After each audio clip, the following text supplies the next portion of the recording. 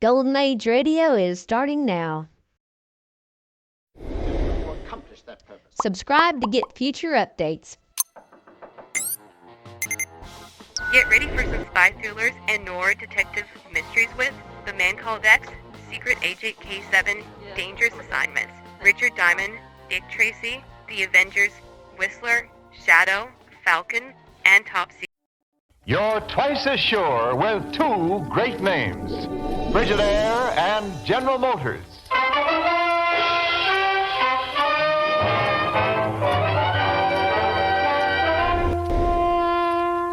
Frigidaire presents Herbert Marshall as the Man Called X. Wherever there is mystery, intrigue, romance, and all the strange and dangerous places of the world, there you will find a Man Called X.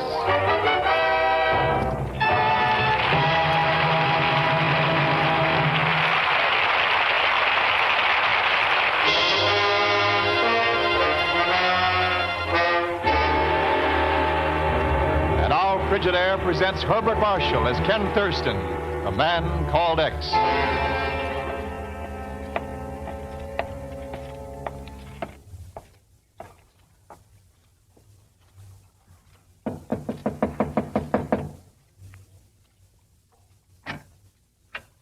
Good evening, Mr. Thurston. I have a little message for you. If you don't mind, I'll give it to you right now.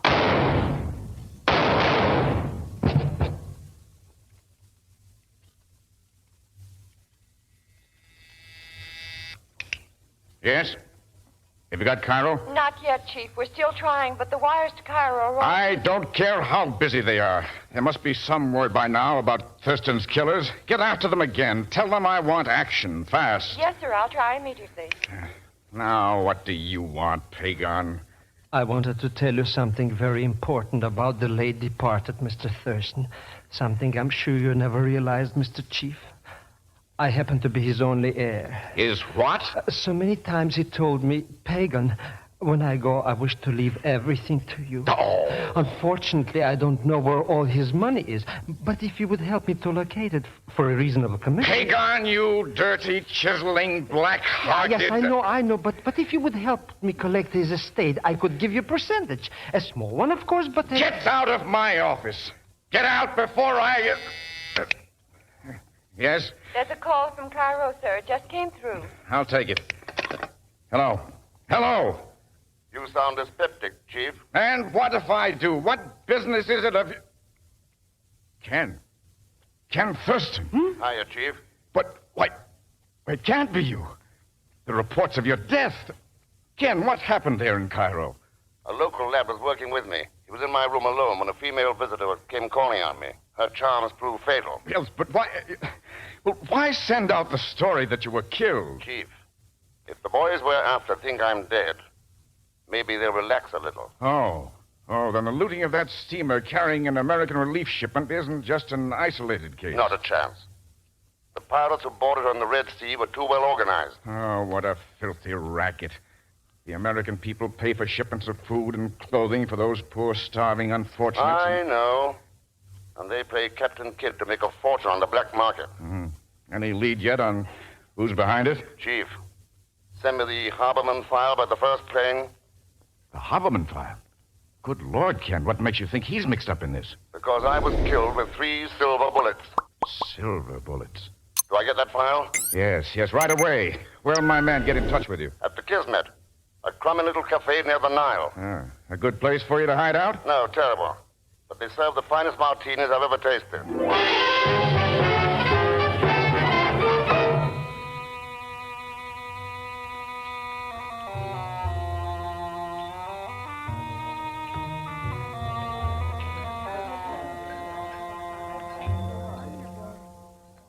Here, Effendi. You martini with the onion. Good. Now bring another for the young lady. I see no young lady at your table. You will any second. Very well, Effendi. I heard you order that drink for me. Too bad. I wanted to surprise you. How did you know I would join you?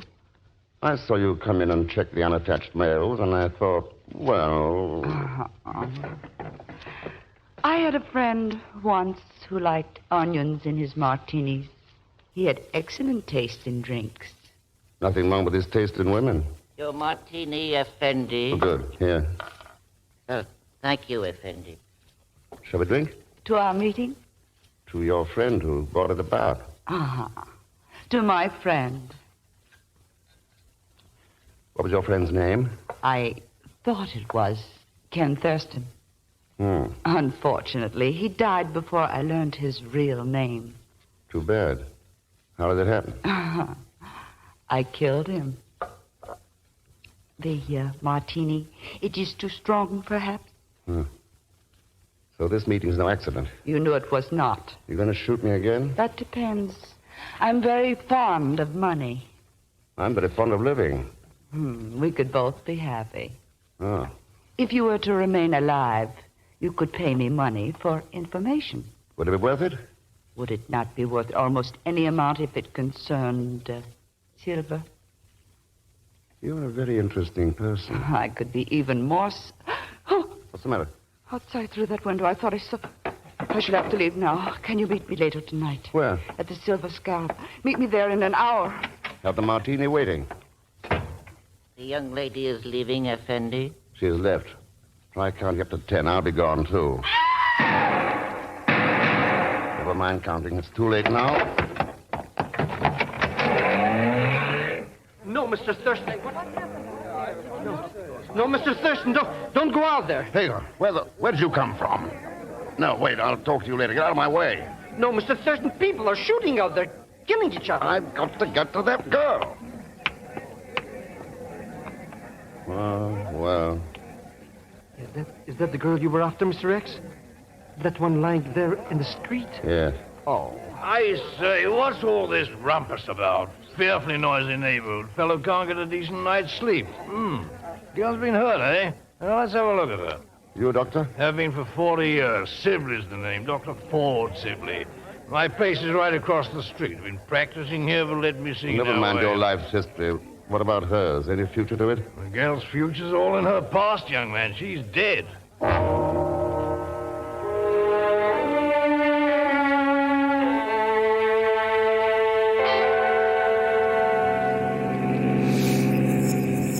Yes, I saw it all, Mr. Thurston. The car was parked waiting for her. She opened the door, she screamed, and then came the shots. So you dove for the doorway of the Kismet like a scared rabbit, instead of getting the license number. For which you should thank me. We have no time to chase local murderers, not while this dangerous Haberman is still alive. What do you know about Haberman? Huh? What do I... Oh, why else would the chief send me to you with this file? Probably because you talked him into it for your usual slight consideration. So that's what you're doing here in Cairo. Oh, skip it.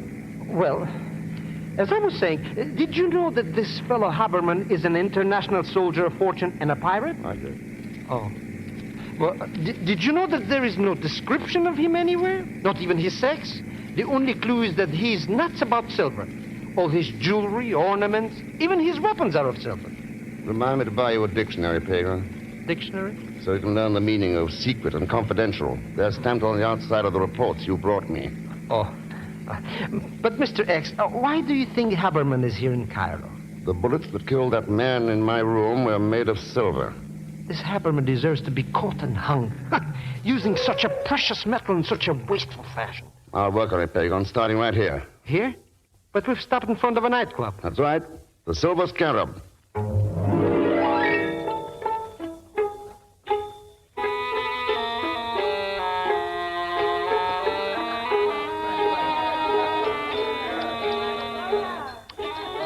Aha! The floor show. And a female dancer, too. You know, Mr. Thurston, there's nothing I like better than a female dancer. Unless it's a female. Mr. X. She's the dead girl. That dancer is the dead girl come back to life. The resemblance is close, but not that close. Oh, yes, you're right. I can see that now. Sure. But for a minute I thought, look at those silver spangles in her dress. Fascinating, fascinating. Yeah. Oh. Stay here, Pagan. I'll pick you up later. But why leave now, Mr. Thurston? There will be other dancers, I hope. Yeah, I want to see this one. In her dressing room.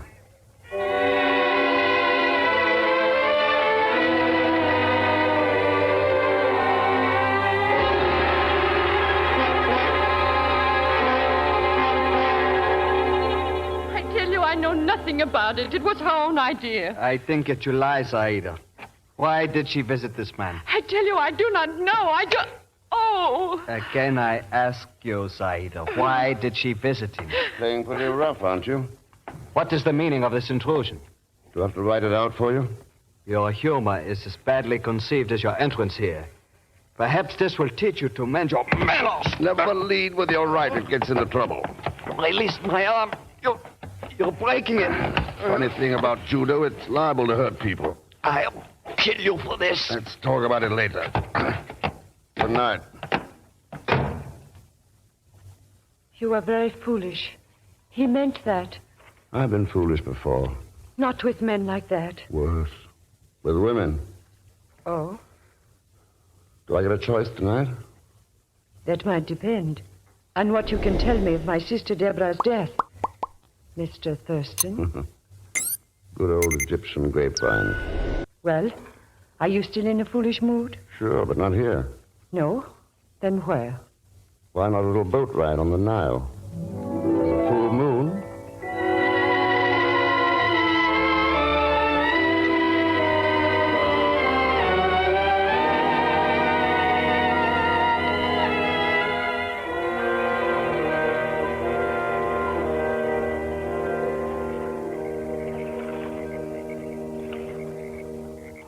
You see, Ken, my sister Deborah preferred the easy life. Quick money, men like Polzine, the man you threw out of my dressing room. He's a wealthy and powerful man, Ken. Owner of the Euphrates Shipping Company. Euphrates Shipping Company. You see, he was her friend. It was because of him, I think, that Deborah was involved in this trouble. What trouble, Vader? That's just it. I do not know any details. That was why I wished to speak with you. I thought perhaps you could tell me something about it. No, you're drawing a blank here, Zaida.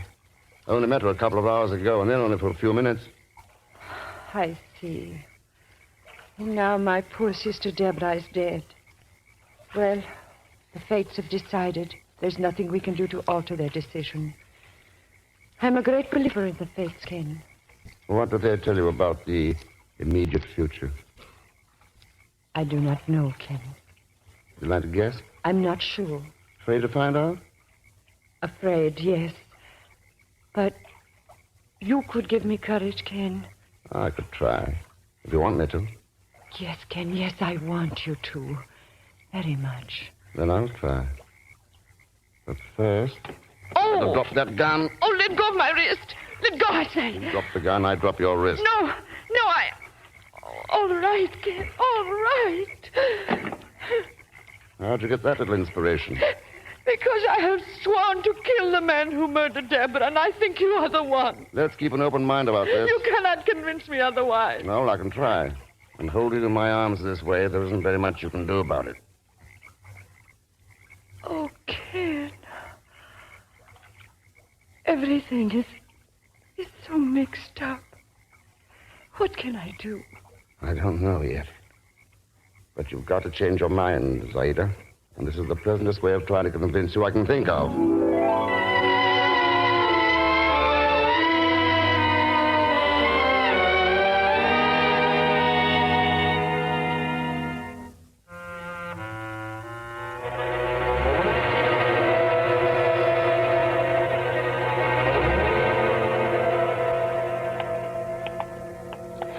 Mr. Thurston, this is a definite imposition on my good nature. Dragging me around in dark alleys like this. Would you mind telling me why we're here? To find out what makes the wealthy Mr. Polzine wealthy. And you think you can find that out by sneaking around behind all these warehouses? Not all of them, just this one. Euphrates Shipping Company. Now get out your jackknife, Pagon, and jimmy that window. You talk as though I was a professional warehouse breaker. I don't know how to do that. And I'll give 8 to 5 that Hobbleman's loot is mostly silver. Oh, of course, merely as a favor to you, Mr. Thurston, I might try. Being new at this, I don't know how successful I will be, but Why, look, Mr. Thurston. It worked. Amazing. Let's climb in. It's as black as Haberman's soul in here, Mr. Thurston. Quiet, Hickok. There's a light under that door. There's somebody's in there, probably with a gun or a knife. Let's go in and see. Do we have to? Can't we just...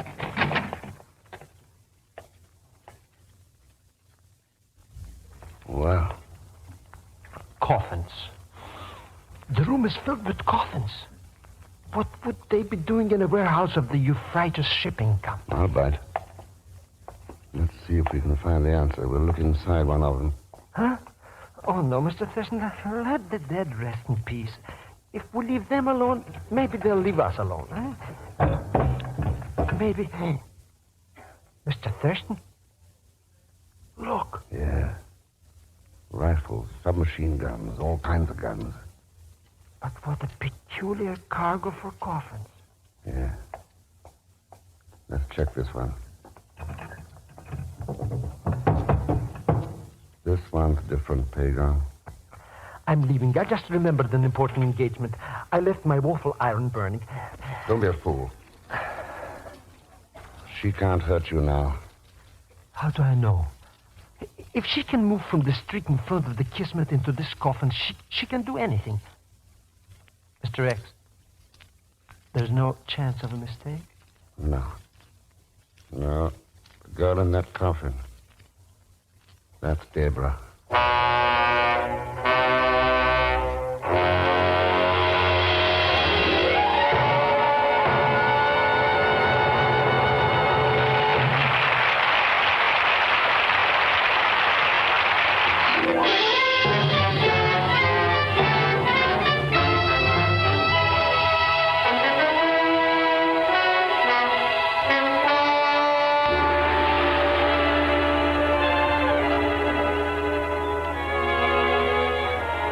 And now to return to Frigidaire's Man Called X, starring Herbert Marshall.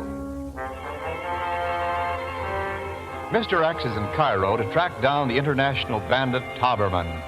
The trail has led him to a warehouse of the Euphrates Shipping Company, which he finds filled with coffins containing rifles and machine guns, except one, which holds the body of the mysterious Egyptian girl, Deborah. We join him now as he and Pagan stand there looking down at her.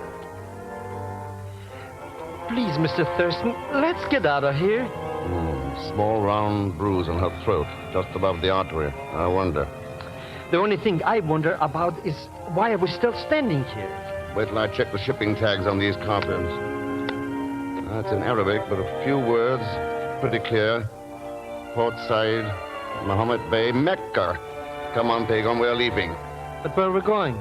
To Port Said, by way of Dr. Sibley's joint across from the Kismet Cafe.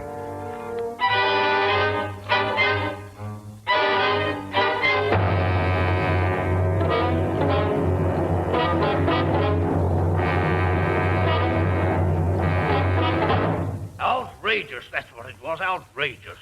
There was I waiting for the authorities to arrive to get the girl's body, you know, when this Arabian fellow approached and struck me unconscious. Came to, and the girl was gone. Ever seen him before, Doctor? Once or twice, Mr. Thurston, frequenting the Kismet. Never even been introduced. Makes me furious. Can't do that to me. I want to be in the know, Thurston, definitely. Don't know what's up, all that sort of thing, but I want to be in the know.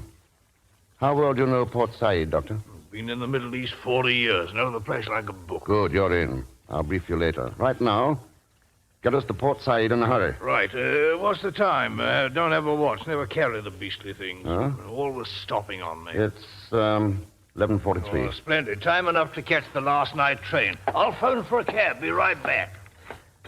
Mr. Thurston, I'm not going to ask you about the guns, or about the Polzine, or the dead girl, or the dancer Zaida. Not even about Haberman. I just want to know one thing. Why are we going to Port Said? Yes, why we're... You said it. Pagan, we're going there to find out about the guns. We're going to find out about Polzine, Deborah, Zaida, and Haberman.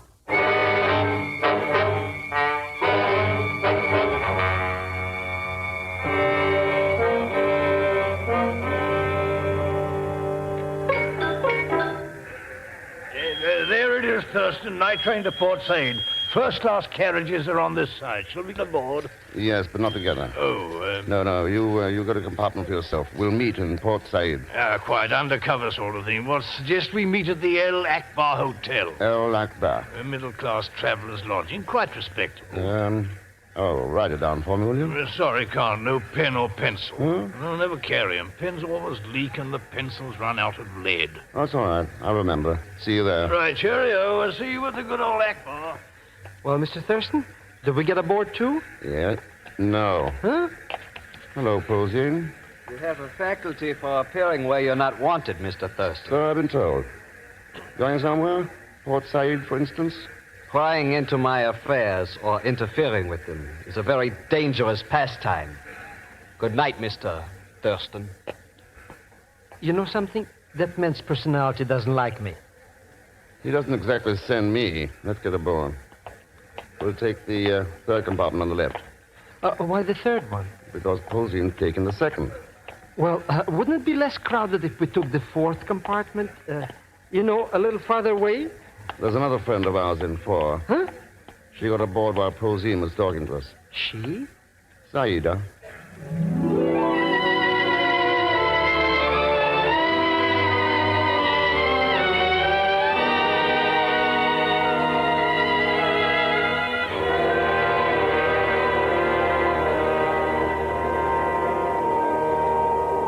Oh, Ken, it's been so wonderful. Just the two of us here in this compartment. And now we're nearing Port Said, and our journey together will end. I wonder. Ken, listen to me. You must forget this business that brings you here. You don't know how powerful the forces are working against you. I took a correspondence course in muscle building once. Please, Ken, this is no joking matter. The pit has already been dug. The pit intended to be the grave of the man called X. There must be another letter in the alphabet. I better find it. Too many people seem to know that one. Then you will not listen to me. Oh, Ken, please don't die. Please. That's good advice, Saida. I'll try to follow it.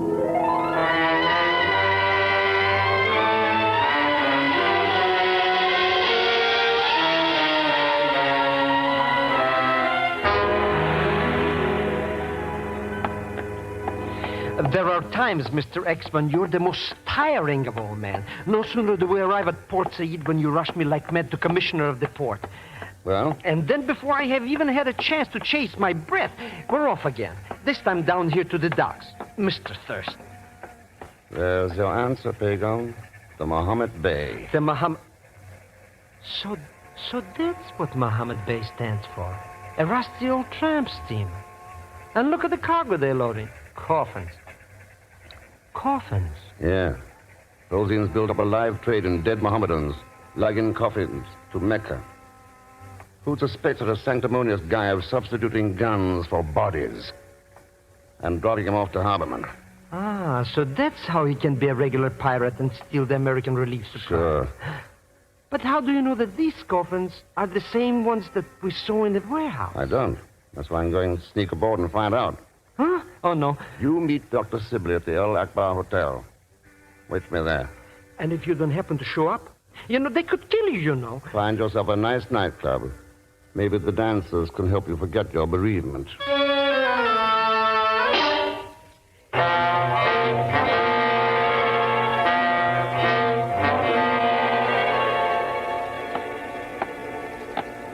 What? It's now my turn to ask the question, Mr. Thurston. Are you going somewhere? Rosine, you remind me of a summer cold, very unpleasant and hard to get rid of. Sometimes, if colds are ignored and get bad enough, they can prove to be fatal. What is this? National Pistol Week? I haven't seen so many guns since the last gangster picture. Unlike the weapons in the cinema, this one does not shoot blanks. Huh? Turn around with your back toward me. Haven't got much choice, have I? You are going aboard the Mohammed Bay to a much warmer welcome than you had expected. Mr. X.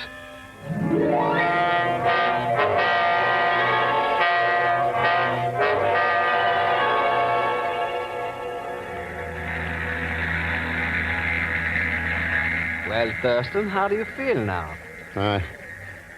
Oh, well, I see your cabin has all the latest conveniences, including the lovely Zaida. I'm sorry, Ken. I tried to warn you, but you would not listen to me. It sounded appealing, but I couldn't go for it. Now, while Haberman was... No, not while he was still running around loose. Ah, yes, Haberman. Now that the Mohammed Bey has started her journey, you can forget about him. Long before we reach Mecca, you will have forgotten about everything. Because you will not... Stand fast, everyone. Pagan. Mr. Thurston, we have come to the rescue. Shoot the first pirate who moves, Miss Dr. Sibley. Sibley? We will make them walk the gangplank later. Pagan, you idiot. How'd you ever dream this up? That's gratitude for you. I meet Dr. Sibley on the dock. We witness your abduction, risk our lives to come aboard and save you from sudden death. And you call me an idiot. Don't take my word for it. Ask Haberman. What has he got to do with it? You brought him aboard with you. Mr. Thurston, the strain has caused you to lose your mind. I only brought Dr. Sibley aboard. So how could I... Oh, no. Oh, tell me he's wrong, Doctor. Tell me he's... Impossible, old chap. He's quite correct. You can relax now, Polzin. Zaida, I have them covered. Tell me, Mr. X, how did you know? Your old weakness, Haberman, silver. It showed up in your disguise. Nonsense. I deliberately wore nothing metallic on. Well, that's what I mean. You went overboard. I never heard of a doctor not carrying a watch or fountain pen or pencil. When I thought about it, it wasn't too tough to figure out why they'd all be silver. But the worst mistake you made was in killing Deborah. Killing Deborah? But my sister was killed by shots from a car. One of Haberman's stooges shot her all right, but the bullets didn't kill her. The small, round bruise on her throat proved that. I do not understand, Ken. When Haberman was playing doctor, he must have found a pulse in her throat.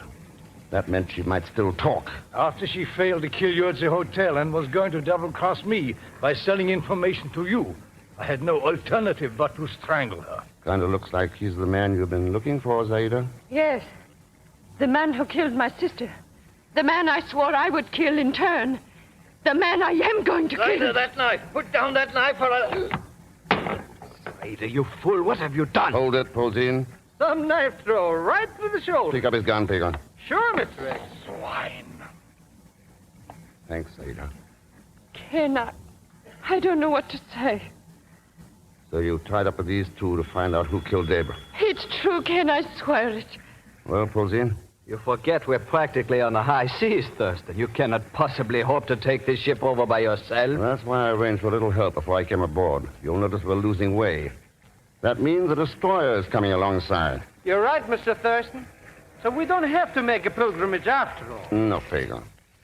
But Haberman and Polzin do.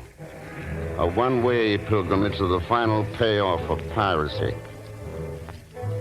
There's nothing in this world lower than the rats who profit by stealing from the poor and starving. That's why we've got to stop them. It's a long, tough job, but you know, I can think of 140 million people who just love to roll up their shirt sleeves and do it.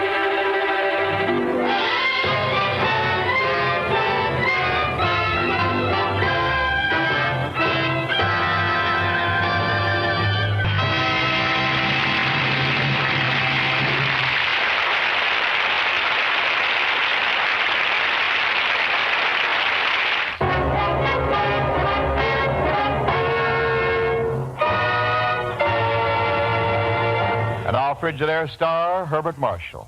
Thanks for being with us. And next week, I promise you another story filled with suspense and mystery.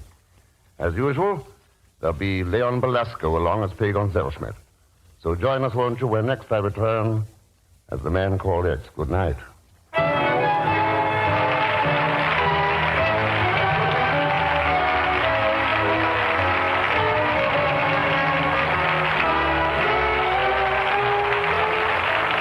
Frigidaire's Man Called X is directed by Jack Johnstone, with music composed and conducted by Johnny Green.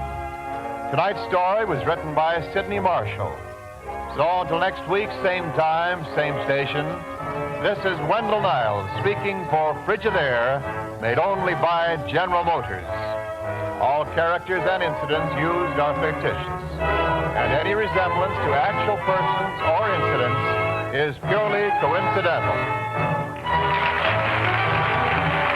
CBS, the Columbia Broadcasting System. You are listening to Golden Age Radio, rumble.com/C/GAR. Brought to you by G3PL.com.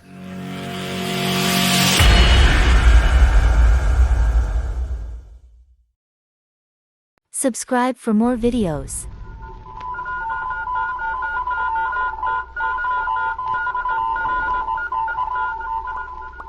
Secret Agent K7 returns.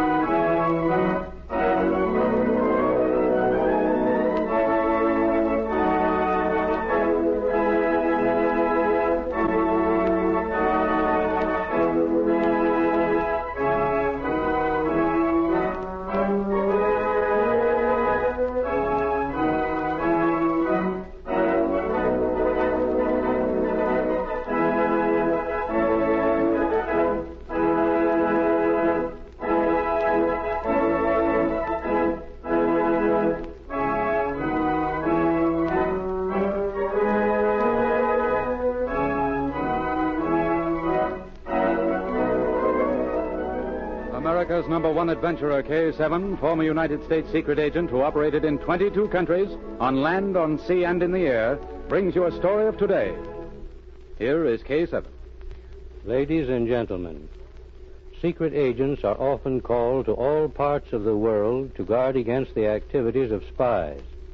It is the story of such a task performed by my old friend Agent Z which I bring to you now.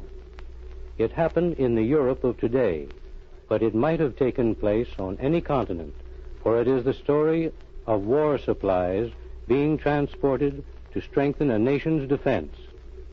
As usual, John Holbrook will introduce the story. Thank you, K7. Today, the nations of the world are strengthening their defenses. As a result of this activity, planes, tanks, long-range guns, every type of armament is being moved, and spies are alert. In one country, spies were paid to prevent this activity and thus weaken a nation's defenses. Our story opens as Special Agent Z and his assistant, Patricia Norwood, called on an important military official by appointment. Yes, sir. Whom do you wish to see, sir? Miss Patricia Norwood and Special Agent Z to see General Rodeman. Yes, sir. He's expecting you. This door, sir. This is Special Agent Z, sir. Special Agent Z? I am glad to know you. And I'm glad to know you, General. May I present my assistant, Patricia Norwood? Miss Norwood, this is most pleasant. Now, if you will both be seated. Thank you, General. Naturally, General, we're both a little curious. Of course, of course. Perhaps this cable will explain. It is from one who seems to be a mutual friend, K7. Read it. K7? Well, I wondered how you contacted us. Now, let's see. Get in touch with Agent Z at Continental Hotel. He is the only man near you who can undertake mission. Well, this explains, General. Then it is my turn, is it not? Your assistant is very curious. Is that not true, mademoiselle? I'm afraid it is. Very well. The facts are these. My country has recently ordered great quantities of planes and munitions from outside sources. That fact is pretty well known. Yes, too well known. Now, Special Agency, we are not a warlike people. We want only to strengthen our defenses to ensure peace. I believe our foreign policy reflects that attitude. Yes, I believe you, General. Now, here are the facts. The armaments which we ordered are ready for delivery. Our plan was to send a special train to the coast. As a matter of fact, we would be forced to use 2 trains. We hope to keep their movement secret. And the information is leaked out? Yes. One of our intelligence officers, L21, heard of a plot to wreck these trains and thus weaken our defense. He made one report to this office. Here it is. Let me see it. Hold train at seaport until further word from me. Plot to sabotage under investigation. Believe leader to be Sturm Walters. More tomorrow. I know Sturm Walters, General. Z? Yes? That message is dated last week and ended it with the words more tomorrow. Have you his next report, General? That was L21's last message to us, Miss Norwood. He was found murdered the day after I received it. Murdered? That's like Sturm Walters. He's ruthless.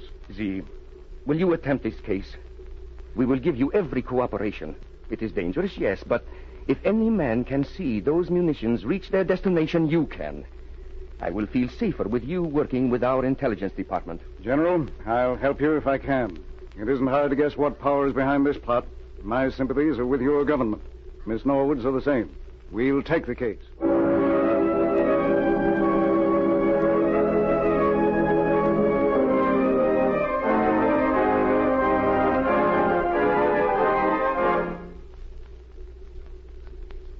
During the next hour, Z collected all the information available. Then he and Pat went to his rooms to study maps and make plans. Pat, the more I study these maps, the surer I am that there are but two danger spots. Now, here, look. You see this cut through the mountains? Yes. A landslide there would destroy the munitions train and block the line for many months. But there are other routes. Yes, but they are much longer. However, the fact that there are other routes makes me suspect that the second danger point is the vital one. Where is that, Z? Here, this tunnel. It's one of the longest in the world. Now, if that tunnel were destroyed, the railroad would be crippled. Now, let's look at this map closer. Yes, here's something. This railroad map shows a small spur at the northern end of the tunnel. Yes, that will prove valuable. What are you thinking, Z? That I know our plan of action. Now, Pat, get packed and be ready to leave here within an hour. All right. We're going to that tunnel and establish headquarters there.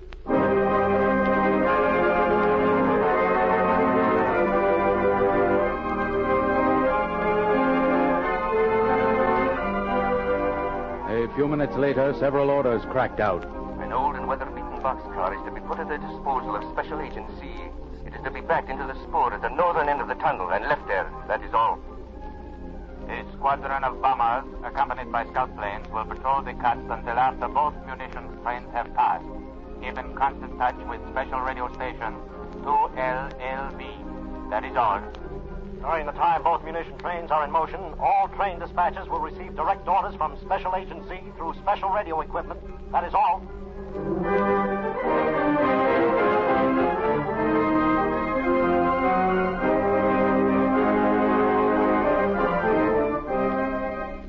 Z's preparations were elaborate, and they were speedily put into operation. The next morning, the two munitions trains were ordered to start their long trip. Z and Patricia Norwood made their headquarters in the boxcar at the northern end of the tunnel. Well, it's 3:30, Pat. Our work will be over in another hour. Z? Yes? Do you think the trains will get through? Yes, Pat, I think they will. Here's another call. Plane 301 calling Special Radio Station 2LLB. Come in. Go ahead, plane 301. Train number 1 has passed through the cut safely. Train number 2 following. There has been no threat of danger. Good, plane 301. Report when second train is through. That is all. That means that both trains will be here soon. Yes. And once we get them through the tunnel, our work is practically over. What's that? I'll explain later. Count the number of times that bell rings. That was 1, 2, 3, 4. 4. I guess that's all. Well, what does it mean, Z? It means that 4 men have just entered the tunnel, Pat. I installed an electric eye at both ends of the tunnel. As each man walks in front of the electric eye, our bell rang. Now we know that 4 men are in the tunnel. Could it be Sturm Walters? I hope that Walters is with them. We've got work to do, Pat. Now, quick, look on that chart. What are the call letters in number 5 dispatcher's office? Wait. Here they are. Yes? 3X19 Special. I'll call them.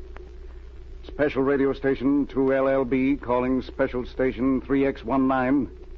Special Radio Station 2LLB calling Special Station 3X19. Come in. This is 3X19. Orders. 3X19.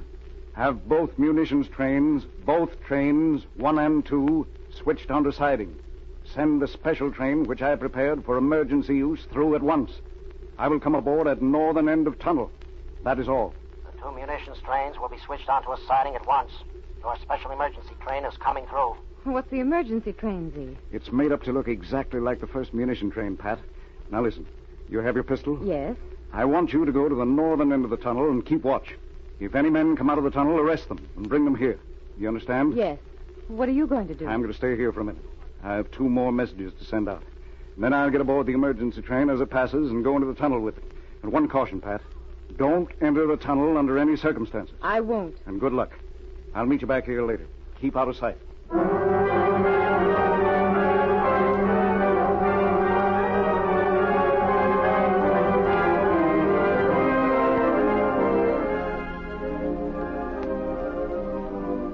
Pat made her way to the mouth of the tunnel and took up her job of watching. However, she was not the only guard on duty. Walters had also left a man on guard. He saw Pat and cautiously crept up behind her. What was that? Who's there? Drop your gun, mademoiselle. You're covered. Drop it, I said. All right. What do you want? Keep your hands over your head. Walk into the tunnel. Get started. It's dangerous. Keep moving. I think Walters will want to talk to you. Keep your hands over your head as you walk. Pat was taken to almost the center of the long tunnel. There she saw 4 men working. They'd pried great rocks loose from the sides of the tunnel and piled them across the tracks.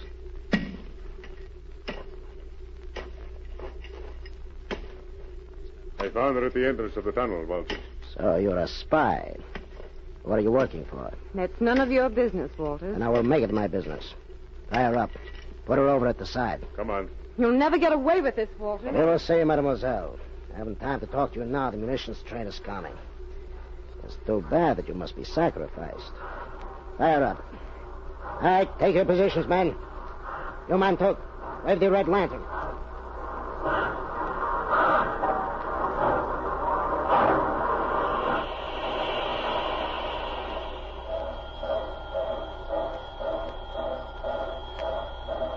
Young, the dynamite. Open the second car and throw it in. The explosives are in car 2. Throw up your hands, Walters. You're under arrest. So, you were riding on the locomotive agency. You're too late. You had better run for your life. Dynamite is being placed in car number 2. What was that? Your men have been taken prisoners, Walters. This isn't the munitions train. It's one sent through to trap you. Here, Captain. This man is Walters. Arrest him. Hurry. The tunnel is filling with smoke. Yes, sir. Hurry, men. We've got to get out of here. The smoke from the engine will choke us. Steve! Huh? Steve, where are you? Pat, what are you doing here? I was taken prisoner. They're going to blow up the train. No, they're not, Pat. I had men concealed in every car. Walters and his men have all been seized. I haven't time to untie you. I'll pick you up and run. We've got to get out of here now. Hang on.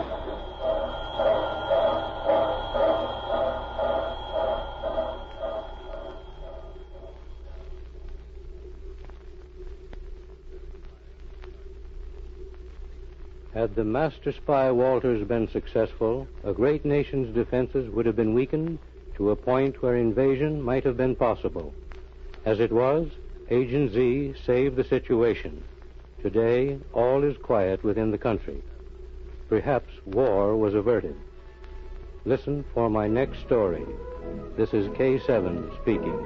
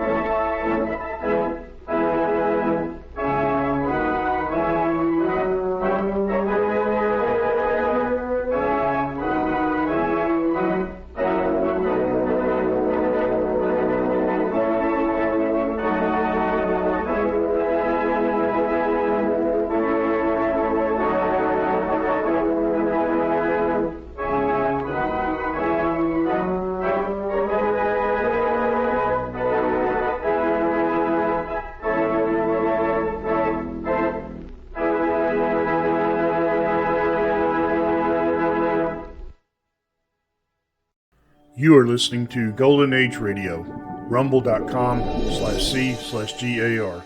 Brought to you by G3PL.com.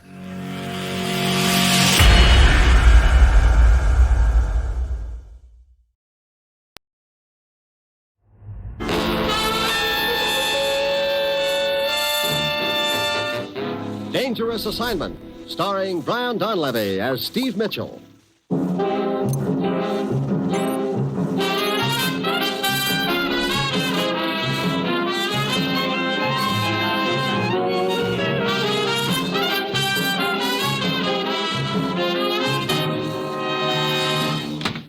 You sent for me, Commissioner? Yes, Steve. Sit down. Thanks. Ruth, Yes, Commissioner. Steve's here now. How about his credentials? They're all in order, and I've got his plane ticket ready. He can pick them up at my desk when you're through with him. Good. Thanks, Ruth. Well, needless to say, you've got another assignment for me. Yes, I have, Steve, and it's a tough one. You know, someday you'll give me an easy one and I'll fall flat on my face. Well, where am I going this time? Timbuktu, Java? San Diego. Say that again. You heard me, San Diego. You mean you're actually sending me someplace inside the country for a change? I thought you said this was a tough one. Don't underestimate it. You start in San Diego. Where the trail will lead from there is anybody's guess. Uh-oh, I might have known. Once you pick up that trail, stay on it until the end. What's the deal, Commissioner? You'll be looking for a little spool of wire, about as big around as your finger. Wire? We in the hardware business now? From a wire recorder, Steve. 3 days ago, a top-secret diplomatic conference was held in this country. Somehow, the vital parts of the conversation were recorded. That wire recording would bring a fortune on the open market. And its existence is a serious threat to world security right now. I see. But why San Diego? We've traced the spool of wire that far. We think a man named Groza is involved. Groza, hmm? Who's my contact in San Diego? A man named Charlie Vasquez. He operates a fishing boat from a wharf out near Point Loma in San Diego Bay. Charlie Vasquez. Okay. Steve, you've heard of the needle in the haystack. This job will be a lot tougher than that, and a great deal more dangerous. But we've got to get that spool of wire. Well, that's it. You've got your assignment, Steve. Good luck.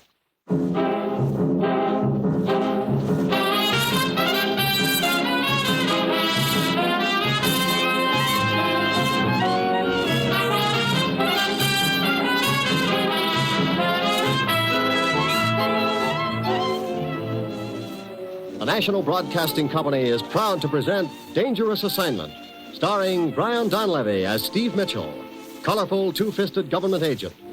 At all those places of the world where danger and intrigue walk hand in hand, there you will find Steve Mitchell on another Dangerous Assignment.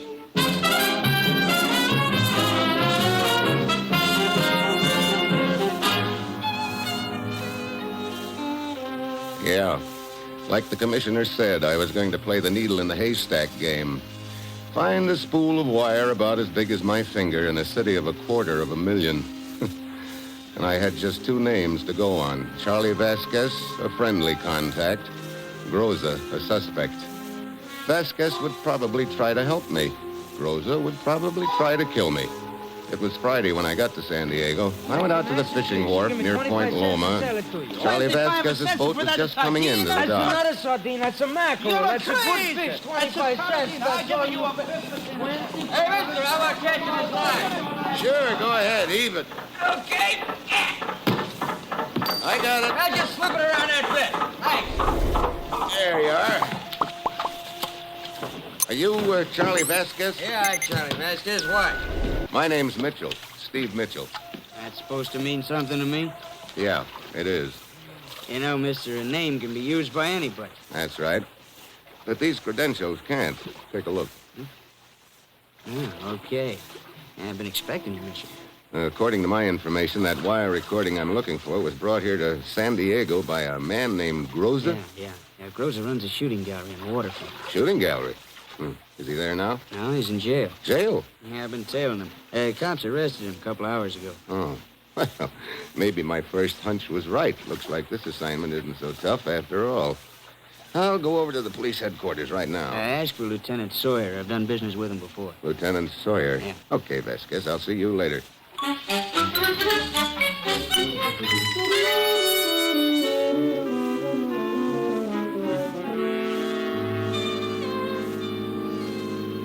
Well, have you cracked my case for me, Lieutenant Sawyer? Afraid not, Mitchell. We got a word to cooperate with you and your outfit. So we managed to pick up this Groves and a traffic charge. We got him in here, gave him the concealed weapons routine, and frisked him. But he was clean. No spool of wire, huh? Nope. Al, he must have passed it to someone before you picked him up. Where is he now? Probably back at his shooting gallery. He walked out of here just before you walked in. Well, I guess it's asking too much to hit the jackpot on the first nickel. Well, thanks anyway, Lieutenant.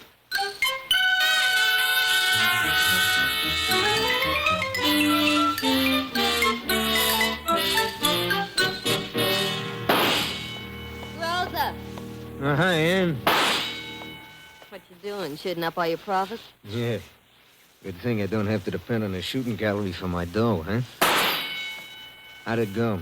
Look, I can't talk with that gun in my ears. Okay. Well, let's go down the other end of the county. Okay? You get back from Tijuana, Ann? Mm-hmm. Pass the wire along there. Good, baby, good. You'll both get a nice payoff for this and after. Watch it, Rosa. Huh? Somebody's coming. Oh, yeah.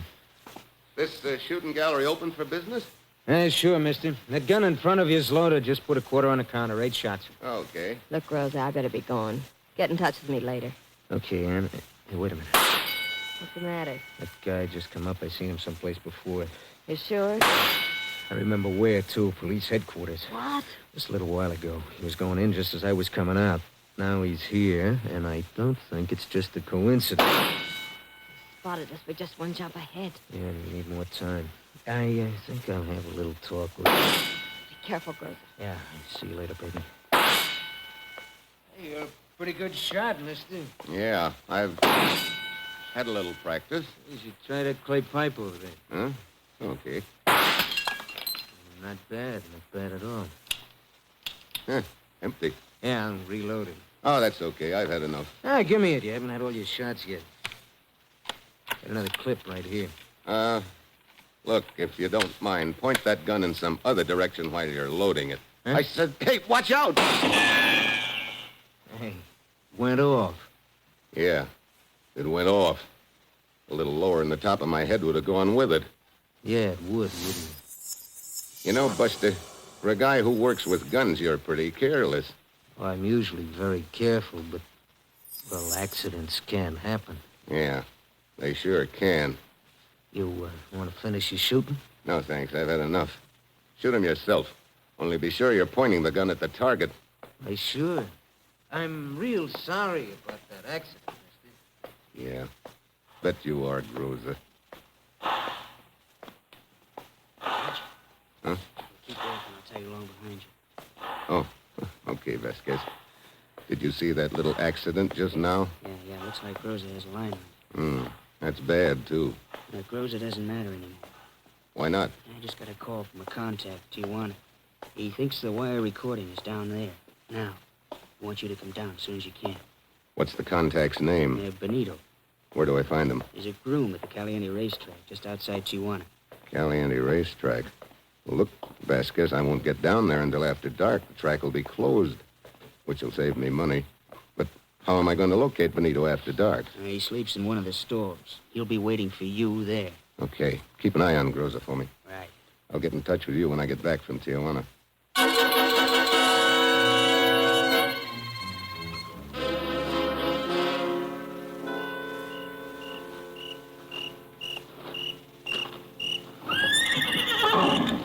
Senor Mitchell. Senor, my arm. Who are you? Benito, senor. Oh, sorry. Vasquez told me I'd find you around one of these stalls. This is the one I sleep in. Come, let us go inside. Okay. You think the spool of wire is in Tijuana now, Benito? See, but I don't think it will stay in Tijuana long. The most likely direction is south. Wait. What's the matter? I think someone is outside the store. I will see. Benito! Paz! La Paz!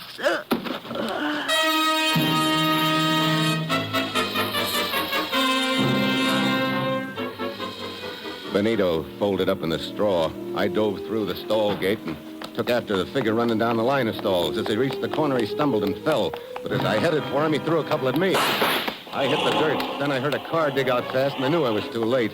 When I got to the spot where the guy had stumbled, I saw some coins on the ground. And with them was a good luck charm. On one side was good luck, amigo. On the other, La Quinta Bar, Tijuana. I put it in my pocket and headed for Tijuana, trying to figure out Benito's last words. Paz, he had said. I knew that meant peace in Spanish, a nice thought to die with, but I felt somehow Benito meant more than that by it. I was fast running out of leads in this deal, so I had to follow the only one I had left, the good luck coin, which read La Quinta Bar.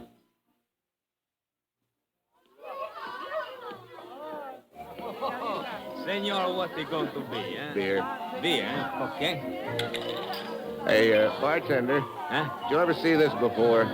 Oh, but of course, senor. That's our good luck coin. What? We give them out here, you know? You give them out? Si. To each customer with his change. It's good propaganda. Oh, then anybody who was ever in here before might have one of these, huh? Hey, that's right, senor. All right, great. Here's your beer, senor. Bartender. Si. This bus to La Paz, when does it leave? Oh, in just a little while, senor. But when I bought my ticket from you, you told me you would leave right away. And it will, senor. But I've already been waiting for... Oh, very well. Paz. La Paz. Hey, bartender, is there a town called La Paz? Si, senor. That is what that man was just talking about. Oh, and this bus to La Paz, you sell tickets here? Si. Well, what do you know? Is this La Paz south of here? Oh, si, senor. Far to the south. At the tip of the Baja California Peninsula. Let me see. It's 700 to 800 miles. The bus leaves right from our front door. Hey, you want to buy a ticket on this bus, senor? Oh, when does it leave? Just a little while. Most of the passengers have already bought their tickets, huh? Si. Who all's making the trip? Well, not so many this time, senor. See, over at the table, the American girl. Ooh, that blonde? She is going to be one of the passengers. Mm-hmm. And the little man at the end of the bar, the one who just came up to us. Yeah, he seems pretty fidgety. See, he's been hopping around here for 1 hour waiting to get on the bus. He must have a girl in La Paz. Yeah, maybe. You know his name? He's here on the list someplace. See. Gruber. See. How about the blonde? Senorita Smith. That's a convenient name. I think I'll go over and talk to her.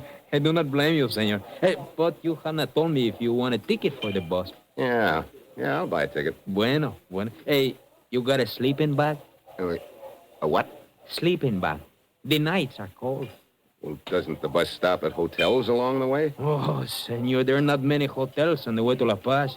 The country you're going to pass through is very wild. The deserts are... Look, how long does it take the bus to get to La Paz? About a week, I think. A week? To go 800 miles? Si. The country is very... must be wild. And the roads... Yeah, I can hardly wait. Okay. Where do I get the sleeping bag?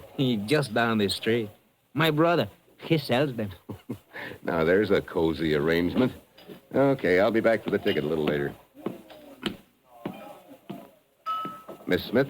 Why, yes. My name's Steve Mitchell. Do you mind if I sit down for a minute? Well, if you like. Thanks. But I'm pretty sure we've never met before, like in Peoria. I'm afraid you're right. But I understand we're going to be taking a bus trip together. Oh, you mean you've got no sense either? Huh? I've already decided I must be crazy to try a week of jolting through the desert on that thing they laughingly call a bus. It's nice to know there are other crazy people. How come you're taking a trip, then? I'm a magazine writer. Oh. Thought I might get a little atmosphere. I see. Are the two of you going on the bus? That's right. Well, I'm Castillo, the driver.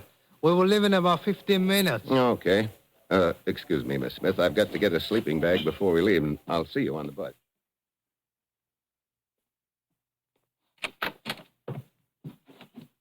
Good evening, senor. Hi. The bartender at La Quinta told me I could buy a sleeping bag. Oh, si, my brother Enrique. Si, senor, I sell everything here. War surplus. You will find the sleeping bags in the back room. I'll be with you in just a moment.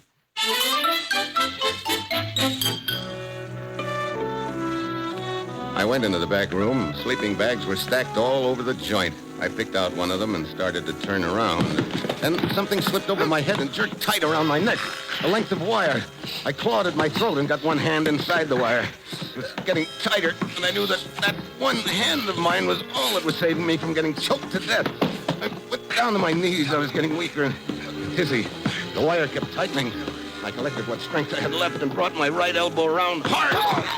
The guy behind me fell back. The wire loosened. I heard the back door slam. But all I could do was stay there on my hands and knees, fighting to get my wind back. Hey, senor, what happened? What is the matter? It looks like someone doesn't want me to take that bus trip. What? Look, where's the police station? 2 blocks down the street. Okay. Send this sleeping bag down to the bus. I'll be along in a few minutes. But, senor, you'd better hurry. Don't worry. That's one bus I wouldn't miss for the world.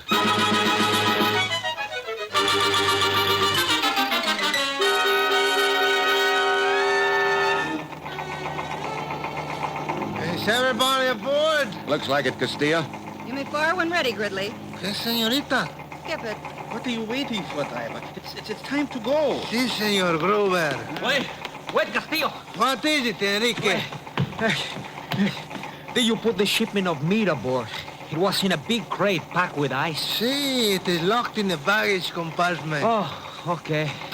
Let's go. Hey, you're the bartender who sold me my bus ticket. Si, Senor Mitchell. I am Enrique. Oh, are you taking the trip too? Si. Vacation, maybe? Si, vacation, si. For months, I sell tickets for the bus to La Paz. Everybody's going to La Paz, so today I say to me, Enrique, that's me. I say, why don't you go to La Paz and see what this place is? You made up your mind in a sort of a hurry, didn't you? Well, that's the way I do things, senor. I think of something, right away I do it. Yeah. I think I'm going to sit in the... You mind if I sit up here in front with you, Castillo? Oh, not at all.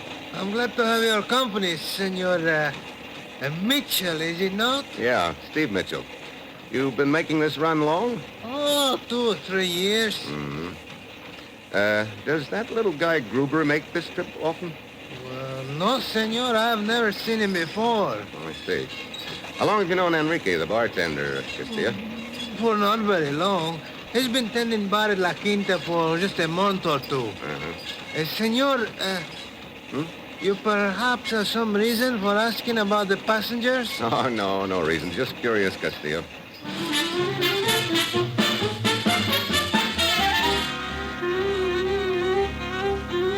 Try riding a pogo stick over a field of boulders sometime, and then you'll know what that bus to La Paz was like. Hour after hour of jolting over ruts they laughingly called roads. Hot, choking dust, cold winds at night, and me sleeping with one eye open and wondering who was going to do the next try on my life and when. The hours crawled by, and I was getting nowhere. 2 days, 3 days. Brother, 4 days jolting on this bus. Already I've had 5 days too much.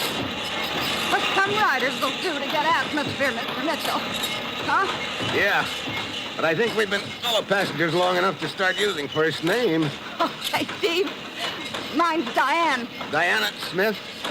I don't remember reading any of your stories. That's not surprising. I don't sell many of them, I'm afraid. Oh, caray. I don't think I'm going to sell many bus tickets from now on either. What's the matter, Enrique? Oh, how can I tell people what a wonderful bus ride this is when I know how it stings? I think you've got a point there, Enrique.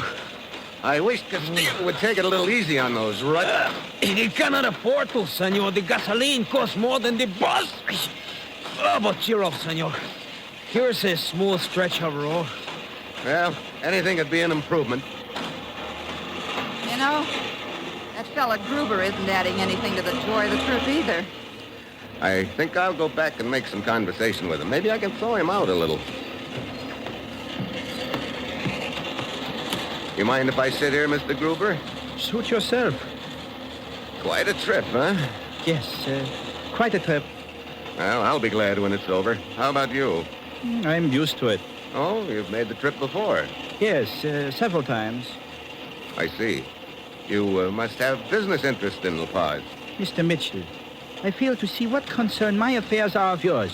Why, none at all, Gruber. I was just... Then kindly do me the favor of leaving me alone. Okay, Gruber. I'll be glad to. Forget it.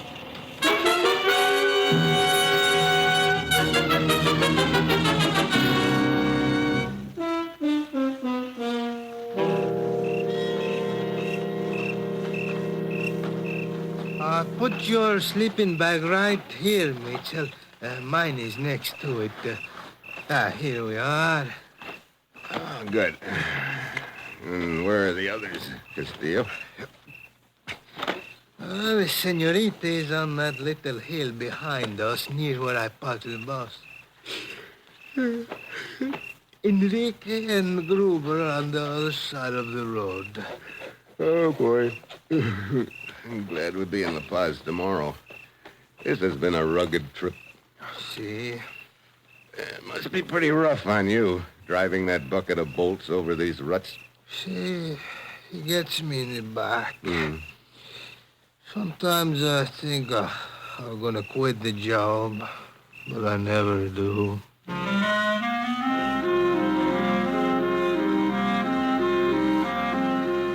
Castillo was in the land of nod but quick.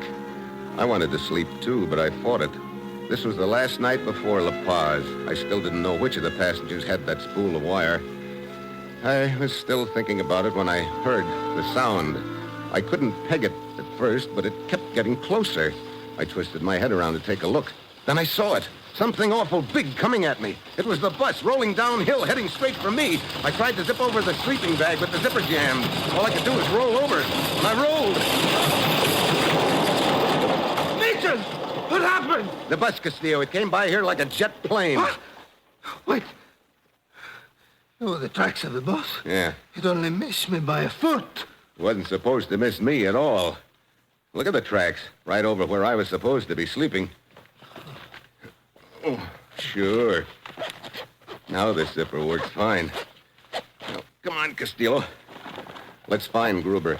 It should be right across the road with Enrique.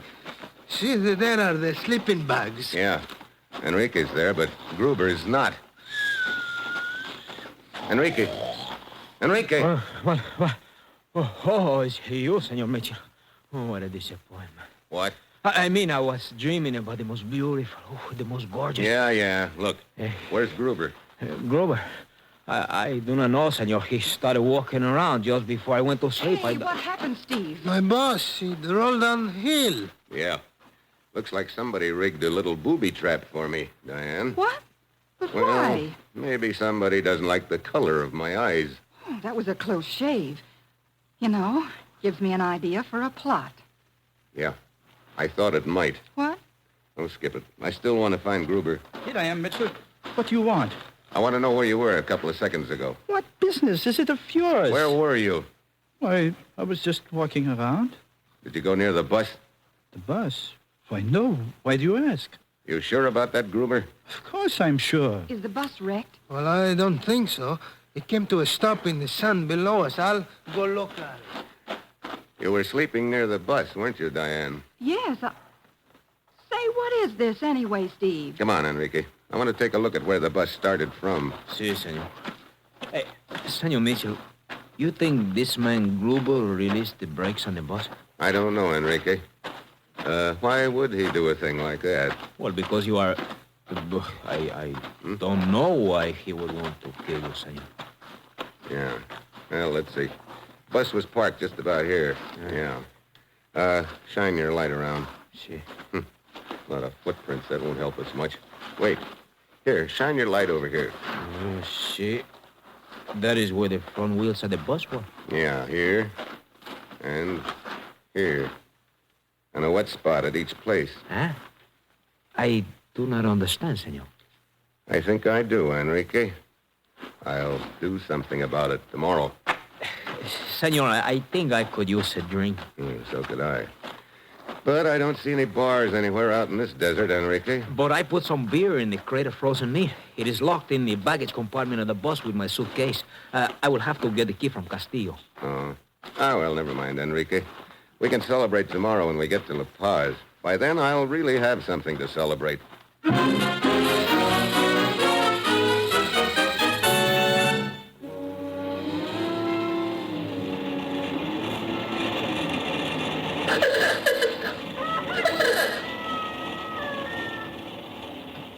So, this is La Paz.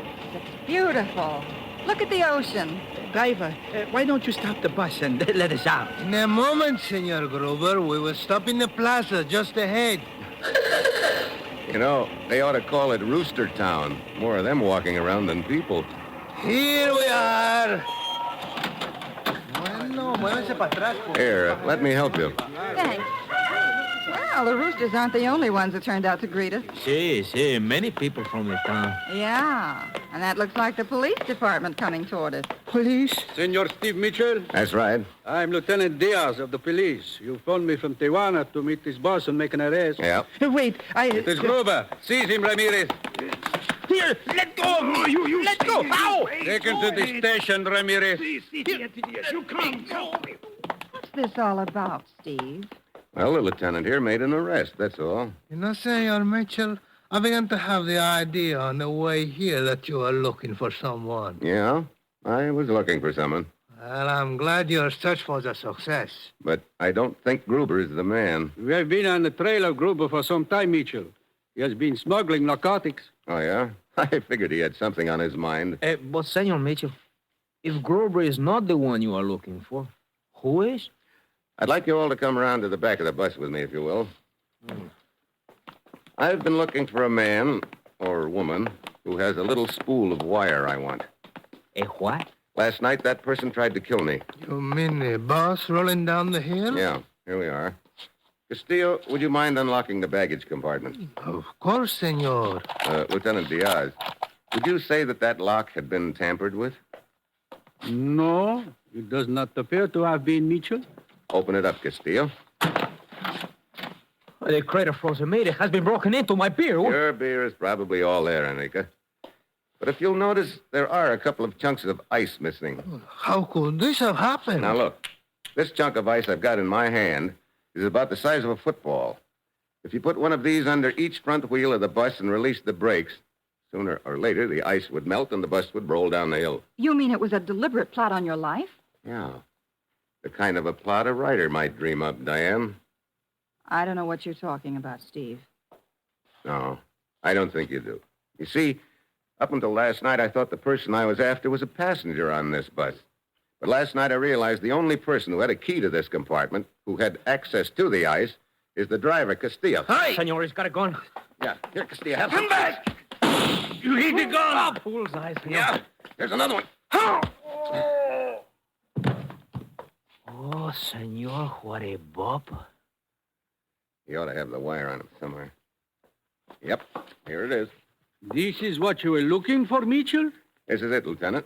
Well, does this give you enough for a plot, Diane? A dozen of them. Momentito, senor. What is it, Enrique?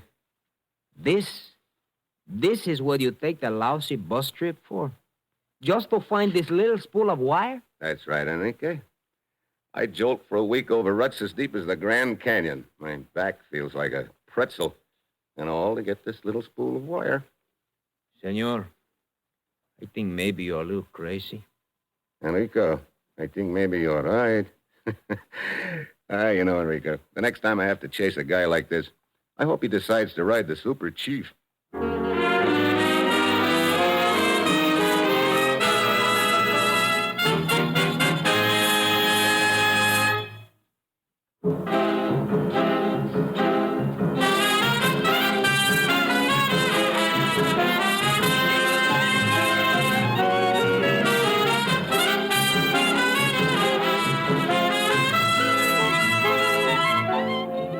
You have just heard another episode in the exciting new adventure series, Dangerous Assignment, starring Brian Donlevy as Steve Mitchell.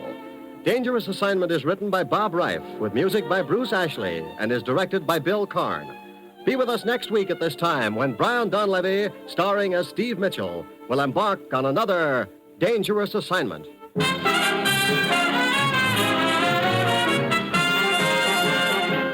You're tuned for the stars on NBC.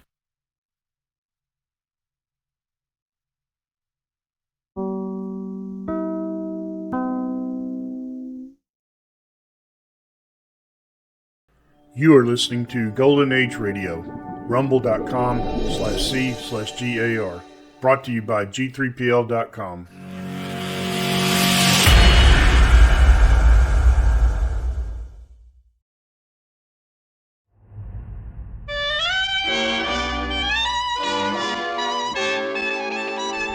The makers of Camel cigarettes present Dick Powell as Richard Diamond, private detective.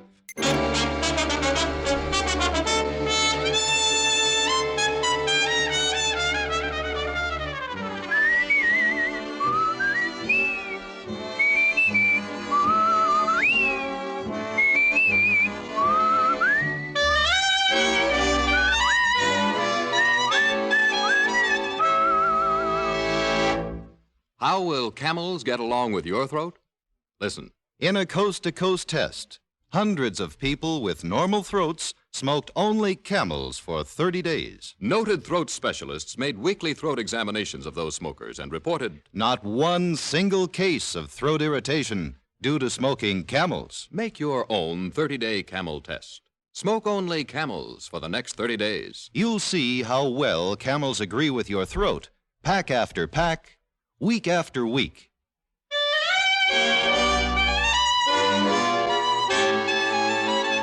Now we bring you another transcribed adventure with Richard Diamond, Private Detective, starring Dick Powell.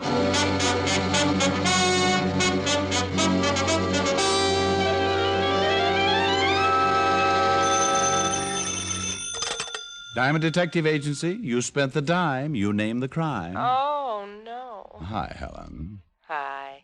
Rick, what kind of a slogan is that? You spent the dime, you name the crime. Well, it only applies to people calling from phone booths, dear. Well, I'm not calling from a phone booth. Then you have no right to judge the merits of my slogan. This is logic? Dear, you worry about your millions and I'll worry about my slogans. How is your bulging little bank account these days? Healthy, which is more than I am. I have a cold. Why, you poor kid. Cheer up, I'll let you take me to dinner tonight. That should make you feel better. Yeah, maybe. But, I seem to remember a past generation where the men took the women to dinner. I suppose you never heard of that arrangement. No, but it does sound novel. Shall we try it? Love to. Good. I have 2 cents in my pocket. Meet me in front of the corner drugstore and I'll blow you to a stick of gum. Oh, Rick. On second thought, we'll split a stick of gum and save the other penny for entertainment. All right. I'll take you to dinner. Well, if you insist. I'll meet you and your wallet at 7, dear.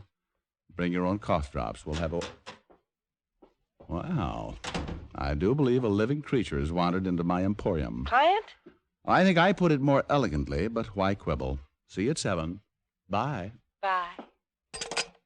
Diamond? That's right. I'm Eddie Burke. Glad to know you, Mr. Burke. Eddie Burke. That's me.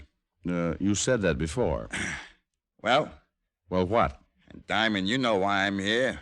Don't stall. Sorry, pal, but I can't seem to remember who you are or why you're here. Should I? What is this, a game? Just hand over the package. You've been paid. I have? Well, that's news to my bank account. Now, Diamond, don't get smart with me. Where's the package? Now, take it easy, Burke. Let's get something straight. If you'd like to hire me and pay $100 a day, then I'll humor you and pretend to know what you're talking about. I have loads of screwy clients. But if you expect me to listen to your wild talk for free, start walking. I don't think I like this. Well, that's tough. No, I don't think I like this at all. Well, Oh. Well, I'm not sure I like that gun either. Then we're even. And now no more stalling. Hand me the package. All right. Only first you tell me where I find it. Okay, so you play it cozy. You're planning to cash in on it yourself, huh? Burke, either this is someone's idea of a bad joke or you're a pretty mixed-up guy. What makes you think I should have a package that belongs to you? Casey got scared. Casey? Yeah, she decided the package would be safer with a private cop. She says she paid you $1,000 to keep it till I came for it. Well, all I can say is that Casey should never go near a lie detector. I never heard of her. Or you or your package. So put that gun back in your pocket and beat it, huh? You're pretty cool, Diamond. Only Casey don't lie. You open the package. You know what it's worth. Pal, you're so Stand up. Oh. Up, Diamond. Oh, suit yourself. Diamond, I'm not going to kill you unless I have to. Glad to hear it. Now, suppose you... Don't talk big. You'll be seeing me again real soon, only next time I contact you, you won't get off so easy. When you come to, if you're smart, you'll get that package and have it waiting for me. Now, keep your hands up. Hi. Burke, you're making a big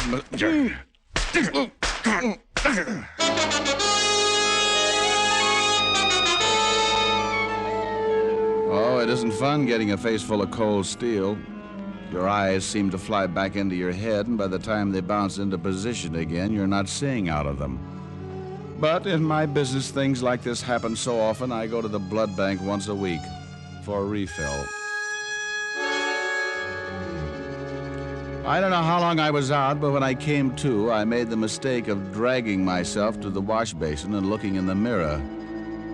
Oh. I looked like a bad dream trying to qualify as a nightmare.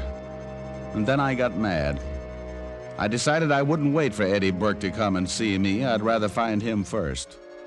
I put my hat on what was left of my head, picked up my car from the garage, and headed downtown to the 5th Precinct and Lieutenant Walt Levinson. Hi, Fancy Pants. How's it? Wow. What happened to your kisser? No, that's a new disguise, Walt. I'm posing as a pound of hamburger. Nice work. You even got the ketchup.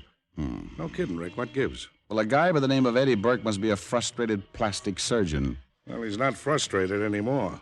What caused it, Rick? It beats me. Burke came in, acted like I should have a package that belonged to him. Maybe he thought you were a Chinese laundry. Very funny. Ha ha. Don't kill yourself. You crack some more like that and I might. Come on, let's get back to Burke. Well, I didn't know what package he was talking about and told him so. He thought I was lying and went to work on my face. Well, cheer up. It's an improvement.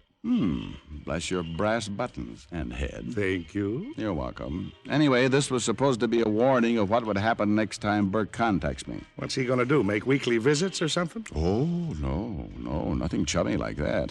He just promised to look me up once more for the package. I see. Well, what brings you down here? You come to cry on my shoulder or fill out an assault charge against Burke? Neither, you sympathetic soul, you. Just thought you might know something about this Burke guy. I'd like to look him up and play some more games. I'll bet. Well, we've had Eddie Burke down here a few times. I'll get his file. What's his racket? He was sent up on a counterfeiting rap several years ago. Before that, he was mixed up in about every... Yeah, here we are. Here's his folder. Good. It's a big one, isn't it? I'm going to look at a list of his friends. He said a gal named Casey told him I had the package. Casey? Never heard of him with a girl by that name. Oh, sure. She's the lad with the bat. What bat? The one she struck out with. Struck out? What are you talking about? You remember Casey at the bat? Yeah, but that was a man. Oh, here, look at the file. The only name you'll find connected with Burke is Manny Warren. Manny Warren? Oh. When was Manny mixed up with Burke? On that counterfeiting rap. He couldn't prove anything against Manny, so we let him go. You think he might know where Burke is now? Well, it's hard to say. Manny's been running a big garage over on 71st. The address there in the folder. Yeah. Well, that seems to be the only lead. Here. You know, that package Burke lost and thinks you might have. Thought that was important, huh? Important enough to bash my head in. Why? I'm just thinking. When Eddie was picked up, we never found the plates he was making the phony dough from. Chances are he hit him. You think the plates might be in the package? Could be. Only I still can't figure out why this Casey dame would say she gave them to you. Well, neither can I, Fatty. But I'll try and find out. See you later. I drove across town and located Manny Warren's big garage. From the looks of the place, Manny had come a long way from his counterfeiting days with Eddie Burke. There were several trucks inside, but just one man, a beefy-looking character pounding out a dent in one of the truck fenders. I walked over to him. Say, buddy. Hey. Hey. Huh? Oh. Is the boss around? Who wants to know? That's a silly question. I want to know. Maybe he is, maybe he ain't. What do you want to see him about? I'd like to hire a truck. My relatives are coming in town for a sightseeing tour. Huh? Oh, skip it. Where's Manny? You tell me who you are, maybe I'll tell him you're here. Boss don't like to be interrupted all the time. Okay. We'll play it your way. Tell him Richard Diamond wants to see him. Richard Diamond? You're the private eye? The private black eye at the moment. Snap it up, huh? Okay, I'll tell Bill, you. on that blue car, you'd better... Hello, Manny. Well, Diamond. Haven't seen you around for quite some time. I bet you've been heartsick. Yeah. What brings you down here? Eddie Burke. Eddie, huh? Okay, Bill, get back to work. Yeah. Come on in the office, Diamond. Sit down. I'm not tired. About Eddie. What about him? You seen him lately? Well, what I want with a punk like Eddie. You were pals once. I'm glad you said once, Diamond. That was 7 years ago. I run a legitimate business now. So it seems. You must have made plenty off that counterfeit money to start a place like this, Manny. Yeah, just watch yourself, Diamond. They proved Eddie was mixed up in the queer money, not me. Yeah, let's skip the small talk. You know of any place Eddie might be staying? As like I say, it's been a long time since I knew Eddie. He had a girl back then, though. Maybe he still runs around with her. Was her name Casey by any chance? Yeah, that was it. Nancy Casey. She might be listed in the phone book. She might be. I'll take a look anyway. I'm sorry that's all the help I can give you, Shamus. You look it. Yeah, don't I? I'll drop around again sometime, though. Always glad to see a familiar face. I left Manny's garage and headed for a phone booth. In the book, I found a listing for a Miss Nancy Casey. The address turned out to be a rundown apartment building on the west side. But there was nothing rundown about the girl who answered my knock. She stood in the doorway with her head tilted as if to say, "What can I do for you?" Only the hard look in her eyes seemed to say, "Don't get ideas, bud." And her mouth, all it said was, "Well?" "Are you Nancy Casey?" Nancy's out. I'm a roommate. Do you expect her back soon? Yeah, she shouldn't be long. Who are you? Well, just a friend of hers. Mind if I come in and wait? I guess not. Oh, thanks. I was just making some coffee. Well, smells good. Sit down, I'll get you a cup. Cream and sugar? Oh, yes, thank you. Tell me, do you, know many of Nancy's friends? A few. Why? Well, Nancy and I have a mutual friend. I'd like to get in touch with him. Oh. Here's your coffee. Thanks. The friend's name is Eddie Burke. Oh, yeah. I heard Nancy speak of him. Your coffee all right? Huh? Yeah, fine. Yeah, Nancy talks about this Burke guy a lot. You ever come up to see her? Oh, once or twice. I was always out, though. Nancy should have been here before this. You have a date with her? Oh, not exactly. She goes out with a lot of guys. Me, I like to stay home. Read a lot. Well, to each his own. Do you read a lot? Only bubble gum wrappers. I read heavy stuff. Historical novels. Good for you. You want some more coffee? No, that's plenty. Sort of hot in here, isn't it? Is it? Yeah. Real hot. It'll get hotter, Mr. Diamond. Diamond? How did you know my name? Oh, your picture's been in the paper. Like I say, I read a lot. You getting tired? Yeah, Oh, no. Oh, yes. The coffee. Shouldn't take long. You dropped your cup, Mr. Diamond. Oh, you shouldn't try and get up. That drug takes effect fast. You just tire yourself. You Casey? That's right, I'm Nancy Casey. Find it hard to stay on your feet, Diamond? My head, You what? You can't even stand straight. The big, strong detective.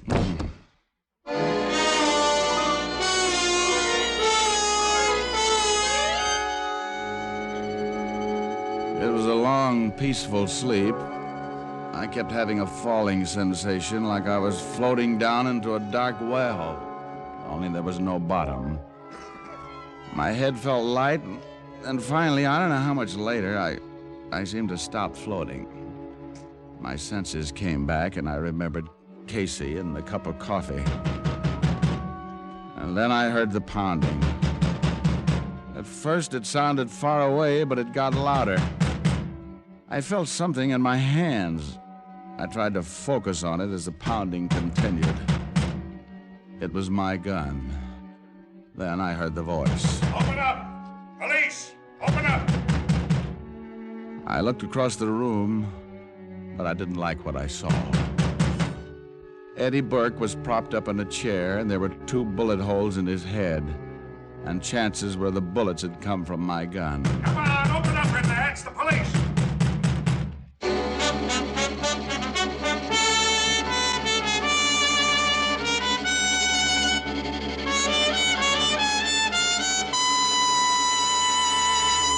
Before we continue with Richard Diamond, here are a few words about smoking enjoyment. Try the one sensible test of cigarette mildness. Try the 30-day Camel test.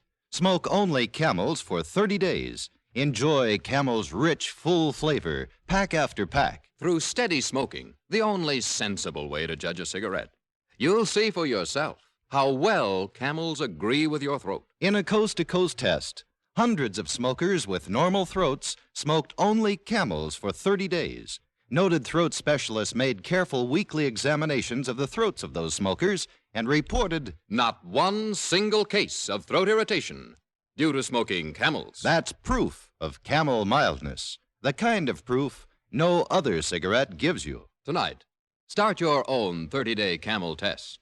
Make Camels your steady smoke for the next 30 days, and you'll discover why Camel is America's most popular cigarette by billions. How mild can a cigarette be? Make the Camel 30-day test and you'll see. Smoke Camels and see. And now back to Richard Diamond, Private Detective, starring Dick Powell.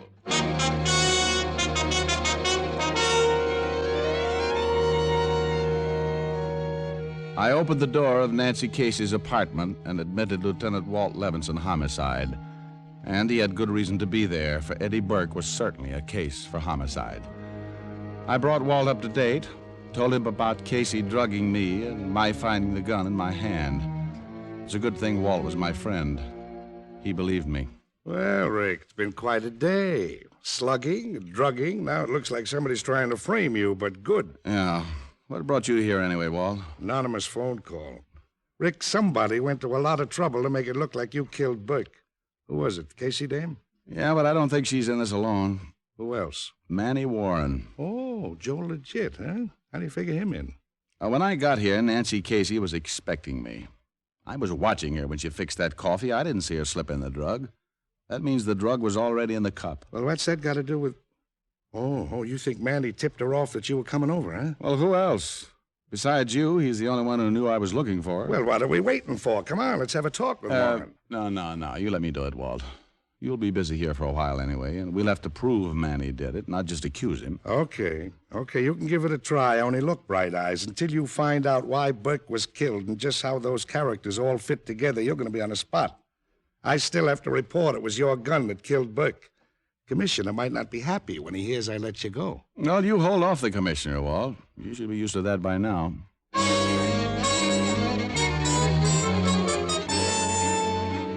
I left the apartment and drove across town back to Manny Warren's garage. But I still couldn't figure the tie-in. Nancy Casey had lied to Burke, told him I had the package he was looking for. Then she drugs me and Burke is killed. And somewhere in this mess, Manny Warren was involved. But how? I quit thinking about that as I parked in front of the garage and went inside. Bill, the beefy character, was still the only man around. You back again? Well, either I am or you've got bad eyes. Tell Manny I want to see him. He ain't here. Besides, it's closing time. Beat it. Now, look, pal, don't make with the runaround. Where's Manny? I said he ain't here. You got no right coming in here after closing time. I got half a mind to throw you out. You try it, and I'll scatter your half mind all over this floor. Why, you... Now, where's Manny Warren? Let go. Let go of me. You're choking me. Manny ain't here, I tell you. Maybe he's home. Where's home? I don't know. Now, where's home? I don't know, I tell you. Maybe that's him now. Okay. Enter the office and answer it. And if it is Manny, ask him where he is. And don't try anything, or I'll make you look like I feel. Manny ain't gonna like it. Oh, shut up. Just answer that phone and hold the receiver up so I can hear, too. Hello? Bill, this is Casey. Is Manny there? No, he ain't. Well, I'll try his home then. If he should come in, though, tell him I found a place I'll be staying in for a while. I'm registered at the Carter Hotel as Nancy Collins. You got that? Yeah, I got it. Well, that's as good as Manny's address. Come on, Bill. Where you think you're taking me? To that closet over there. That'll keep you out of the way temporarily. Oh, no, you don't. I dragged Bill into the closet, locked it, and then headed for the Carter Hotel. Nancy Casey could clear up a lot of questions, and I was in a good mood to play quizmaster. She was in room 312, and I took the elevator to the 3rd floor. Then I reached her room, but before I could knock, I tried the door. It was locked. I threw my weight against it. I tried again, and the door flew open. No, it was quite a sight. Nancy Casey was writhing on the floor with a knife in her back. There was an open window, and climbing out of it onto the fire escape was Manny Warren. I scrambled after him. I was too close, and Manny knew it. He didn't try and run. Instead, he aimed a kick at my face as I climbed onto the fire escape. Diamond, I'll kill you. I'll kill you. Diamond, Manny Warren took a long trip down. I went back into the room. Nancy Casey was in a bad way, and I phoned for an ambulance. Oh, it hurts, Diamond. It hurts. Take it easy, honey. Tried to kill me, too. I hadn't expected that. Why, Casey? What's it all about? Plates. Those counterfeit plates. All this over some stinking plates. The package Eddie Burke thought I had? Yeah. Eddie left it with me for safekeeping. I turned him over to Manny. He told me we'd clean up and leave town by the time Eddie got out. Only we didn't. Eddie came to me, wanted the plates. So you lied and said you'd given them to me. I needed time. To talk to Manny. He decided how to get rid of Eddie. When you came along, he told me to drug you. He'd handle the rest. Then I came here. I phoned him at home, told him where I was. He didn't waste any time getting here. Well, those stinking plates, they meant more to him than I did. Manny didn't trust me. This way nobody knew about the plates but him. He didn't trust me. And in his business, you don't trust anyone. Now, I better keep quiet and lie still. No, I gotta talk. Talking keeps my mind off the pain. Talk to me, Diamond. Talk. All right, Nancy, I'll talk to you. You swim, Diamond? I used to like swimming. It's a lot of fun. Yeah, it's fun. Hurts. Lie still. Pain. I never could stand pain.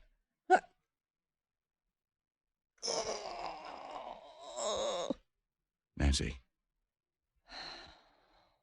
Well, at least it doesn't hurt anymore, does it, kid?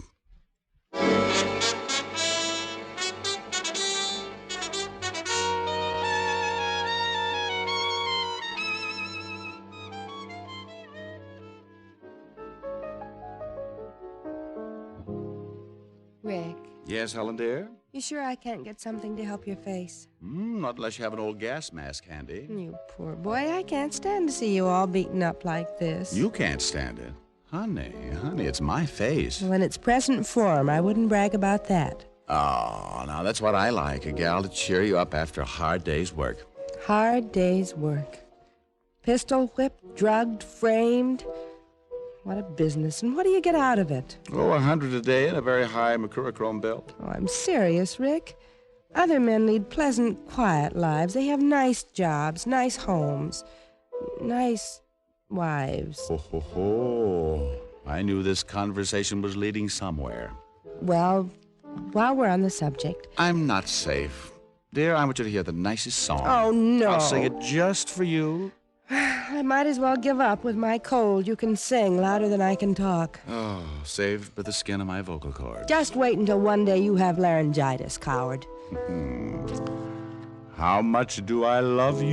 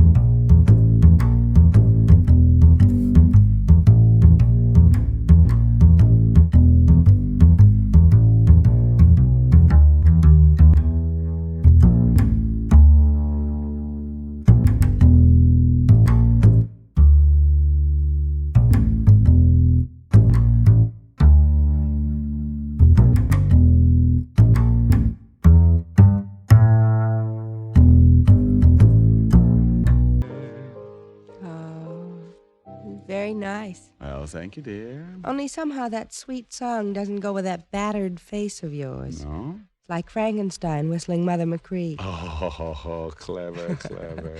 You know, I could take my bruises and leave. Why don't you just snap off the lamp and then I won't notice them?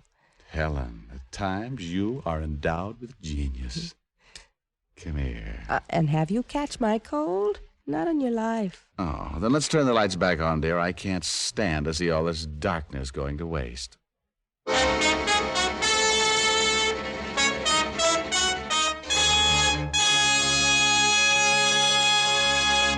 Dick Powell will return in just a minute. Here's a very special way to remember your Valentine next Thursday. Give a carton of Camels, a special carton that's all dressed up in happy Valentine colors. It's available wherever Camels are sold. Camels make such a welcome gift. They're America's most popular cigarette, leading all other brands by billions. How mild, how mild, how mild can a cigarette be? Smoke Camels and see. Here's Dick Powell with a special message. Thank you. Ladies and gentlemen, every week the makers of Camels send thousands of packs of Camels to military and veterans hospitals. That's to help show the hospitalized men and women of our armed forces that the folks at home haven't forgotten their sacrifices. This week, the gift Camels go to Veterans Hospitals, Northport, New York, and Madison, Wisconsin, U.S. Army Station Hospital, Camp Breckenridge, Kentucky, to all overseas hospitals operated by the Northeast Command of the U.S. Air Force. Now, until next week, enjoy Camels. I always do.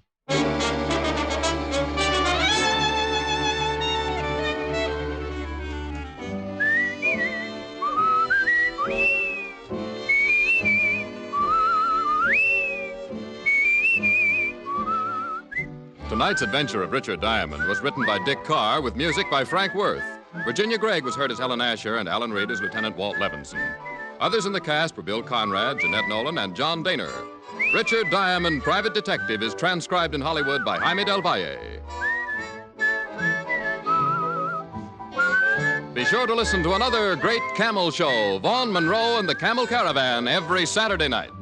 Want to know why you should pack your pipe with PA? The bite is out and the pleasure's in when you smoke Prince Albert. It's specially treated not to bite your tongue.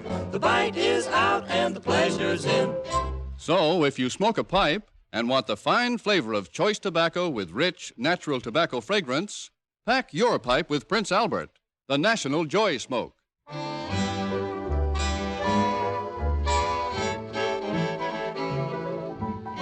Listen next week for another exciting adventure of Richard Diamond, starring Dick Powell.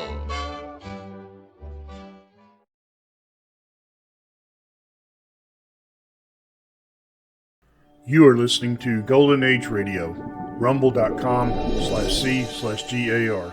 Brought to you by G3PL.com.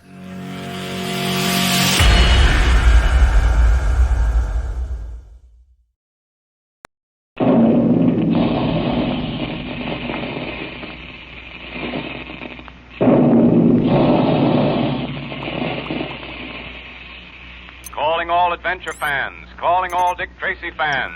Stand by. Dick Tracy is on the air.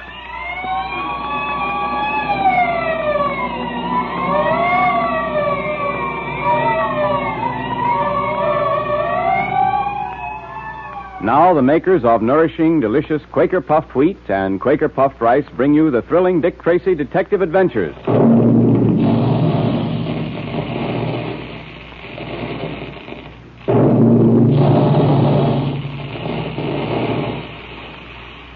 There go the guns. That's the sound that means lots of delicious, nourishing breakfasts for thousands of wide-awake boys and girls and grown-ups every day.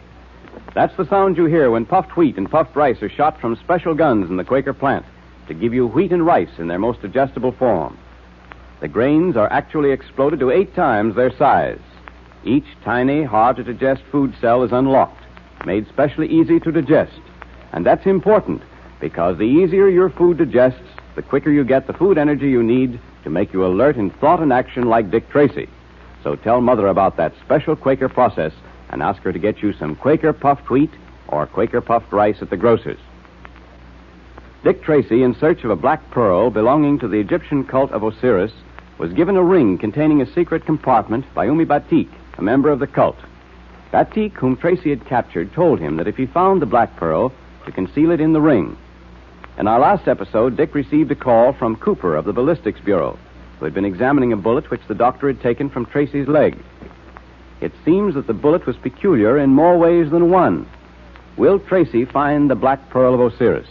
And what has Cooper discovered about the bullet that makes it so interesting? Our scene, the Ballistics Bureau. Well, Cooper, what's all the excitement about? Tracy, I've been examining that bullet the doctor took from your leg. You mean the bullet that Umi Batik fired from Dryden Small's tiny revolver? Why, has Tracy had any other bullets fired into him? No. Go on, Cooper. All right. Well, at first I was chiefly interested in examining and photographing the markings on it.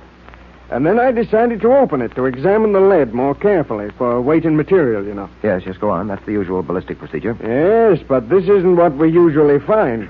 I opened it, and here's what was inside. The black pearl of Osiris. Gosh. Then it is the black pearl, Tracy? Without a doubt. Well, this is the most amazing thing that's happened to me in a long time. You were carrying the black pearl around with you in that bullet and didn't know it. Yes. And now I understand why Dryden Small kept that pearl-handled revolver near him at all times. Because one of the bullets contained the black pearl of Osiris. Well, there it is. Don't forget, you promised to let me keep the bullet for my collection. And that still goes. You can keep the bullet. All right. But I'll take the black pearl. I've got to see that this black pearl gets into the hands of the people it rightfully belongs to. You talk as if that's going to be a hard job. It is, Cooper. Because there are others who also want to get this pearl. By this time, they know that Dryden Small is confined to the hospital, that the black pearl is in the hands of another person. It won't take them long to find out that I am that other person. And then I believe the fun will start. Well, what are you going to do with the thing? For the time being, until I contact the people it belongs to, I'm going to hold on to it. Watch. I take the top off this ring, and there you see a secret compartment into which I can place the black pearl. Gosh, Dick, I can't get over that ring. It's a beauty. Now then, I'll put the top on again, and there we are. The black pearl is now reasonably safe until I can put it into the hands of the proper person. That's a very attractive-looking ring, Tracy. I've never seen one like it before. It's more than just attractive. It's a mysterious ring, given to Dick by Umi Batik. Batik claims it will bring good luck to you whenever you need it. Yes, I wonder what adventures and troubles will follow in the wake of this black pearl now that I have got it. Well, what do you mean? Well, Cooper, there's a group of men who make their living stealing art treasures. And this black pearl is one of them. These men sell these treasures to wealthy but dishonest collectors. Dryden Small is one of their agents. They know by now that Small is temporarily out of the picture. Why, at this very moment, they're probably plotting just how to get it.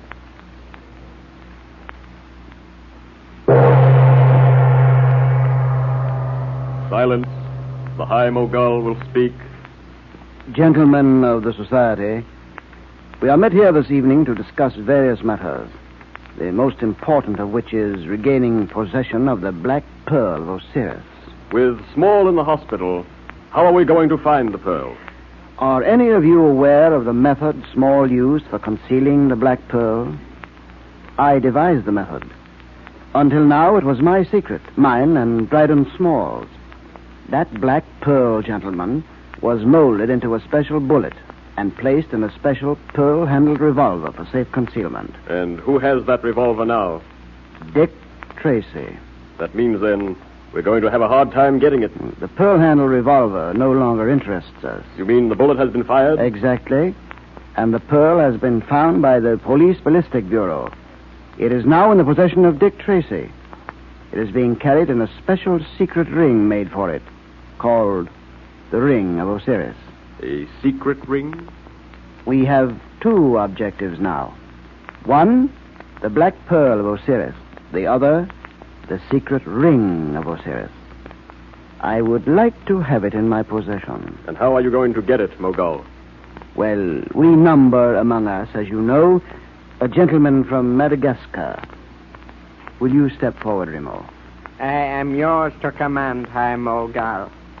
Remo, you came to us with a reputation. You are supposed to be extremely expert with the silken cord. Is that not so? I am proud of my reputation. Well, you will need all your skill and knowledge, for, let me warn you, Dick Tracy is no ordinary victim. He's a man of great physical strength and great mental resources.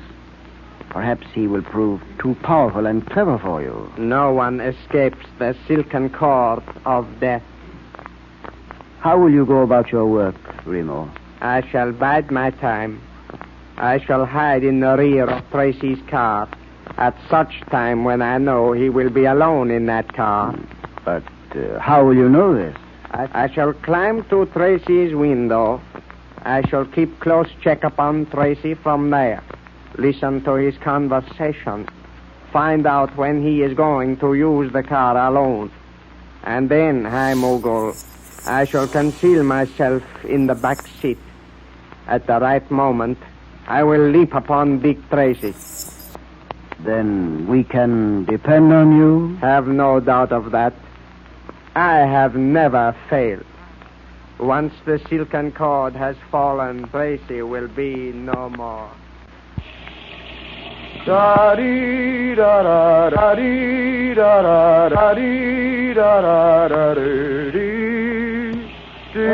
you're a great detective. But as a crooner, my oh my.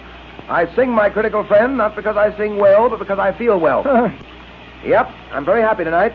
Things seem to be breaking right. A little threat like the death hanging over your head doesn't mean a thing, does it? By this time, Pat, you want to know that threats may not mean a thing. Where's the large bath towel? Yeah. Oh, here it is.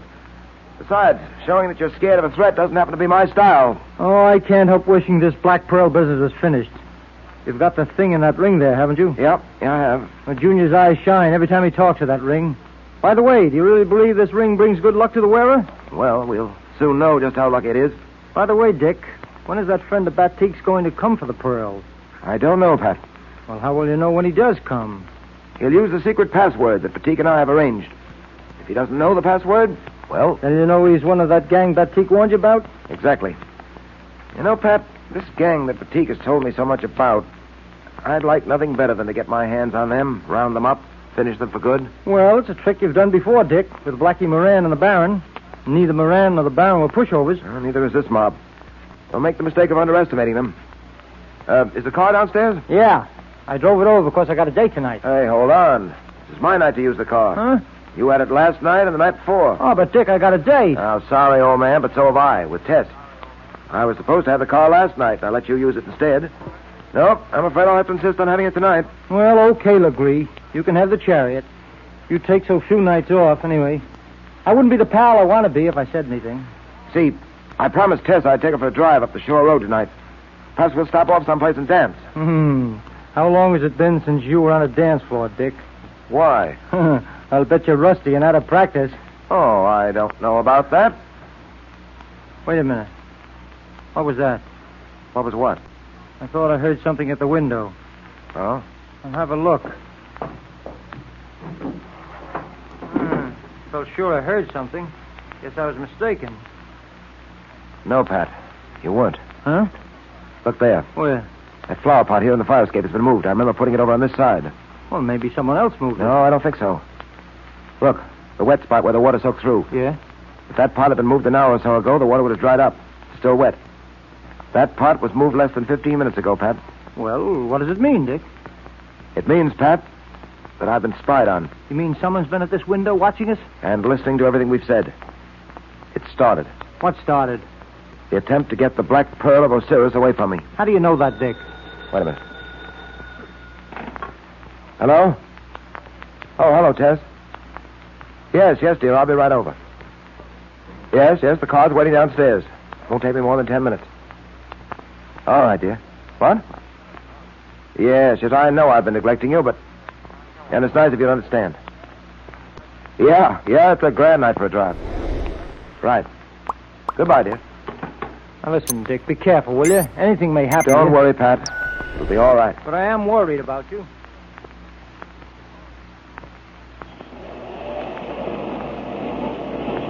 Well, there's the chariot waiting for you. It's all yours, Dick. Sorry I've got to deprive you of it, Pat. Can I drop you anywhere? No, I'll walk. It's not far from Irene's house. See you tomorrow, Dick. Take care of yourself, will you? I've always managed to. Good night, Pat. Night.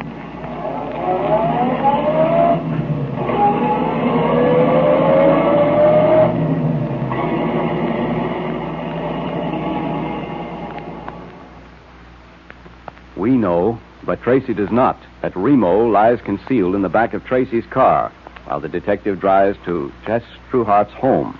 Will Remo succeed in his devilish scheme? Tracy is on the spot. Well, let's hope the secret ring of Osiris will really guard the pearl for Tracy, because he'll certainly need luck to escape this time. And now for our Dick Tracy Secret Service patrol meeting, which the makers of tasty, nourishing Quaker puffed wheat and Quaker puffed rice invite every active, alert boy and girl to attend. So stand by, because here's Dick Tracy Jr. now. The meeting will now come to order. And today we have a special announcement for you from Dick Tracy. Yes. Dick has asked us to tell you patrol members that he has a big surprise for you. And he's going to tell you all about it on Friday. He won't even tell me now. Nor me. But if Dick has something up his sleeve for all the patrol members, you can be sure it's well worthwhile waiting a few days for. And that's another thing, fellas and girls. If you haven't joined the Dick Tracy Secret Service Patrol yet, do it right away, before Dick Tracy springs his big surprise. Yes, indeed. And listen, patrol members, if any of your friends haven't joined yet, tell them to join now, so they won't miss all the fun. Why don't you tell everyone how to join the patrol, Mr. Quaker Man? Just in case some of the fellas and girls don't know. All right, Junior. Here's all you do, boys and girls. Just tear the tops off 2 packages of Quaker puffed wheat or Quaker puffed rice, or one of each. Then mail the 2 box tops with your name and address printed on a plain piece of paper to Dick Tracy, Box L, Chicago. Remember the address. It's Dick Tracy, Box L, Chicago. Right. And listen, patrol members, if I were you, I would start saving Quaker puffed wheat and Quaker puffed rice box tops right now. You'll be mighty glad you did when Dick Tracy tells us what his big surprise is. As soon as one of those famous red and blue packages of Quaker puffed wheat or Quaker puffed rice is empty, tear off the top and save it. Be sure it's the top panel that says, 3 wrappings guard its crispness. Look in the pantry today to see if there's some there now. If not, ask Mother to get you some Quaker puffed wheat and Quaker puffed rice at the grocer's.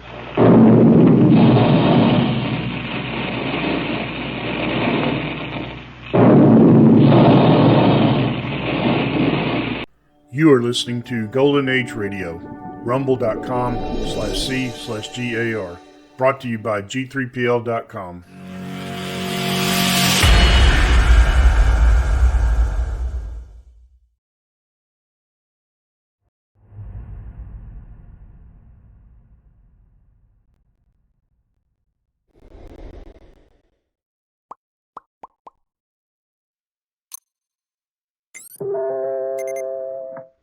Now, from the makers of Cold Water Omo, in the Missile Redeployment Department, Mrs. Field sat reading the book marked Commission Report. Read, digest, and pass on.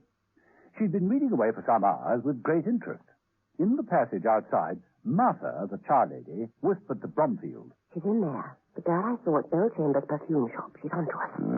But she's been reading the book. Then she's solving the problem for us. Is it all locked? Oh, yes.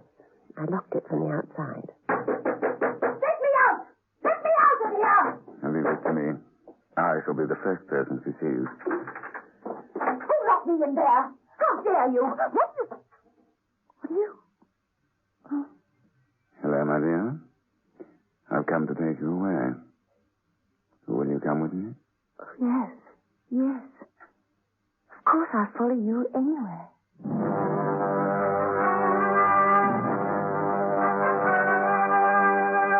The Avengers.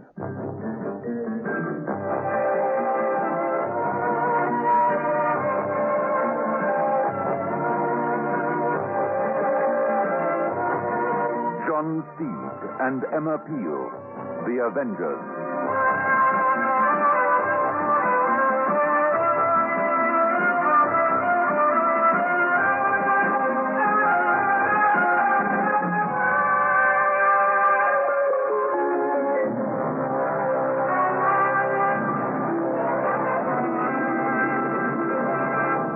There is no dirt that can stand up to the... There is no dirt that can stand up to the cleaning power of cold water Omo. Over 1 million South African housewives have proved it. And Mrs. Bodington is one of them. My wash is beautiful, and I'm very proud of it. My husband particularly wears a lot of white plain bows, and his clothing always looks delightful. There's nothing like cold water Omo. Yes, once an Omo user, always an Omo user. Cold water Omo is the washing powder that cleans best. Beautiful Jill St. John knows the value of the creamy, moisturizing lather of Lux. Choose Lux to keep your skin soft and smooth. Lux, a beauty treatment as you bathe.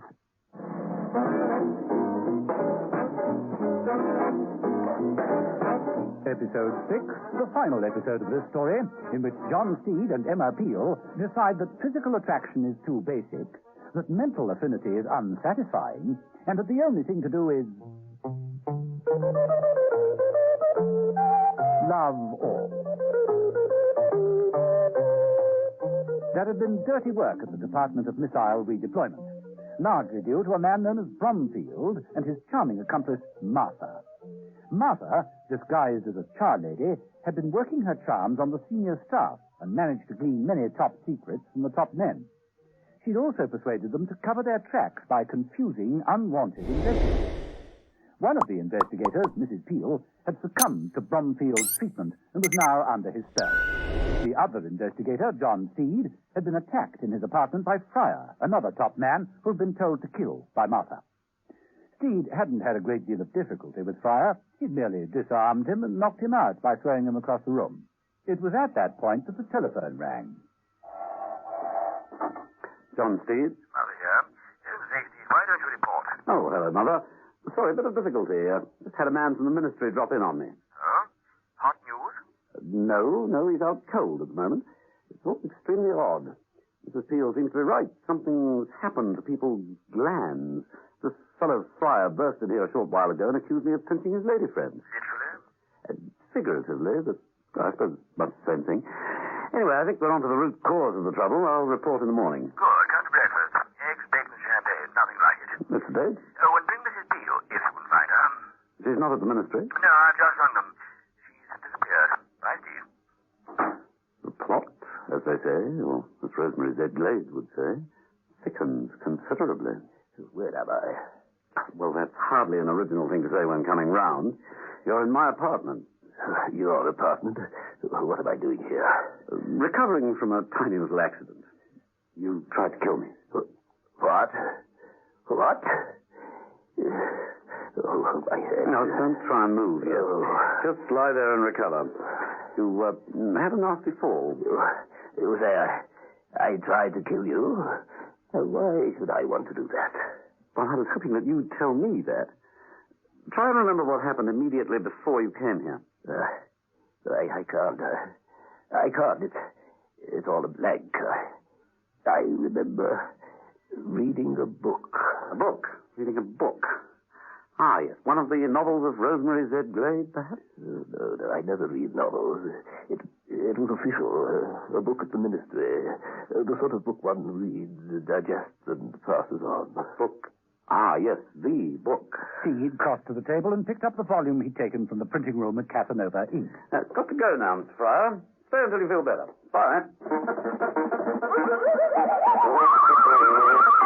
In the offices of Casanova Inc., Bromfield and Martha stood looking at Mrs. Peel, who was sitting in an easy chair with a dazed expression on her face. She smiled up at Bromfield adoringly. What are we going to do with her? You're with Mrs. Peel, Martha. Why, nothing. Nothing. Nothing at all. You see, it won't be necessary. She'll do anything for me. And to my dear. Oh, yes. Yes, anything. You see? She loves me. Don't you, Mrs. Peel? Oh, yes. She loves me to death, in fact. Open the window, Martha. What? Do as I say. Open the window. Oh, very well. Now, Mrs. Peel, my dear, give me your hand. That's right. Now come along and have a good look at the view. There we are. Beautiful, isn't it? Isn't it beautiful, darling? Yes. Yes, it's beautiful. And beautiful things should be enjoyed to the full. So I want you to step out onto the window ledge and take a closer look. Yes. Yes, all right. Then I shall ask you to do something else. Come along. That's it. What must I do? The reason for asking you to do this is that I can never see you again. Oh. No. It's true. So there's no point in continuing to live, is there? No. No, there's no point. Now take your time. But you can't come back in here, so off you go then. Leaving Mrs. Peel literally teetering on the ledge outside the wide window, Bromfield returned to Martha and the large map of England, which was spread out on the desk. Now, Martha, are you sure Fryer's information was correct? There's no reason to doubt its accuracy. He was just as thoroughly hooked as the rest. How did it feel to have the whole of the ministry in love with you? I can take it or leave it. They were all so boring. Did it make you feel proud to have so many worshippers? Not when I knew they couldn't help themselves. Never underestimate the power of the written word. Look at this book. It looks so large, a tome, uninteresting and requiring a great deal of concentration. Those poor fools will never know what hit them. Oh, darling, no one is as clever as you are. You can make anybody do anything. Only with this to aid me. Bromfield opened the book, revealing a tiny mechanism in the back cover. This little gadget, those little microdots, an unbeatable combination, subliminal indoctrination. They read the words, but this message is between the lines. I must say you've done well, Martha. Is there anything else you want me to find out? No. Now, here on this map is marked the new security system in full. It's all complete. We fulfilled our promise. And when do we get the money? As soon as we deliver this information. Where's Athene? Athene? Yes, sir. Yes, Mr. Bromfield. I'm right here. Let's start getting the stuff out of here right away. Yes, sir. You leave everything to me. I'll see to it all. What about her outside the window? Oh, she's just waiting for the final order to jump. All right, Mrs. Peel, I'm going now. When I say jump, my dear, be a good girl and jump. Right. Jump!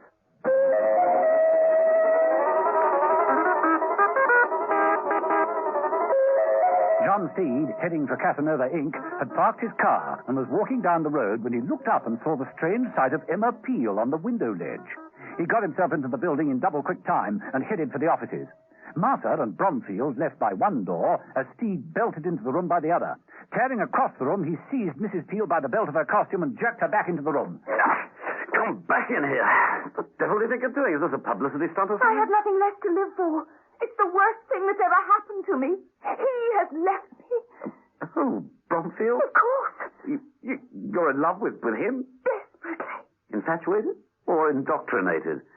You know, the trouble with you, Mrs. Beale, is you read too much. And the trouble with you, Speed, is you interfere too much. Shot Steed dived at Bromfield's legs and the shot went wide. Steed struggled with him on the ground, grabbed him by the hair and crashed his skull against a metal filing cabinet.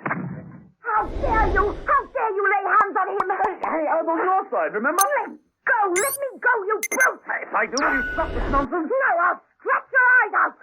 Oh, very well, then, on your own head, dear. Steed grabbed his bowler, which had come off in the struggle, and bopped Mrs. Peel smartly over the head. I know love is blind, but this is ridiculous.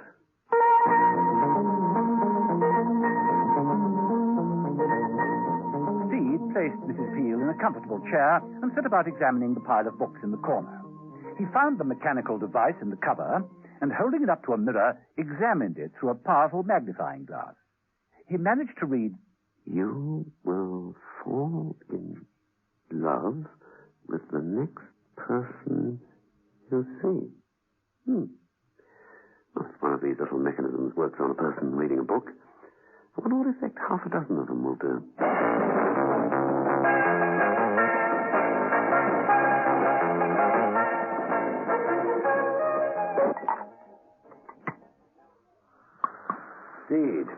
Steed, my dear boy, congratulations. So, Bromfield and the woman are in custody, and you cleared the whole matter up as usual. Brilliant, dear fellow. You're brilliant. Oh, isn't he? Isn't he just too wonderful, Mother? He is. An extraordinarily talented, charming man. Oh, thank you, Mother. Thank you, Mrs. Peel. Oh, Steed, I do love you. And so you should, Mrs. Peel. How you've managed to cultivate such charm, Steed, such panache. Well, I thought it such a waste that Bromfield's inventions should be thrown away. I had a few of the gadgets made in the coat buttons, you see. 2 on my suit, 4 on my waistcoat. Bit flashy, but effective. Take a good look, Mrs. Peel. Oh, Steve. Steve, you are beautiful. Much more effective than Midsummer Night's Dream. Shakespeare brought up to date, in fact. Give me your hands if we be friends, and Mother shall restore amends. Open the other bottle of champagne, will you, Mrs. Peel?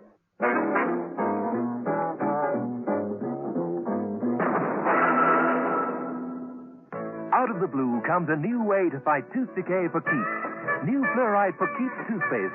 It's the clear blue way to fight tooth decay, and it's the best anti-decay toothpaste around.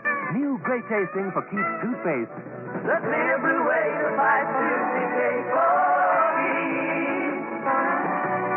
Great teeth are forever, great teeth are for keeps. New Family Fluoride for Keeps toothpaste. There's no dirt that can stand up to the cleaning power of cold water Omo. If you use cold water, Omo comes out very, very easily indeed. Says Mrs. Sutherland of the Inniken. Once an Omo user, always an Omo user. It cleans best.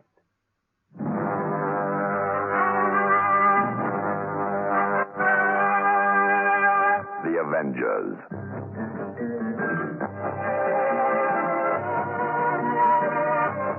Listen every evening, Monday to Friday, to John Steed and Emma Peel, The Avengers, brought to you by the makers of Cold Water Omo.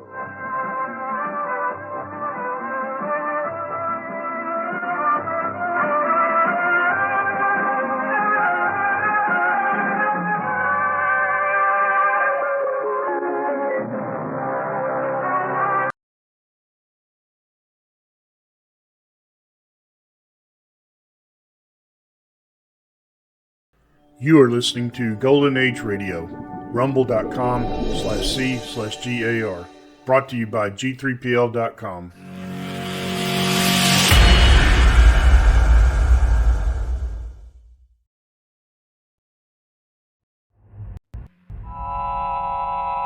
Have you heard the strange tales of the Whistler?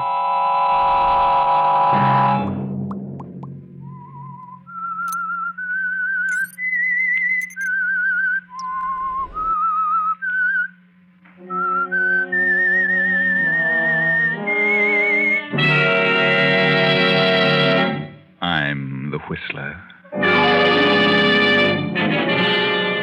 I didn't ask you to marry me. You asked me. And you said you were going to get a job so you wouldn't be dependent on your mother.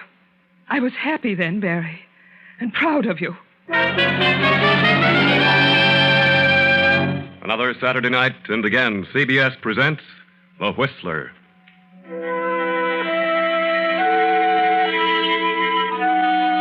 I, the Whistler, know many things, for I walk by night. I know many strange tales, many secrets hidden in the hearts of men and women who have stepped into the shadows. And so I tell you tonight the weird story of the man who waited. A huge estate spreads out before you, the ancestral home of the Bartletts, set amid the peaceful New England countryside. The war has not yet come. It is 1937. The estate is ruled by Lydia Bartlett, a cold, cantankerous woman ill with heart trouble. Into this unhappy setting has come young Genevieve Garrison to act as secretary companion to bedridden old Lydia Bartlett. Lydia has but one child, a son, Barry, recently returned from a tour of Europe. The handsome young Barry is immediately attracted to lovely Genevieve, and after a month has passed... Genevieve, where are you? I'm up here, Barry. Oh, I've been looking all over for you. So this is your hiding place. No one ever comes up here, except the birds. It's mighty windy up here in the tower. I love it. It sings to me. Yeah? You're a strange girl. You know, I think you're part of this wilderness. Some wild thing that shows itself for an instant and then disappears. That's your charm for me, Genevieve. That unattainable wildness that lures me. Please, Barry. Oh, I know Mother'd have a fit if she knew I were in love with you. Then you must be sensible, Barry. After all, she controls the estate. And you'd have nothing if you were to make her angry. Your eyes are almost black when I see them so close. Are you frightened, Genevieve? No. That is... Your heart's beating so fast. I know. Let me go, Barry. Are you frightened? Or is it that... Yes, I am frightened. Will you marry me, darling? Barry. I mean, would you marry me if I were able? Yes, Barry, yes. You know that. I'll have to find some sort of a job if we marry. Mother would cut me off in a minute. You know how she feels about marriage. Yes. We'd best forget about it, Barry. I wouldn't want to cause any trouble between you and your mother. You better go now. Oh, you're too lovely for words, Genevieve. Barry. I love you, darling.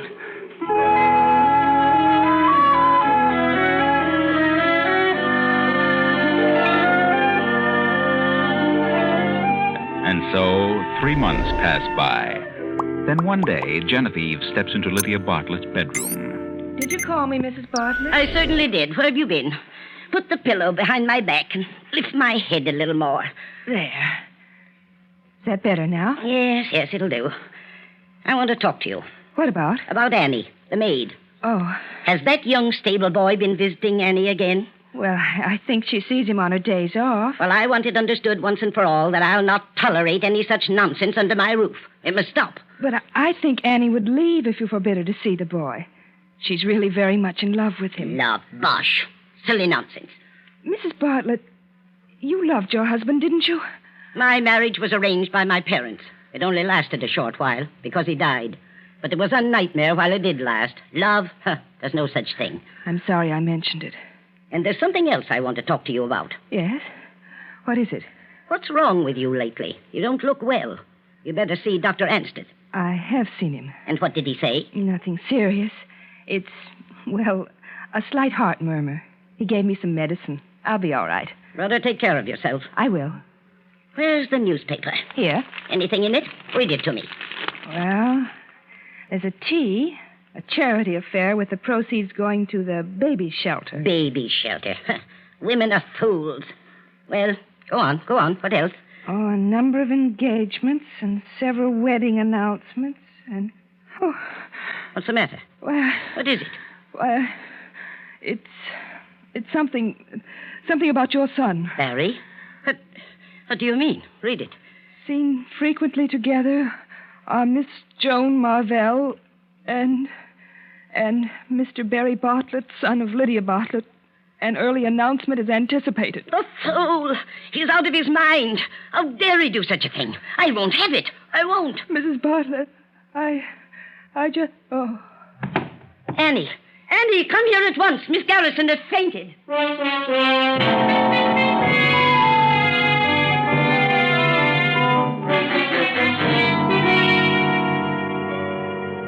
feeling, Genevieve? Mother said you'd been ill, that you had some sort of an attack. It wasn't anything.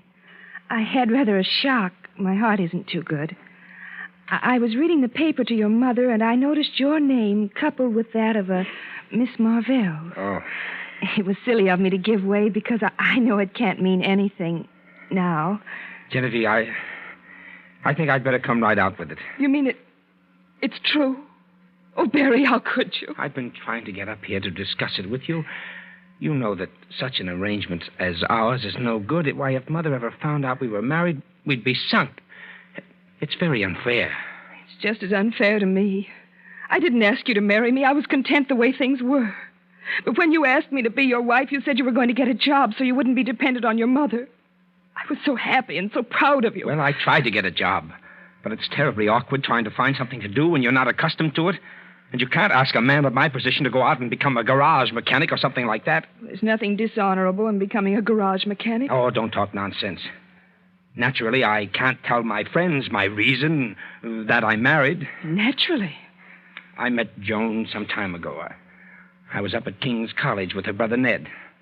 She's grown up to be most attractive. More attractive than I am, of course. I didn't say that. It would be a very suitable marriage. The Marvells have pots of money, and the old man would give me a place in his business. Oh, naturally, I plan to take care of you, make you a suitable allowance, and that sort of thing, if you'll divorce me. As a matter of fact, Joan knows all about you and has consented to marry me if I can get a divorce. She knows about your being married to me. But there's something else she can't know, Barry. Why, what are you talking about? I'm going to have a child. Your child. A child? Who knows about it? Dr. Ansdeth. I went to see him, and he told me what was wrong with me. Well, Ansdeth's a good sport. He won't talk. Anybody else? I've told no one else. But I think Annie suspects.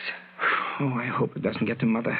But you can understand now why I can't divorce you. I can understand why you think so, but I still think it's a shame. Why do these things have to happen to me?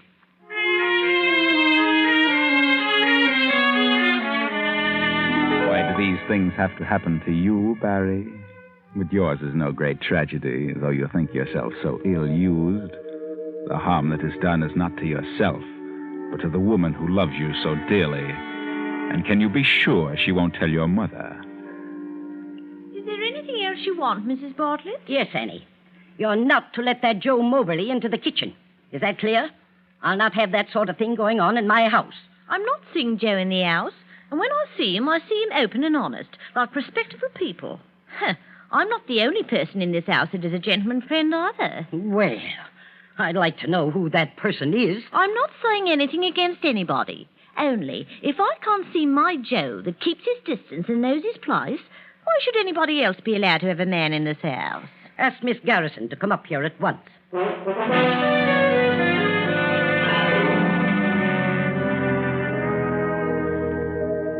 Annie said you wished to speak to me, Mrs. Bartlett? And so I do. I'll come right to the point. What's going on behind my back? Behind your back? I don't know what you mean. Oh, yes, you do. You lie very badly. Out with it. I don't understand. Did Annie say anything about me? I was berating Annie for seeing that Joe, and she tossed her head and said she wasn't the only person hereabouts who had a gentleman friend. Only her gentleman friend called on her open and honest. Well, is there anything to what she says? Yes. I have a gentleman friend, as Annie puts it so elegantly. I have more than that. I have a husband. A husband? Your son, Barry. Barry? Barry? You're lying. You're lying. He wouldn't dare. He knows what he means to me. He couldn't do this to me. It seems he did, Mrs. Bartlett. Then you tricked him into it. Of course you would say that. But I did nothing of the sort. I loved him. He asked me to marry him so he might free himself of your hold on him. Barry did that? I'll not believe it. Of course you won't believe it. You don't know the meaning of love. What a way to talk to me. I'll not tolerate it another moment. You'll have to tolerate it, because there's no way of your stopping me. I learned something else from Barry. He has one side to his nature which he takes from you. What do you mean? I married him because he wished it. He was going to find a way that we might live together openly. But Barry found he couldn't do what he said he would do. He found an easier way to live, through another woman who could keep him in the style to which you had accustomed him. So he told me this, expecting I would forego my claim to him. Divorce him? I would have released him. But there was another whose claim was greater than mine. His child. Oh, disgraceful. Under my very roof. I can't endure any more of this. I'll call my lawyers. I'll cut him off without a cent. My medicine. Medicine. Oh.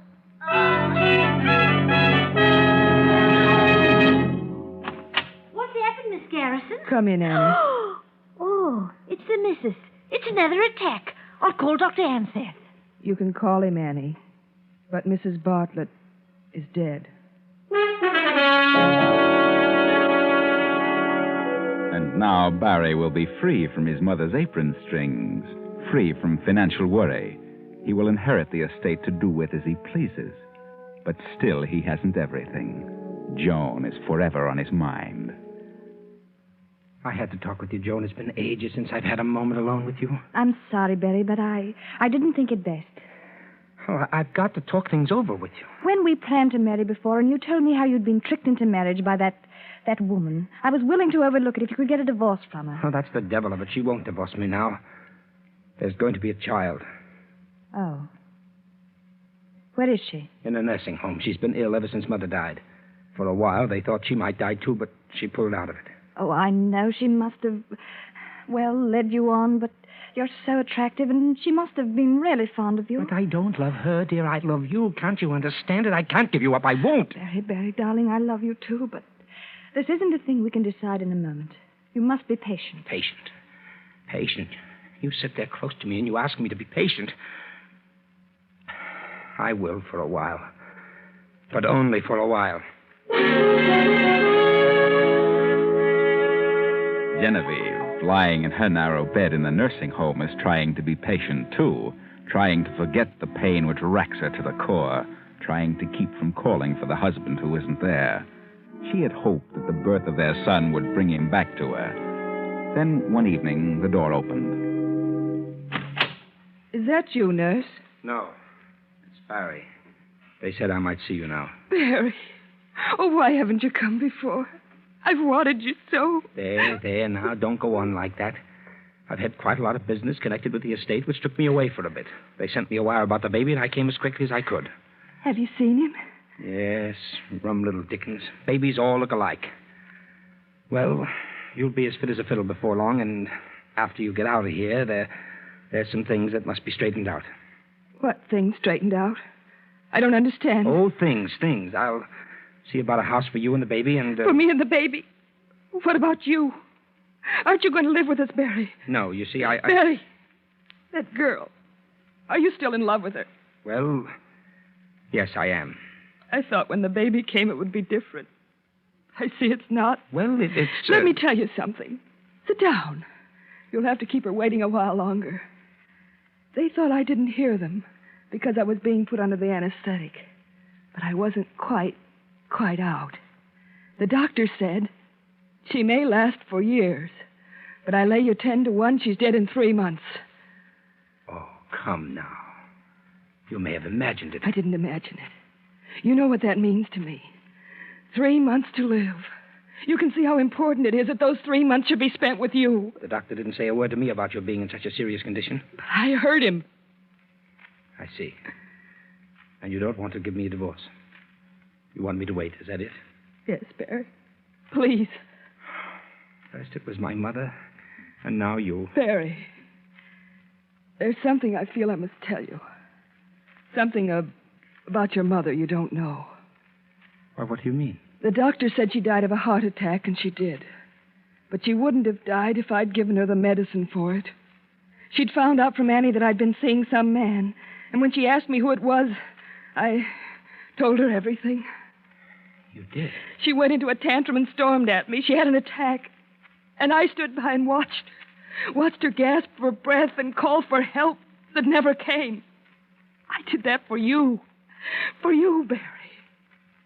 And you expect me to go on with you? I expect you to stay with me and our son during the last remaining months of my life. And if you try to leave me or seek to have me put away because of what I've done, I'll bring you into it. I'll swear it was your idea. That you're an accessory.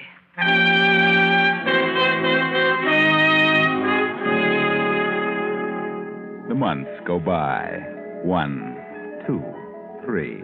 And Genevieve, remembering the conversation which she had overheard between the doctor and the nurse, cannot believe it when she finds herself unmistakably improving in health.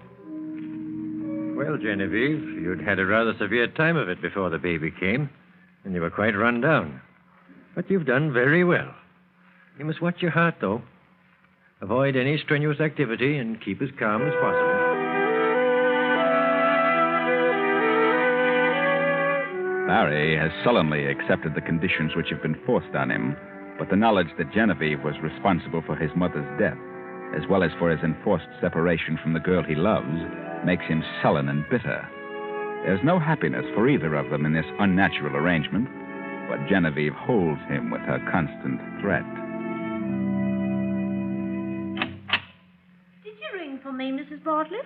Will you ask Cook to make me a fresh pot of coffee, Annie? This tastes very bitter. Yes'm, but Cook won't like it. Well, I can't drink this. It tastes as bitter as Never mind. Don't take it back. Leave it. Yes'm. It's odd, but I could have sworn it tasted bitter like... I couldn't. Oh, good morning, Barry. Good morning. I'd offer you some coffee, but it's not so very good. No, thanks. I'll just have a look at the paper. I had coffee in my room. Oh? Since when do you do that? What? Since when do I do what? Have coffee in your room? I did this morning. Was it this same pot? Well, it might have been. I don't know. I never noticed. Why? Did you notice it was quite bitter? I can't say that I did. Might have been standing too long. The cook should have sent you some fresh coffee. Get after her about it. Yes. It might have been standing too long. It might have been standing too long, but you don't think so, do you, Genevieve? Not when you know how your husband bitterly resents his enforced stay at your side, how he wishes the doctor's prognosis of your case had been fulfilled. If only there was some way to break up this infatuation with Joan before it's too late. Why not call Joan? Talk to her yourself. Miss Joan Marvell, ma'am. How do you do, Miss Marvell? Come in, please. Thank you. That will be all, Annie. I suppose you're wondering why I sent for you. Yes, I was a bit surprised, to say the least. I want to talk to you about Barry. Barry's my husband. We have a child, as you know. This is his home, and I've done everything possible to keep him here where he belongs. But so long as you continue to see him, it will be more difficult for him to make a decision. What makes you think I've been seeing him? I can tell by the way he acts. He thinks he's in love with you. And he will continue to think so until you make a definite break. Well, Mrs. Bartlett, I've not been seeing Barry. He's tried to reach me many times, but I've purposely avoided him. Are you sure? Yes, because I'm going to be married to someone else. So you have nothing further to worry about. Does Barry know this? No. Then why haven't you told him? I intend to tell him today. I wish you would.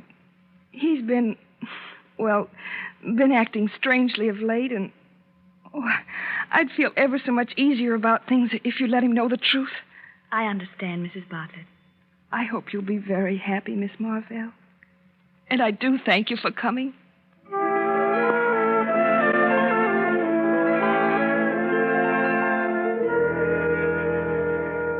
you see, it's all for the best, Barry. You don't mean that, Joan. Until I talked to her, I was really undecided about marrying Roger Hedden. But now I know what to do. She's a lovely woman, Barry. The most tragic eyes I've ever seen in my life. You must go back to her. She wants you, needs you. You must forget about me. So she sent for you, did she? Yes. She thought she was being clever. Oh, why doesn't she give up? She knows how I feel. I do wish you hadn't gone to her. I'm glad I did. I know now what to do. And having seen her, talked to her, I understand you so much better. Understand me? Yes.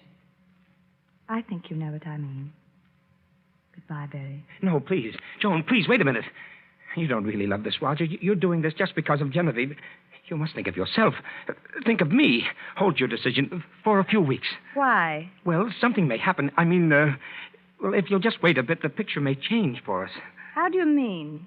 How could that be possible now? Promise me that you'll wait. What are you thinking, Barry? Why, nothing. I just want you to wait. She said you'd been acting odd. She's imagining things. I'll have to hurry now or I'll miss my appointment. Goodbye. I said goodbye, Barry. Oh, yes. Goodbye, Joan.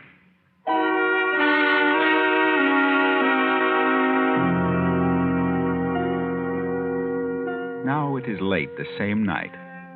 Genevieve lies wakefully in her bed. A car draws up outside. The front door opens and closes. Genevieve sits up. Someone is coming up the stairs. They pause before the door. Who is it? May I come in? Yes, Barry. Hello, Genevieve. Oh, Barry. I'm sorry to disturb you at this time of night. How do you feel? Why, I feel much better, Barry. Well, Joan told me that she'd talk to you this afternoon. Yes, Barry. We're all washed up, you know. She asked me to come back to you. Oh, Barry, if you only would. There's a lot of unpleasant memories between us. I try to make you forget them, Barry. I had decided to go to California. Oh, Barry, please don't. Stay with me. I need you, darling. Please don't go. All right, Genevieve.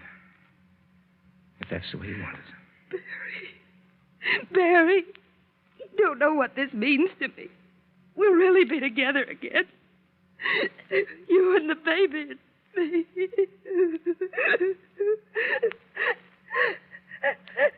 and me. Genevieve, what's wrong? It's my heart. What? Excitement. My medicine in the bathroom. Please, Barry. Medicine? Yes. The little one with the medicine dropper. Please. Yeah. Yes, Genevieve. Bottle with the medicine dropper in it. Medicine dropper in it. Oh, yeah. I have it. How much do you take? 5 drops. 1, 2, 3, 4, 5. There you are. Thank you, Barry. Oh, you'll be all right now, Genevieve. You'll be all right in a few moments. I'll stay in the other room tonight. Barry. What is it? That bottle. That isn't my medicine. What? No. Look at the label. That's your mother's medicine. Mother's? Oh, good Lord, it is. It's wrong for me. That medicine is a heart depressant. Barry. What have you done? I can't breathe. Can't. Genevieve. Genevieve!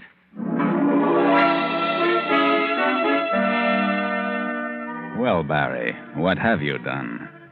Genevieve is dead. Isn't this what you wanted? You're free now, Barry. Free. Then, 45 minutes later, Dr. Anstead hurries into the bedroom. Well, Barry, what is it? What's happened? I don't know, Doctor. This is the way I found her. Well, not sign of a pulse. Poor girl. I can't understand it. She'd improved so much. She's dead, Doctor? Yes, Barry. I'm sorry. I'm completely dumbfounded. Wait a moment. What's this? What? What on earth? Why, she's taken some of this medicine. Good heavens, yes, I can smell it in the glass. Well, what's wrong, sir? This isn't her medicine. I prescribed this for your mother. My mother? Genevieve's heart needed a stimulant. This induces the opposite reaction. Oh, she took this by mistake. By mistake? But how on earth could... Well, there's nothing we can do for her now. What time did you say you came into the room, Barry? Why, just a few moments before I called you. Well, that would be 12 minutes ago. Yes, that's right. I see. She was gasping for breath. She tried to say something, but I couldn't make out what it was. I called you immediately. Uh-huh. Well, I'll call the undertakers. I'll use the phone in the hall. The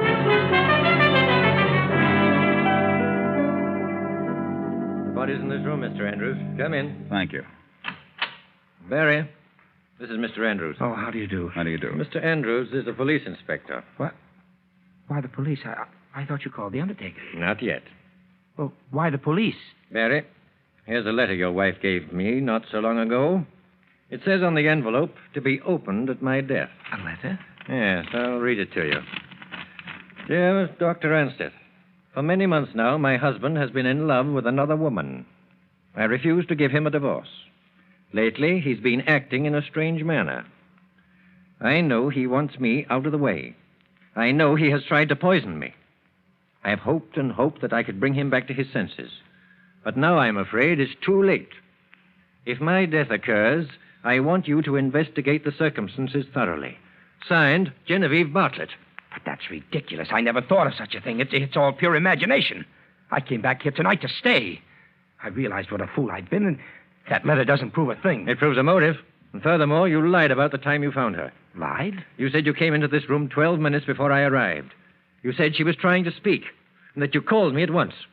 12 minutes elapsed from the time you found her till I came. Yes, that's what I said. But she had been dead almost an hour when I saw her. What? You waited, Barry. Waited till you were sure she was dead. Then you called me. No. Wait a minute, Doctor. I can explain. You can explain down at headquarters. Come on.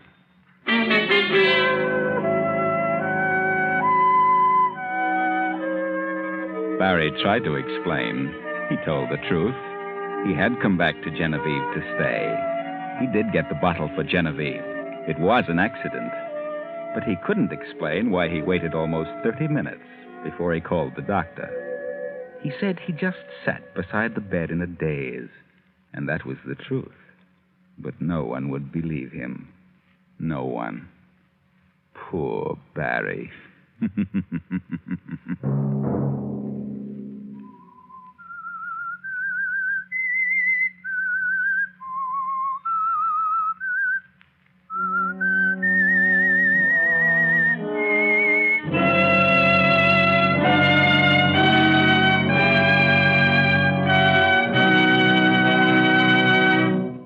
CBS has presented The Whistler.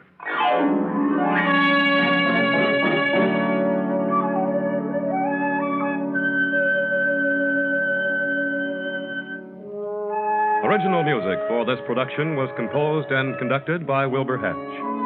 Tonight's story was written by Elizabeth Easton and directed by J. Donald Wilson. The Whistler originates from Columbia Square in Hollywood.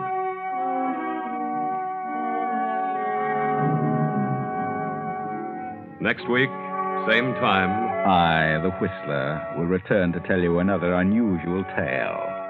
Good night.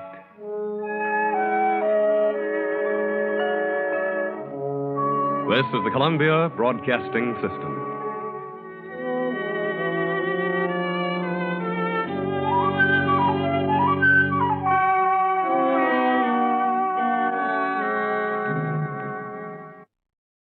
You are listening to Golden Age Radio, rumble.com/C/GAR. Brought to you by G3PL.com.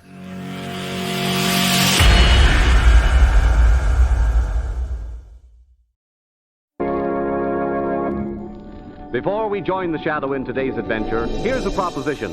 Regardless of what coal you're now burning in your furnace, order a ton of blue coal. Try blue coal for a week and see if it doesn't give you more even, more dependable, longer-lasting heat.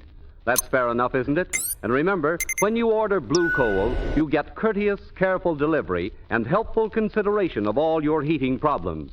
Phone your neighborhood blue coal dealer tomorrow. And be sure to hold on till the end of this program. You'll want to hear our special guest of the evening. The Shadow, mysterious character who aids the forces of law and order, is in reality Lamont Cranston, wealthy young man about town. As the Shadow, Cranston is gifted with hypnotic power to cloud men's minds so that they cannot see him. Cranston's friend and companion, the lovely Margot Lane, is the only person who knows to whom the voice of the invisible shadow belongs. Today's story, Nightmare at Galesbury.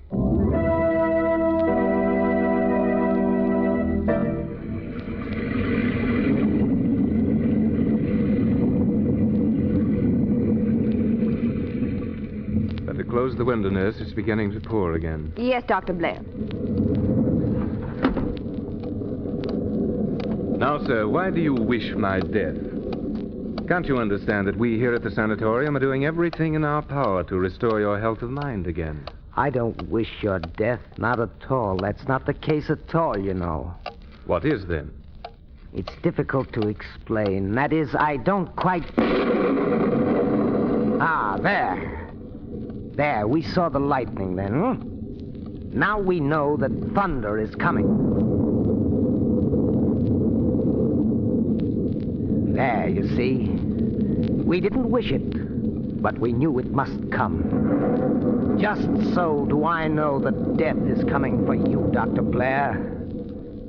There are more things in heaven and earth than you dream of, Doctor. What's led you to think of my death? I've been told about it. Told? Who's told you? There are more things in heaven and earth than you Who has told you? A greater intellect than either you or I speaks to me, Dr. Blair. All the many things I know, he tells me. He who no one believed, just as no one believes me. Cagliostro again. Yes, the immortal Cagliostro. Count Cagliostro died in the Bastille in the 18th century. He died. He's dead. Can't I appeal to your reason to give up this ridiculous obsession? After all, you were a man of science. Well, I am a man of science, I am. My grasp of science is the greatest in the world, sir. He teaches me. He guides my hand. Yes. Your brain, your puny brain, is too dull, too blurred, too limited to comprehend the vastness of my knowledge. That will do. The interview is over. Such a scientific nonentity as you, Dr. Blair. Well, Macpherson, return the patient to his room, nurse. Yes, Doctor. Return to my room, hmm? Such a feeble-minded dabbler is not fit to be apprenticed to a man of my stature. Ready, Dr. Blair? Yes, Macpherson, take him away. Come along now, sir. Very well. I'll go. I'm your patient and your prisoner. But believe me, there are more things in heaven and earth than you dream of, Doctor. Well, best I could do. Strange. Strange? What? How he keeps repeating that. More things in heaven and earth than you dream of. And he was one of our foremost scientists once, you know. Experimented with insulin in mental cases long before the rest of us dreamed of the possibility. Successfully? No. His most important experiment failed. An experiment on which he had based all his hopes. I see. Contrary to all his theories, a patient, a young girl, I believe, died after treatment. It was too much for him. His nerves went, and after that, he lost all confidence in himself. It was then, as a kind of compensation, that he developed the idea that the ghost of Cagliostro watches over him. You take quite an interest in this case, don't you? I suppose I do. I've been working desperately hard to cure him. You work too hard, Doctor, much too hard. I don't believe you've had a free moment in weeks. Oh, really, Dr. Blair, you should relax, you know. Well, nurse, Friday night I am having friends down for the weekend. You've heard me speak of them, I think. Lamont Cranston and Margot Lane. Oh, yes. And I mean to let everything slide and do nothing but enjoy myself until Monday morning. Good. Maybe Monday noon. Even better. It's a risky business for a man in your line to... What is it? Do you notice how the lights are dimming? Yeah, the storm. I hope it doesn't upset the power plant at Galesbury. They're going fast. I guess I'd better get some candles. You mustn't do that, you hear me? Say. Honey, you mustn't do it. Yes? What was that? What? Didn't you hear anything? No. Well, maybe you're right about my nerves, Perhaps I heard that. It was a shot. Listen, there's some kind of disturbance in the hall. Call Macpherson. The lights are gone. I can't find the door. Hurt yourself? No, just stumbled. Find it? Yes, but it won't open. What do you mean? It's locked. Locked? From the outside. Impossible. Let me try it. Here, I don't see how... Oh, it is. Macpherson! Macpherson! Where are you, Macpherson? Macpherson! Macpherson, can you hear me? Open the door!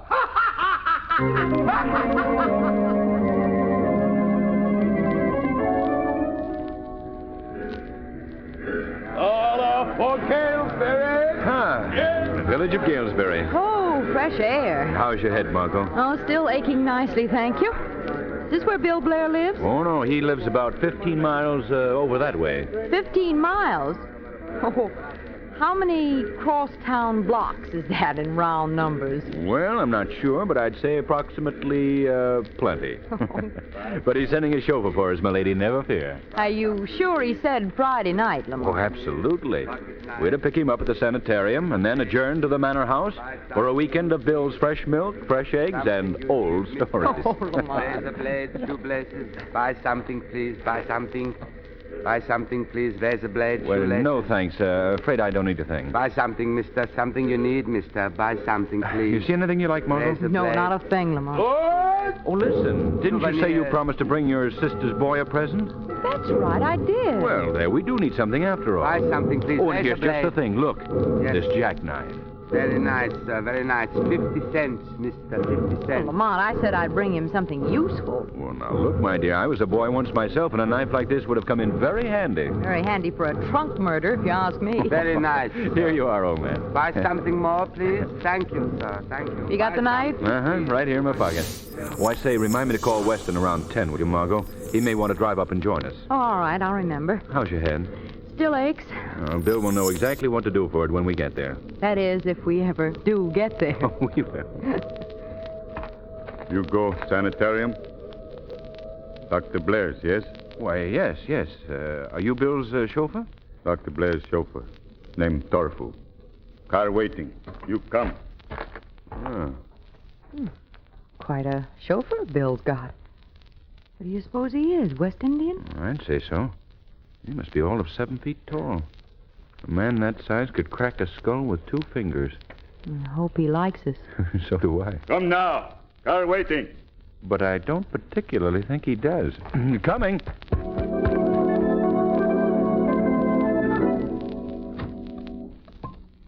Come in, gentlemen. Come in, lady. If you'll just tell the doctor that Mr. Cranston and Miss Lane are here. Torfu, tell. Please, you wait here. Thank you. Well, handsome little place Bill has here, isn't it? Yes, it's handsome, but I could easily develop an attack of the creeps just the same. I'll be glad when Bill Blair... What's that? Knocking. Oh, the door over there. Somebody in the other room wants to get in. I'll see. Yes? What is it? Will you open the door, please? I'm locked in by mistake. Oh, just a second. Good evening. Do you know me? Know you? No, I don't think I do. Well, that is unfortunate. I must then introduce myself. I am Sigmund Arnold, the world-famous organist of whom you must have heard. Sigmund Arnold? Yes. Why, yes, we've heard of Sigmund Arnold, but you... Careful, dear. It's a patient. Just agree with him. Oh. Why, of course we've heard of you, Mr. Arnold. We're delighted. Dear child, thank you. I came here to be treated for my nerves. They were never too good, you know.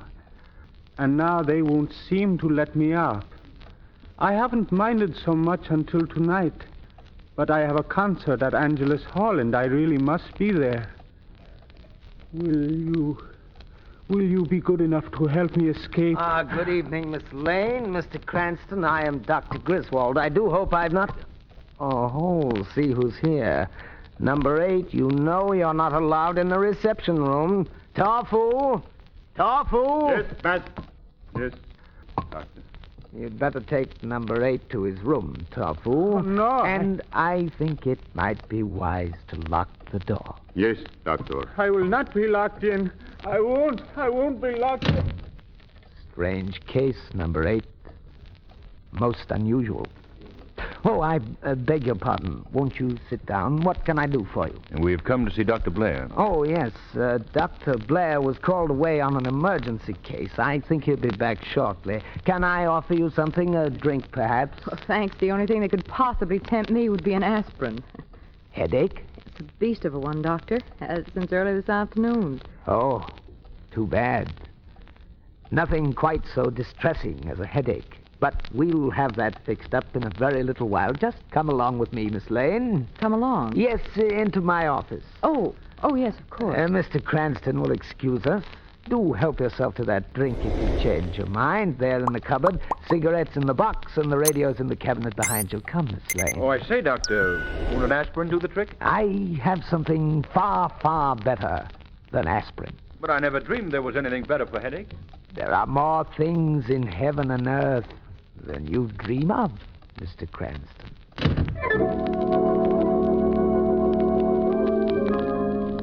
Did you ring for me, Mr. Weston? Oh, yes, Sam. I dozed off. Has Lamont Cranston phoned? No, sir, he ain't. I thought maybe I'd missed it. Been expecting him to... Ah, there it is. I'll get it, Sam. I'll get it. Hello? Hello? Oh, hello. Who? Oh, Bill Blair. Hello, Bill. Huh? Bill, I can't hear you. What is it? What's the matter? What? Gatehouse. What gatehouse? What? Tell Lamont what? He's with you, isn't he? Isn't he, Bill? Bill, what in the blazes is going on? Bill! Bill!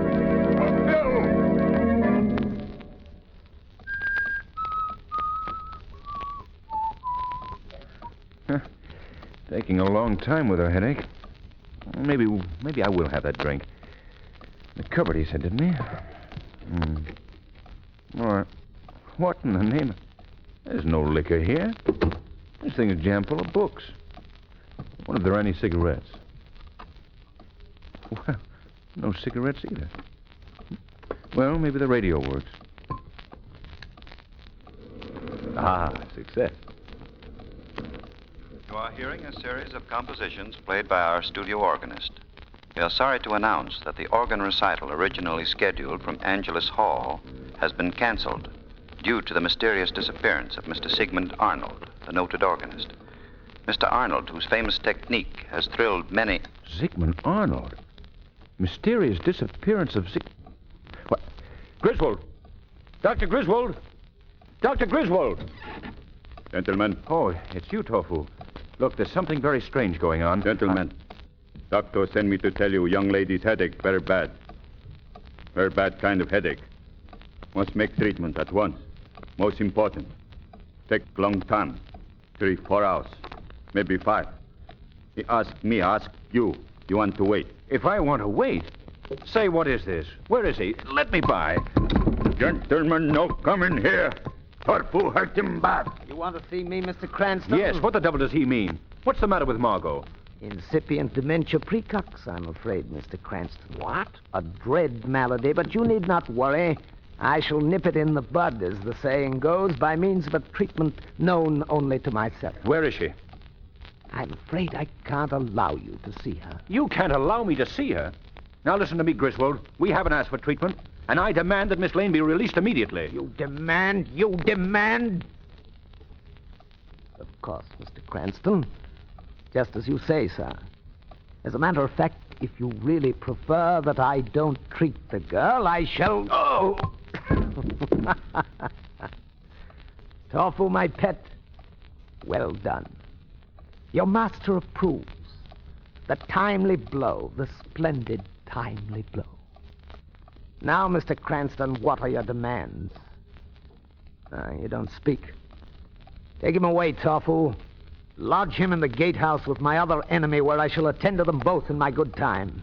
In my good time, when I have treated Miss Lane's aching head. When I have proved to the world that the great spirit master Cagliostro guides my hand. That there are things in heaven and earth beyond men's dreams.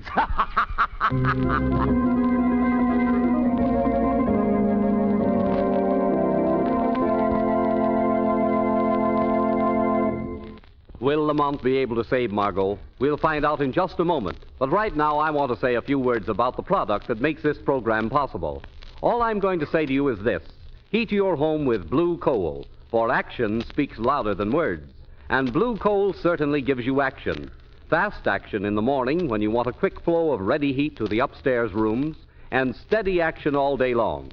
Yes, for comfortable, even, dependable heat, morning, noon, and night, you can't beat blue coal. For blue coal is America's finest hard coal, mined thousands of feet below the ground in the region where only the very best hard coal is found. So insist upon blue coal. you'll find your blue coal dealer friendly and eager to help you with free information on low-cost home heating. Ask him about the blue coal heat regulator, the economical modern thermostat that opens and shuts furnace dampers automatically.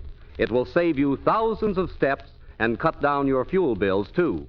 Blue coal and a blue coal heat regulator make the modern combination for convenience, economy, and comfort. Your neighborhood dealer's name is listed in the Where to Buy It section of your classified telephone directory under the words Blue Coal. Phone him tomorrow. And now, back to Lamont Cranston.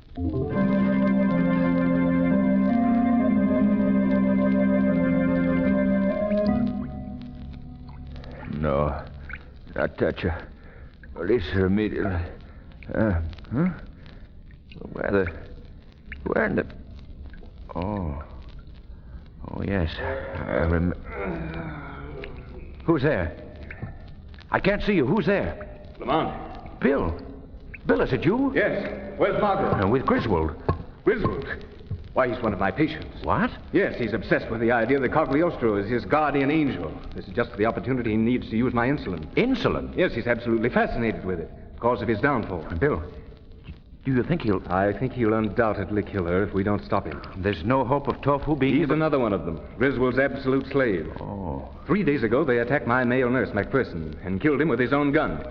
When they broke in the door of my office, I tried to get out through an emergency passageway under the building. But Tofu caught me, took my keys. The next thing I knew, I was regaining consciousness here in the gatehouse with my leg broken. Bill, we've got to get out of here. Yes, try and do it. A few minutes ago, Tofu caught me putting in a call to Weston and ripped the telephone off the wall. Didn't you say something about an underground passageway? Yes, but that's out in the grounds. Can't do us much good. I've got to get to Margot. Maybe we can work the bolt from the inside, Bill. And it wouldn't help much if we could.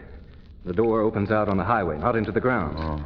Besides, Lamont, you'd have precious little time to work with Tofu coming to the door every few minutes to make sure his birds haven't flown. I tell you, I wouldn't come to grips with him armed with anything less than a revolver. But can't you handle him psychologically? That's quite a job, old man. His one weakness is a wild obsession with cutting instruments. Swords, razors, and all that sort of thing. It's as dangerous as dealing with the worst sort of trunk murderer. Yes, I see. What was that? I said trunk murderer. Trunk murderer? Come in handy for a trunk murder, if you ask me. Now, what are you talking about? Something Margot said earlier this evening when the world still seemed sane. And if they didn't rifle my pockets... No, here it is. Here what is? Something with which to fascinate Tofu. A real shiny, sharp, long-bladed jackknife. Do you get the idea? Why, yes, I think I do. Say, there's a chance with that, Lamont. The one real chance we've got left. Now, let's see. He'll come back any moment now, and when he does, I'll... Listen. Here he comes. I'll occupy him with the knife while you sneak quietly away. And what about the wall? There's a low place in the wall about 90 feet below the gate. I think with luck you'll be able to get over it while I'm coping with Tofu as best as I can. You know what you are, Doc? What? The salt of the earth. You're here? Yes, Tofu, we're here. Good. No, go away. Come in, Tofu. I've got something to show you. No one to see. Oh, you'll want to see this. Strike a match, Lamont. Here you are. Look, Tofu. Look. Look how it shines. Sharp, too, like a razor. Oh, knife. Yes, a knife. Here it is. It's yours. No. Come on, touch it, Tofu. No. Well, we thought you'd like it. We thought you liked sharp things. No. Why, it's all for you, Tofu. All you have to do is take it. No. Give me. Tofu one. That's right. Now sit here beside me, Tofu, and you can have it. Good luck, Sir Galahad. Get over the wall. Like it, Tofu? Tofu got knife. Shine. Sharp. He got knife.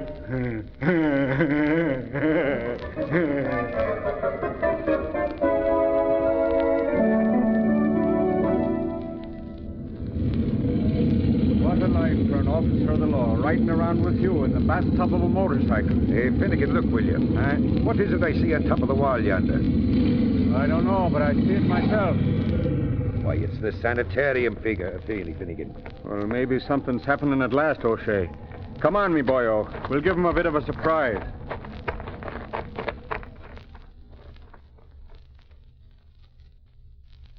Oh, then. What's going going on here? Housebreaking? No, listen to me. No time to waste. I'm not a thief. I'm from inside. Oh, then you're not breaking in, you're breaking out. Yes. Now look. The man inside who is presumably the doctor is, as a matter of fact, a madman. Oh, and I see. The doctor is a madman. Well, now, isn't that just the way they always talk, O'Shea? Now, please, don't make any mistake. My name is Lamont Cranston, and I'm trying to... Sure, you're a fine gentleman, and we're just going to take you back to the good doctor, where you'll be safe and comfy. Oh, no, you don't. Grab his ankle, O'Shea. No, Come listen on, to me. I tell you, I'm Lamont Cranston. Oh, thank you, officers. You've done your duty in returning the patient, but I'm afraid I can no longer be responsible for him. 4 breaks in 1 month. I really must ask you to take him into custody and hold him until I can arrange a transfer. Well, I guess it's in the line of duty. Yeah, now, just a minute. Say, Doctor. Yes, my good man? This fella said his name was Lamont Cranston. Now, I've heard that name before somewhere, and I wondered if... You need not wonder a moment longer. They're all like that. Just a moment. I'll demonstrate. Number 8. Number 8. What do you want? I've missed my concert, you know. Now, Mr. Cranston, as you call yourself, who is this patient? He's Sigmund Arnold, the world-famous organist. What? Sigmund Arnold, is it? Out you go, my fine boyo. Grab him there, O'Shea. Good evening to you, Doctor. A fine, balmy evening to you. Now, come along, you, and... Now, take it easy, and nothing's going to happen to you. I only want to point out to you for the records, gentlemen, that Dr. Blair, the real owner of this establishment, is in that gatehouse over there at the mercy of a black monster 7 feet tall. Sure, I know. With green eyes, and snakes are coming out from the top of his head, eh? Now, come along now, and enough of your talk. Help! It's Blair! What in blazes is that? You hear that? Now, what is it? Throw your light over there. Look at the window. Sure, heaven preserve us. He's right. 2 men are fighting over there. 2 men? A man and a giant, if you ask me. Don't shoot! Don't shoot! Master! Master! Oh, you should have held your fire, man. The big one has run out on the highway. Don't worry about him. The slave won't deserve the master. Well, one of us is lonely, Mr. Cranston, and I'm afraid it ain't you. I want to say right now... No time to talk now. You attend to Dr. Blair. I have an appointment, an urgent appointment, to keep with Griswold.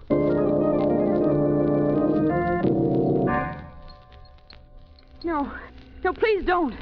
No, don't. The time has come, my bird. No, you can't. Now, with the aid of the master hand that guides me, I shall heal you. No, stop it. Oh, Cagliostro, remain with me. No, no. What? Who's there? I can see no one. Shadow. Of course you cannot see me. No one has seen me these 300 years and more. I am that master spirit of whom you prattle such vain nonsense. Cagliostro. I have come to tell you the truth, mortal. Cagliostro does not guide your hand. Never has he helped you, and never will he. It's not true. It's not true. No, no, no. Who would know better than I?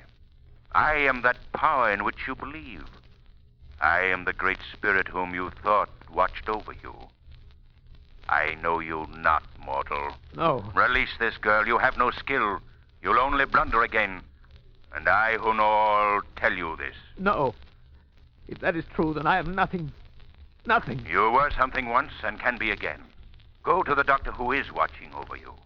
He can help you. Go to him. No. No, it's all over. I'm a failure. Where are you going? Through a passageway which leads under the building to death. If you attempt to escape, they will kill you. It doesn't matter. Come back. Come back, Griswold. It doesn't matter. Nothing matters. Nothing. Nothing.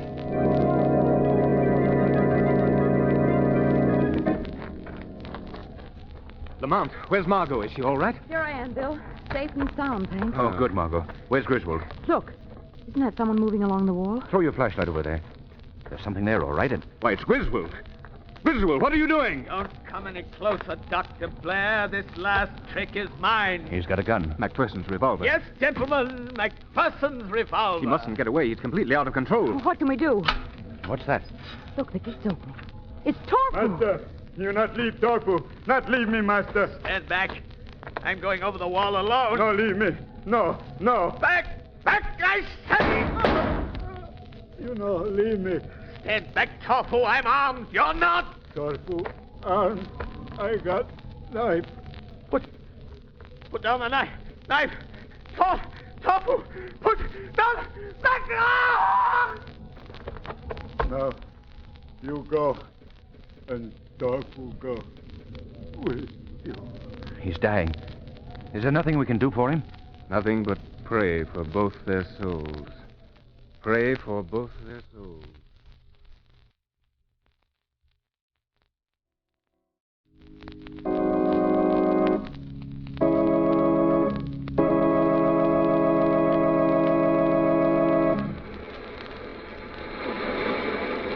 You have just heard Sigmund Arnold in the program scheduled for last evening. Mr. Arnold is now bowing and... Well, God's in his heaven again. Lovely weekend. Well, I'm afraid it wasn't very restful. My dear friend, I shall weekend hereafter in the pastoral calm of Broadway and 52nd Street. But I did get something out of it, you know. What was that? My headache. It's completely gone.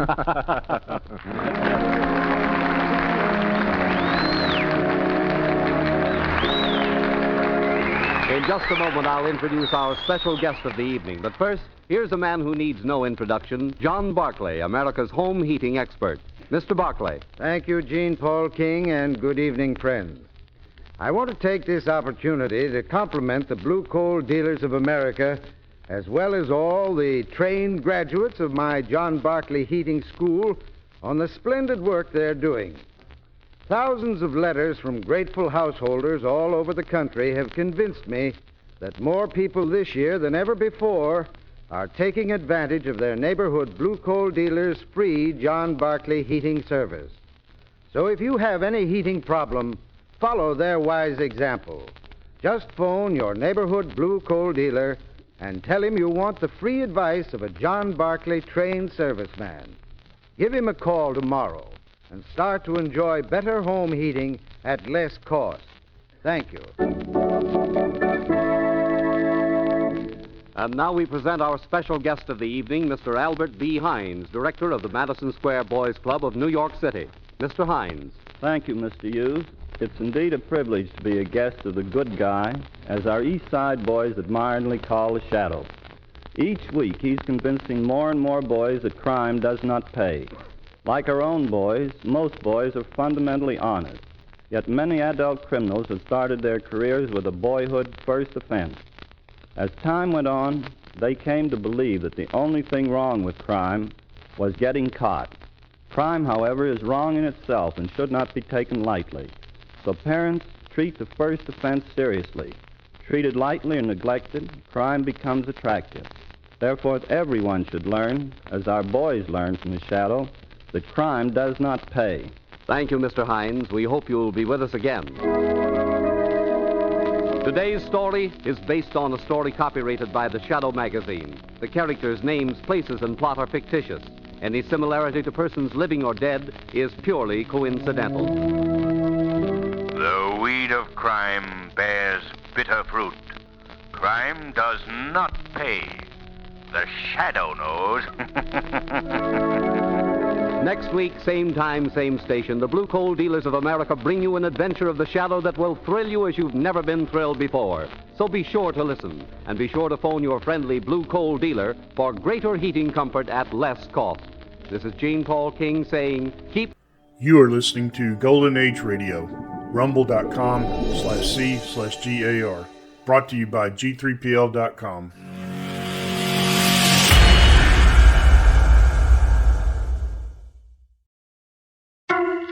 The Kraft Foods Company brings you The Adventures of the Falcon, starring Les Damon.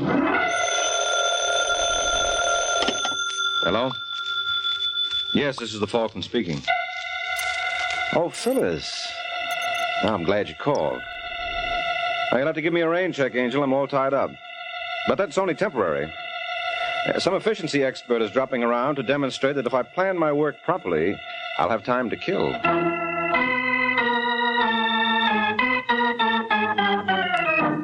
This is Ed Hurley, friends, inviting you on behalf of the Kraft Foods Company to listen to The Adventures of the Falcon. You met the Falcon first in his best-selling novels. Then you saw him in his thrilling motion picture series. Now join him on the air when the Falcon solves the case of the puzzling pinup.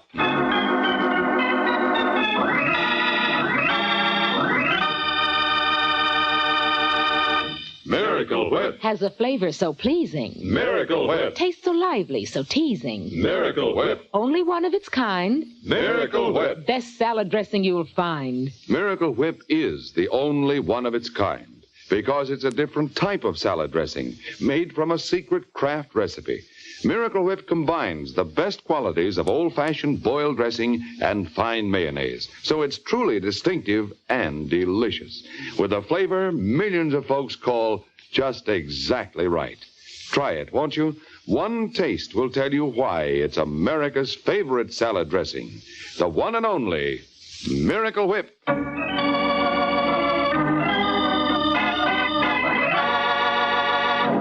Now, the case of the puzzling pinup.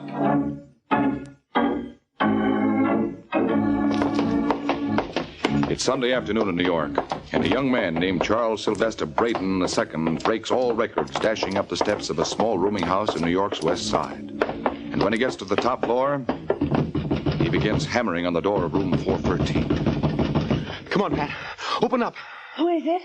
You know who it is. Now open up. Go away, Charles. No, you can't send me away like this. I've got to talk to you.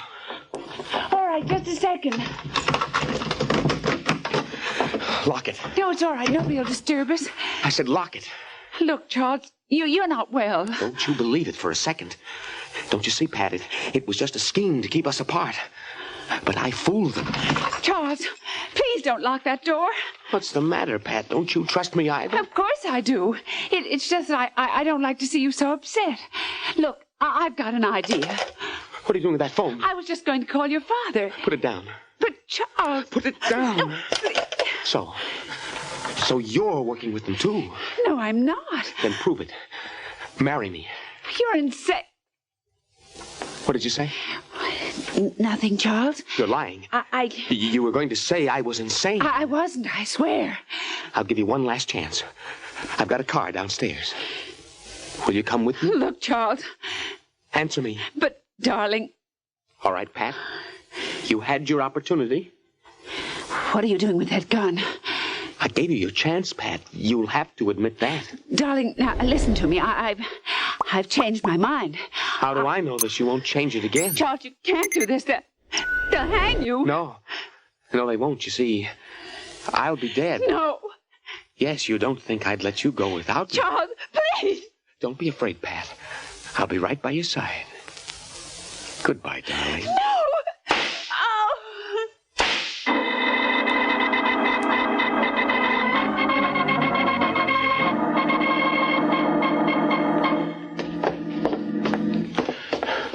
I was down in the basement fixing the boiler when I heard the shots, Mr. Shelley. So right away, I got on the phone and called your newspaper. Mm-hmm. Anybody else here in Driscoll? Oh, no, wasn't nobody else home. What about the cops? Well, I ain't notified them yet, you know. That was smart, Driscoll. I'll take care of you. All right, where do we go now? It's this room here. Okay, open the door. Well, what are you waiting for? Your editor, Mr. Wingate, said you'd have a little present for me. Oh, yeah. Well, I'll give you 50 when we get inside. But Mr. Wingate promised me 100. Okay, here it is. Oh, thanks. Now, where's your passkey?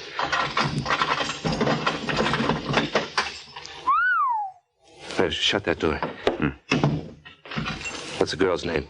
Patricia Brooks. You know the guy? No. Pull up the shade. I want to get a good look at his puss. Holy smoke. What's the matter, Mr. Shelley? Well, you know who this is? Charles Sylvester Braden II. Who? Skip it. Hand me some flash bulbs. They're in that case by your feet. Oh, okay. You know, something tells me these shots are going to be every bit as sensational as Mr. Braden's.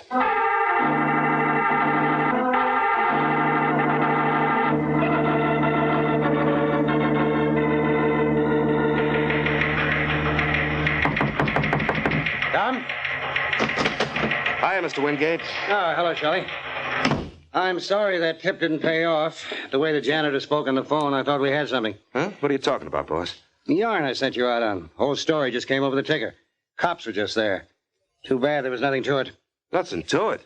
Do you realize... Oh, look, Shelley. Maybe in the hick town you come from, a pretty girl committing suicide is big news. But in New York, it happens every day in the week. Yeah, but what about... Well, what about what? Well, what did the cops find? The same thing you did. Dead girl named Pat Brooks holding a gun in her hand. Nothing else? What are you getting at? Should there have been anything else? No, of course not. Where are your pictures? Pictures? That's what I sent you there for, remember? Where are they? They ain't. You see, I forgot to take along film. You what? Yeah, I'm sorry, boss. I feel like an awful jerk. Okay, forget it. At least there was no harm done. But it'll teach you to be more careful in the future. Oh, yeah. I learned my lesson, Mr. Wingate. I bet I'll pick up plenty from an experience like this. We're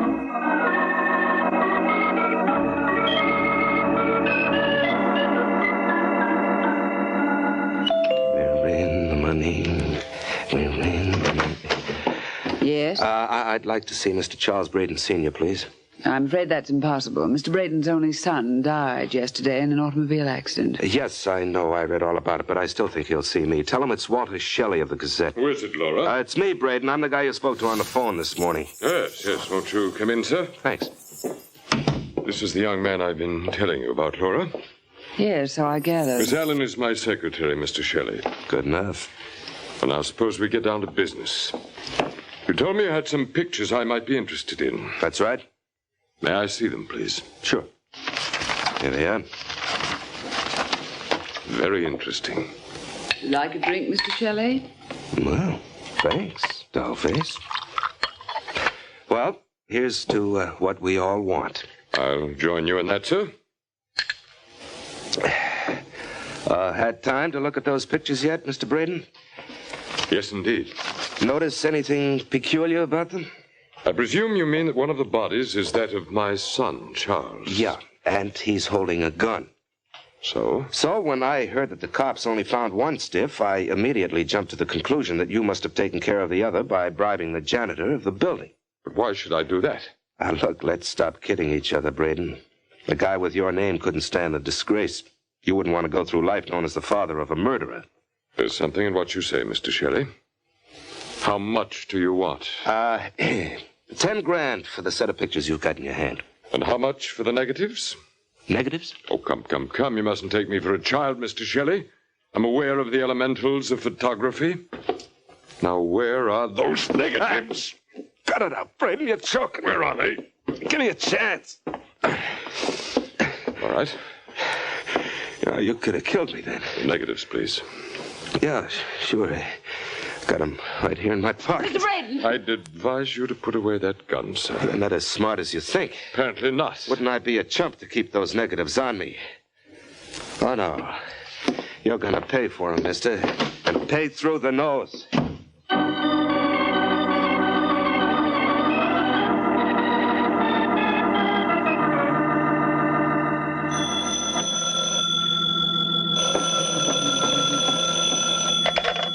Hello? I'd like to speak to Mike Waring, please. Who's calling? Walter Shelley.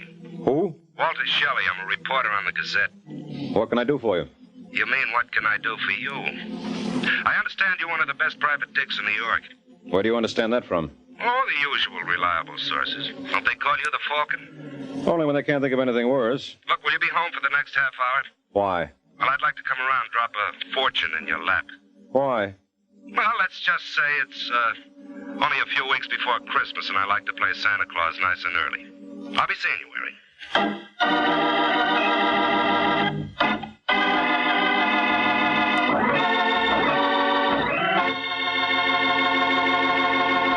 This is Ed Hurley again, friends. I have a little suggestion for you ladies who wonder what you're going to do for some interesting menu ideas. And my suggestion is this. Just get a 2-pound loaf of Kraft smooth melting pasteurized processed cheese food, Velveeta. You can melt Velveeta for smooth, delicious cheese sauce that'll add extra goodness to vegetables or seafood or rice or just plain toast for a fine main dish. And it's such an easy sauce to make. All you do is melt a half-pound of Velveeta in the top of your double boiler. Notice how smooth it melts without any lumps at all. Then slowly stir in a quarter of a cup of milk, season to your taste, and there you have it. A delicious cheese sauce with a wonderful, rich, yet mild cheddar cheese flavor. A flavor that everyone, the youngsters and Grandma included, will enjoy often. And it's a wholesome dish because Velveeta is so rich in important food values from milk. So whether you melt Velveeta for a swell cheese sauce or slice it thick for hearty sandwiches, you'll find Velveeta is a mighty handy helper, Mother. Get a 2-pound loaf tomorrow, won't you? It's America's favorite cheese food, the one and only Velveeta, made by Kraft.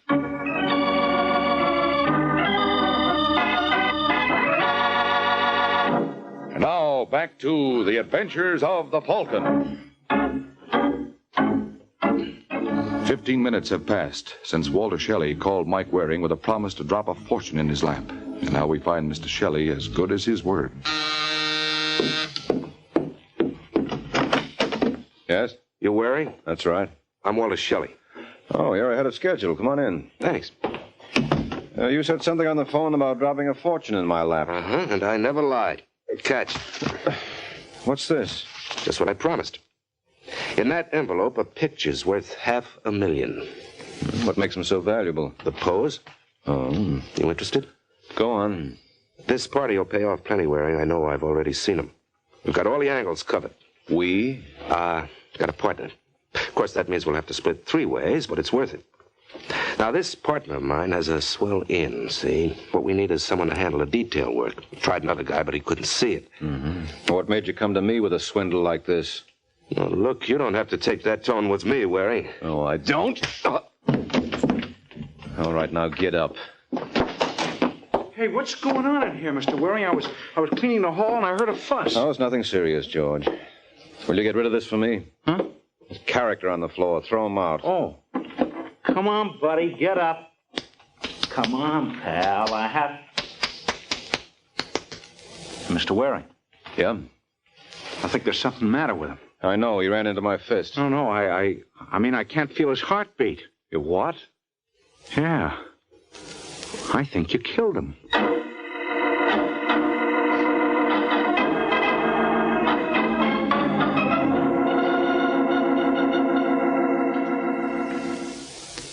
All right, Waring, let's have the truth now. And don't give me any more stuff about pictures, because we didn't find any. You didn't? No. Why'd you kill Shelley? I tell you, I didn't kill him, Lieutenant. You admit you slugged him. Look, Webster, I may brag now and then, but I'm still no Joe Louis. What do the autopsy reports say? Hasn't come in yet. Well, what are they waiting for? Hey, Lieutenant, open up, will you? What do you want, Sergeant? There's a Mr. Wingate to see Waring. Wingate? Well, tell him to beat it. Waring isn't having any visitors. I've got a court order here, Lieutenant. Maybe you'd like to look at it. Yeah, let's see that. There you are. Seems to be all right. Open it up, Sergeant. You can have 5 minutes, no more. It's fair enough. Hello, Waring. Well, who are you? Arthur Wingate. Still means nothing. I hold down the slot in the Evening Gazette. Shelley worked for me until he came to me this morning with an idea how he could make some easy dough. Wait a minute. You must be the guy he told me he'd talk to before he came to see me. That's right. I threw him out. What are you doing here? Well, when the story came over the ticker, I thought there might be something I could do for you. Why should you? I want this story for my paper, exclusively. And I'm willing to pay for it. Okay, Wingate. You got yourself a deal. Do you know what was on those pictures of Shelley's? No. Did he mention any names? Not a one. Well, it doesn't matter. Here are my keys. The superintendent of my building is a character named George Kennedy. Check with him and see what he did with the envelope. And bring it back to me. Haven't the police got it? No, the lieutenant told me they didn't find a thing. It may have been brushed aside in all the excitement. Well, it doesn't sound like much to go on, but keep your fingers crossed, kiddo. I'll do what I can.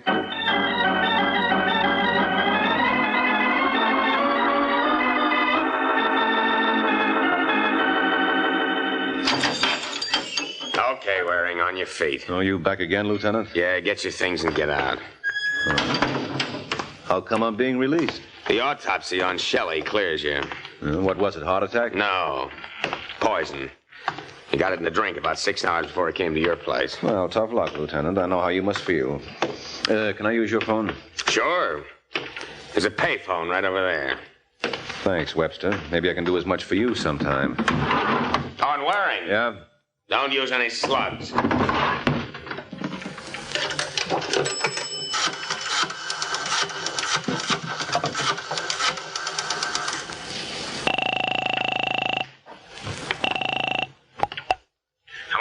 That you, George? Oh, hi, Mr. Waring. Say, is Mr. Wingate there? Oh, sure. You want to talk to him? No, I'll see him later. What did you do with the pictures? We didn't find him. Well, they can't have disappeared. They were on my desk before I slugged Shelley. We ain't there now. We've practically taken the place apart. All right, stop wrecking the joint. I'll be right over.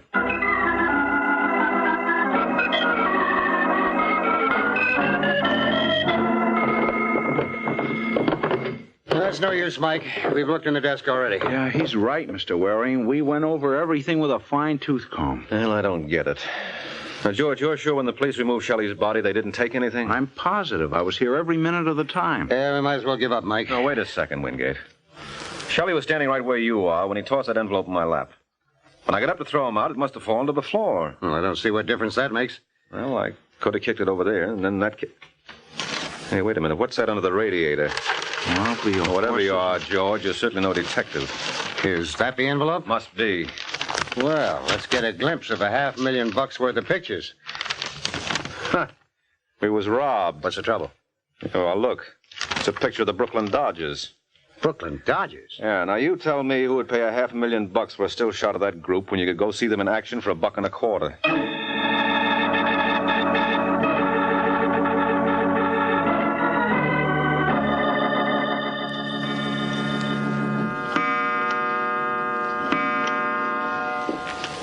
You hear that, Mike? 3 a.m. I don't care. I'm not leaving until I make head or tail of these pictures. What makes them worth all that money, Wingate? Shelley must have been crazy. Well, then why was he murdered? Come in. I hate to disturb you, gentlemen, but I'm looking for Mike Waring. Well, you've come to the right place. Are you Mr. Waring? What's your name? My friends call me Laura Allen. Well, I bet you got a million of them, Angel. So I can't understand why you should be looking for new ones at this hour. I'm looking for something else, Mr. Waring. What do you want for them? What do I want for what? The pictures. What pictures? Don't give me that. Shelley had them before he died. He hasn't got them now, so who does that leave? Me? Yes. What's your price? I suppose I said I didn't care to do business. It won't do you any good. If you see what I mean. Mike! Don't worry, Wingate. I saw it.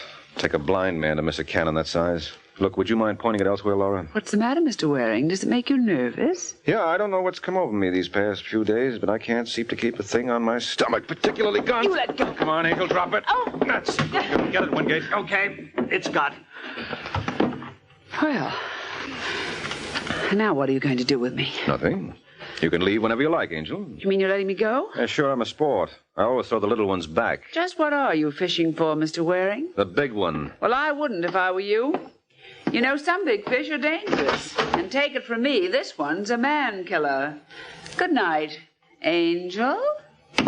Shouldn't let her get away, Mike. Why not? That little lady wasn't going to tell us anything, except what she wanted to. Yeah, but remember what Shelley said about a partner. You think that girl... Well, don't you? You know something, Wingate? You're right. Well? Yeah, she's already gone down the elevator.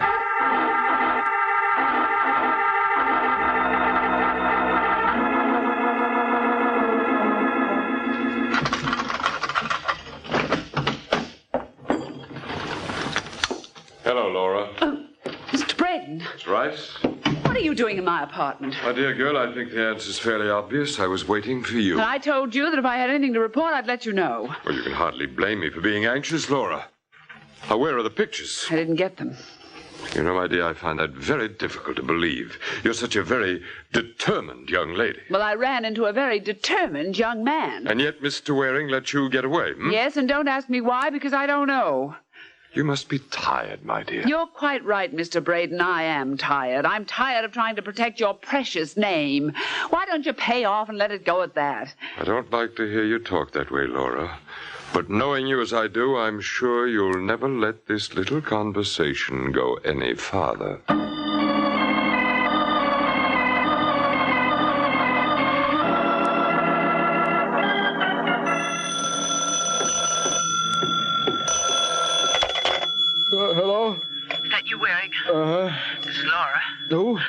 Allen, you remember? Oh, sure. Now listen, Waring, there's something I've got to tell you.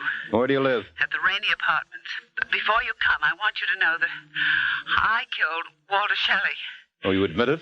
Well, if you want to be convinced... Hello, Laura. Laura!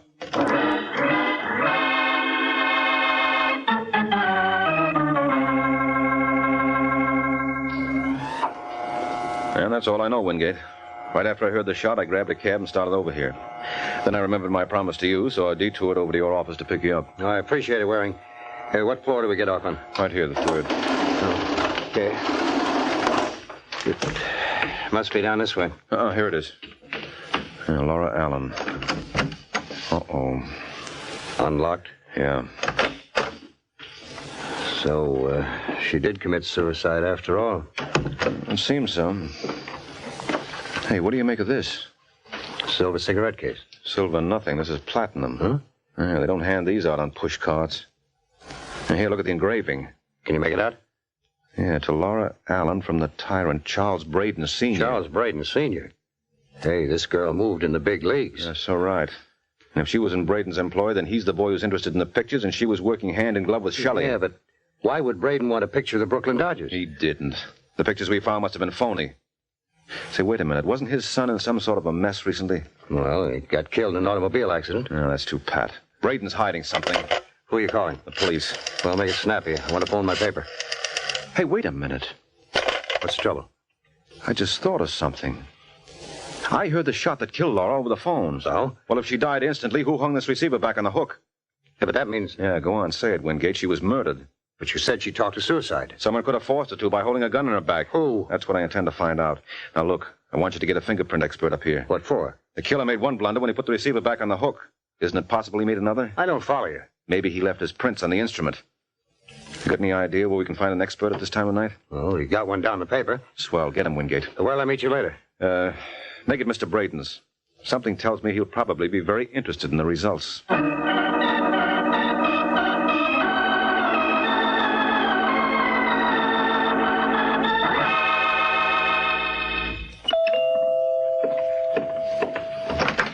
Mr. Braden? Yes. My name is Waring. Oh, come in, won't you? Thank you.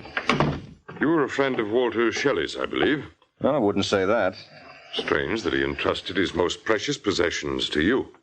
I don't think I understand you, Mr. Braden. I'm referring to the pictures, Mr. Waring. Oh, that? Yes, that. May I trouble you for them? And the negatives, of course. What's in it for me? Well, I could promise you any number of things. Yes, but they'd be just that, promises. You see my point. Oh, yeah. You don't have to draw me a diagram. No. I had only to draw a gun. All right, put that thing away, Braden. You're forgetting something. I can't imagine what. What's going to happen when the police discover you killed Shelley and Laura? Shelley and Laura? Well, I hardly think there's any danger of that. Well, maybe I can prove you're wrong. I beg your pardon? I think that call is for me, may I? Certainly. Go right ahead. Thank you. Hello? Hello? Is that you, Mike? Yeah, how'd you make out, Wingate? Did they finish checking those fingerprints? Yes, but there wasn't a single print on it. Oh, that's wonderful. What's the matter with you, Mike? Can't you hear me? Didn't miss a word. Now come up here and bring that report with you. You look pleased. Yes, I am. Whose fingerprints do you suppose they found on Laura's telephone? Nobody's. What? You'll forgive me, sir, but I'm afraid I've been guilty of eavesdropping. Oh, you'll never hear anything nice about yourself that way. Perhaps not. But then, Mr. Waring, I'm not a very nice person. I think you're going to find that out.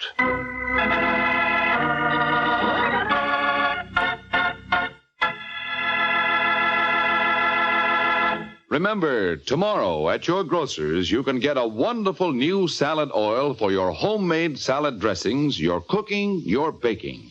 It's Kraft Salad Oil, the first salad oil for home use ever offered by the makers of all those wonderful Kraft dressings.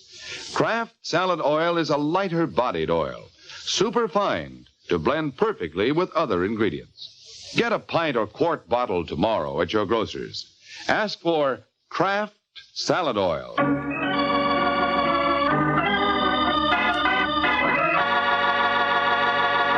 Now, back to the adventures of the Falcon. 2 minutes ago, Charles Brayton Sr. told Mike that he wasn't, quote, a very nice person, unquote. And judging by the gun he keeps trained on Mike, Mr. Brayton believes in telling the truth. Oh, really, Mr. Waring, you don't know how this pains me. Well, I'd never guess it, Brayton. You certainly hide your grief well. And you, sir, your fears. Oh, that's where you're wrong. I don't believe you're going to shoot. Tell me, Mr. Waring, what is your purpose in glancing at that window every 5 seconds? Frankly, I find it very distracting. That was my purpose. All right, Wingate, grab him. What? Nice work, Wingate. Now give me the gun. Okay, here you are. Now phone police headquarters. No. My paper comes first. Well, any way you like, but don't forget the cops. I don't suppose there'd be much point in appealing to your better nature. Oh, I don't know. What do you think, Wingate? No, I'm just an innocent bystander, Waring. You better leave me out of this. Oh, that's impossible, friend. You've got a lot to say. Oh, you mean because I saved your life? No, because you killed Shelley and Laura. What are you babbling about? Murder, Wingate. I'm just wondering who's going to cover your execution for the Gazette.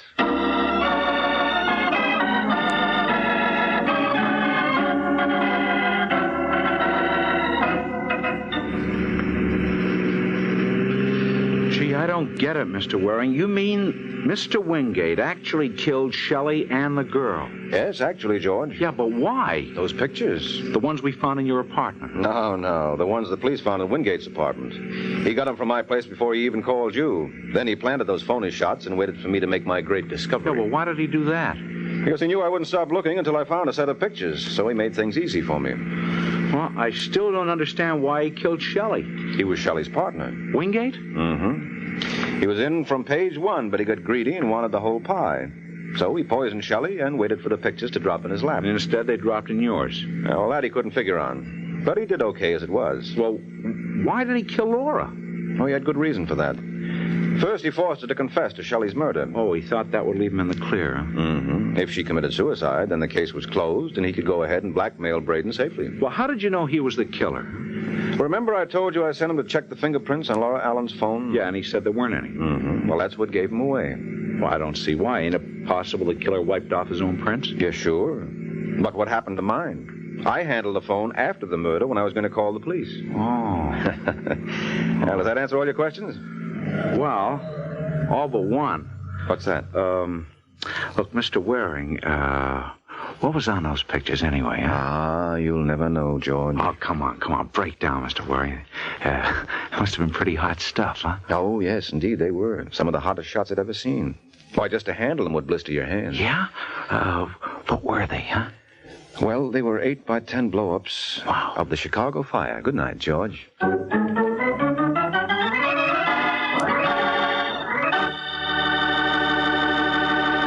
There comes a time in the life of every homemaker when she has to fix a dinner fast, and that's when Kraft Dinner is such a help. You see, in just 7 minutes cooking time, Kraft Dinner makes delicious macaroni and cheese. Wonderful, tender macaroni with fine cheese flavor all through, just like I said, in only 7 minutes cooking time. That's because every package of Kraft Dinner gives you a special quick cooking macaroni and just the right amount of Kraft grated for that grand cheese flavor. So tomorrow, get a couple of packages of Kraft Dinner.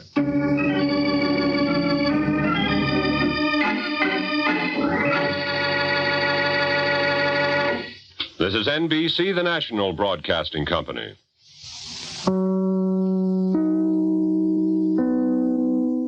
You are listening to Golden Age Radio, rumble.com/C/GAR. Brought to you by G3PL.com.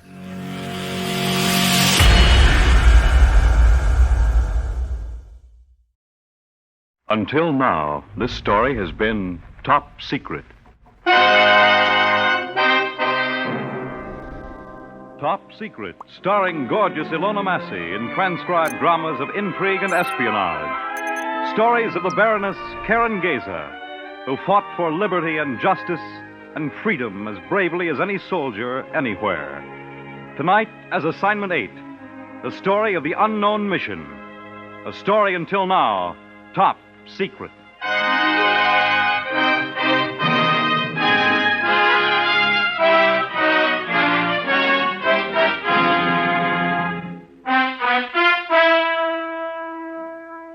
Assignment 8 took place in Rome, the Eternal City.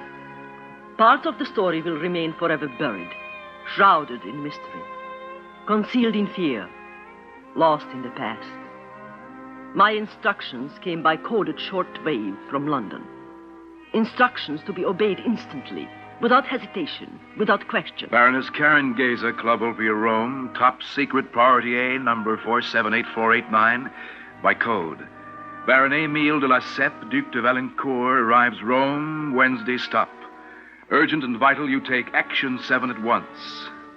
Action 7 was a code phrase meaning murder.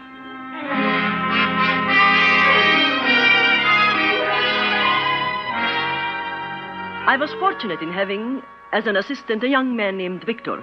He had been born in Rome, educated in America, and just recently sent by U.S. intelligence to Italy. We discussed the assignment in my dressing room at the Club Ulpia. Emile Valencourt is suspected of being a Nazi agent working through Vichy, France. But Action 7, there's nothing to go on. Nothing. Spies aren't supposed to ask questions, Karen. To kill someone I've never met without knowing why or anything. Intelligence in London knows what it's doing. I'm not questioning that. I'm only asking why. If the infantry asked why, we'd lose the war. What do you know about this man? In 1938, I visited him for a week at his house in Cannes. It's an old French title, and he's very rich. He has an estate in Rome on the Via Patrizi. How old is he? He's about 38. Have you any idea what his mission to Rome might be? Only that it'll be vitally important. Under perfect manners and great charm, he's as tough as steel. He has only one weakness. What? Women. Oh, I see. And he arrives tomorrow? Yes. Do you know him well enough to ask him to the club tomorrow night? I think so. I think he'd be glad to hear from me. In the meantime, find out as much about him as you can. Why he's here, what he's doing, his habits, his hobbies, everything. Right. Action 7 on a French baron is no ordinary assignment. In case I'm caught, you better alert the underground. I may have to leave Italy quickly. Right. Anything else? No, except... Except what? I wish we had proved that he's an enemy agent. It is hard for a woman, without knowing why, to murder.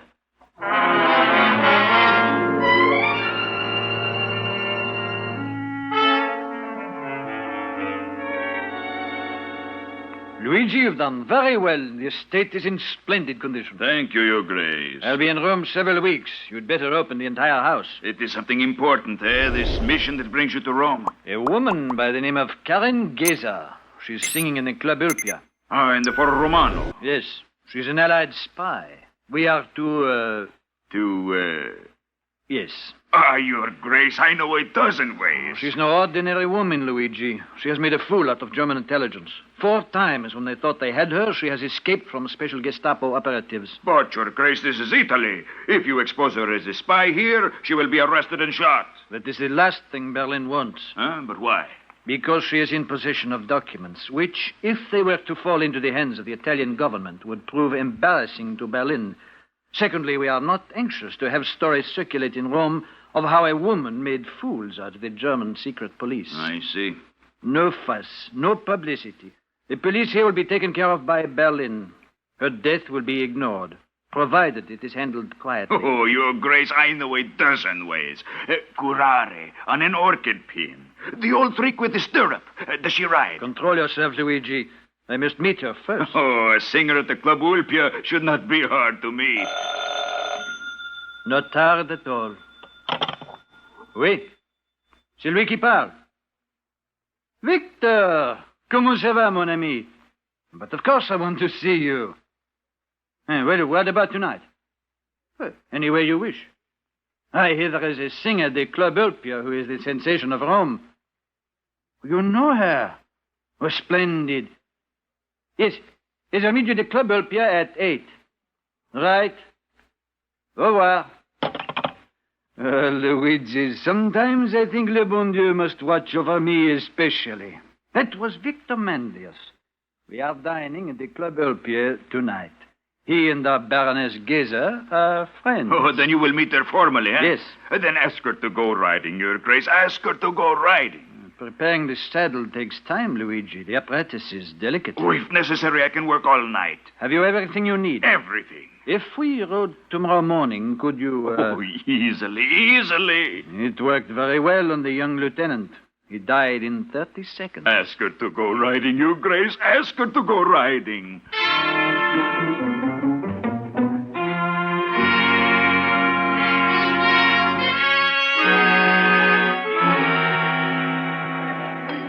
Didn't I tell you she was beautiful? Victor, she is superb.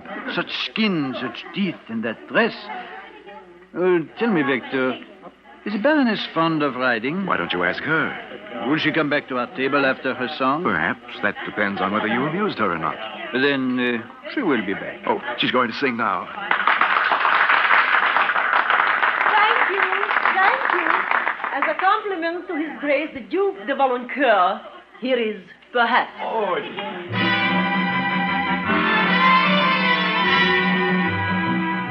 You won't admit you love me, and so how am I ever to know? You always tell me, perhaps, perhaps, perhaps. A million times I've asked you, and then I ask you over again. You only tell me, perhaps, perhaps, perhaps. Ivoyak, Ivoyak, as of me shamiman. Ivoyak, Ivoyak, has been a shorshivan. Mimba namma gai, shoha shoha. Namladak marshi, Ivoyak, Lilo, Ivoyak, has been a shorshivash. So if you really love me, say yes. But if you don't, dear, confess. And please don't tell me, perhaps, perhaps,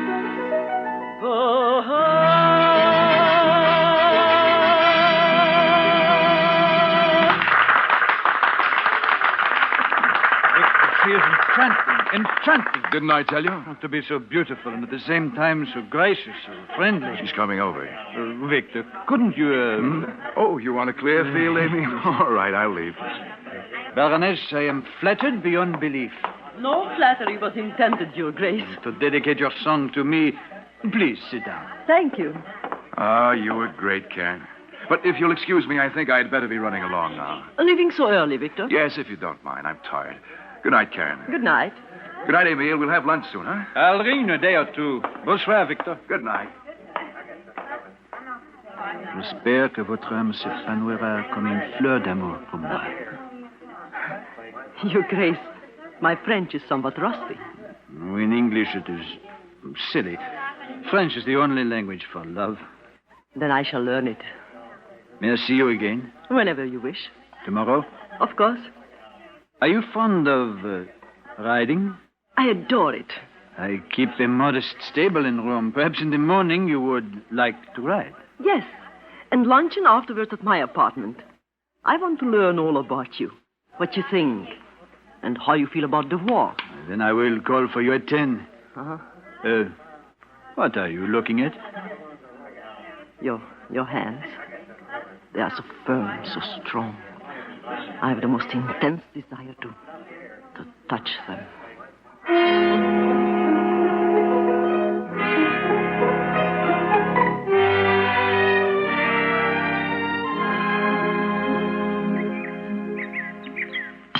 More coffee, Karen? No, thank you. Oh, what a wonderful morning. And what a beautiful house. I should like to spend the whole day on this terrace. You would prefer not to ride? Oh, on the contrary, I am looking forward to it. Luigi has chosen for you Belle Noir. She's a sweet-tempered, but still spirited. We can ride around the estate. There's a wonderful view from the cliffs, 150 feet straight down to the sea. Here comes Luigi now. Where may I change my clothes? The maid took your bag to the front guest room. Come, I'll show you. Oh, please don't bother. I can find it myself. And I won't be long. I can change into riding clothes in 2 minutes. Well, there's no hurry.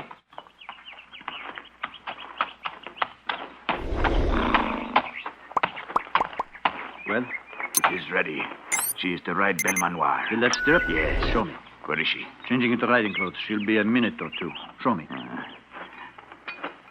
Her weight in the stirrup pulls down on the spring. The moment she gallops, the needle is forced through the saddle leather. Here. Just above her knee on the inside. It's a very fine hypodermic. Prussic acid? Yes. It took me all night to fix the saddle. She will die in 15 seconds. And there will not be a mark on her. The needle is very fine. I wish it was over. Why? I did not expect her to be like this. Right toward the cliffs. There is a flat stretch there. The moment Belmanoir gallops, she presses her full weight on the stirrup. It will happen. Did you bring my camera? Oh, no, I'll get it. Berlin will want proof. The body will have to be photographed. Here she comes. I hope my horse isn't one of your follow animals. After all, you are the one who is the expert rider. Your Grace, she is... And I should hate to have my neck broken on a day like this. Change this saddle, Luigi. Oh, Emil, I'm so sorry. It is so long since I have been riding, I quite forgot to mention it. Change this saddle, Luigi. Forgive me, Luigi. My mother, the Countess, was very strict. Even to this day, I have never worn riding breeches in my life. Only skirts. I always ride side saddle. But, Your Grace, this is a special saddle. I worked all night to fix it for the Baroness. You heard what she said. We do not wish to waste the entire morning. There's a side saddle in the stables. Get it.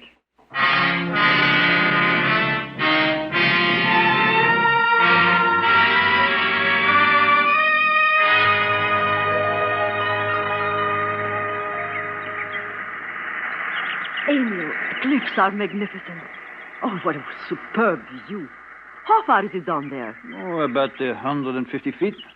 Come right to the edge. All right. How green is the sea. And the spray on the rocks. From here, they look like pebbles. They aren't. If you look at it without blinking, it almost hypnotizes you. Try it. Look straight down and don't blink.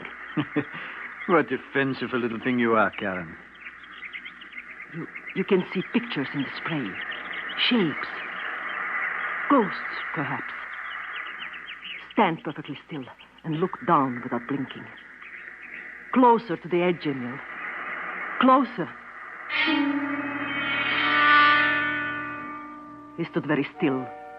The brilliant sun seemed to light his head like a halo. Nothing moved. The horses grazing nearby seemed suddenly to freeze into statues. I brought my hand up slowly. He didn't notice. I could see the vein throbbing under the tan skin of his neck. I could almost feel the blood surging through his body. My hand moved closer. I remembered my instructions. London had ordered this man's death. I braced myself.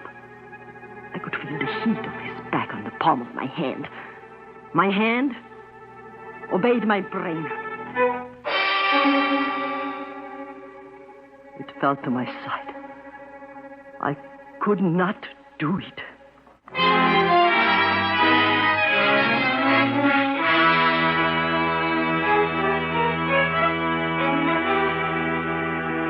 That will do, Luigi. Remember your manners. But, Your Grace, you spent an hour with her on top of the cliffs. Surely you could have, a touch and she would have fallen. She was looking at pictures in the spray. She was what? You wouldn't understand. As a matter of fact, there's something very strange in her attitude. Strange? It is too easy. I meet her casually. She immediately accepts my invitation to go riding. Side saddle. An unforeseeable mistake. She seems so friendly, so... You are good-looking, a duke, rich, attractive. She is beautiful, a baroness, and rich and attractive. I wonder if it is possible. If what is possible? That she really cares for me. You are dining with her tomorrow night? Yes. And strangely enough, I can hardly wait to see her again. Then tomorrow we will try the curare and the corsage pin. You must pin the corsage on yourself. Just a tiny scratch is enough. In 10 hours she will be deathly sick, and in 20 she will be dead. It is such a pity. Your Grace, this attitude is dangerous. You're right, Luigi. I am behaving like a schoolboy. Tomorrow there will be no slip-up.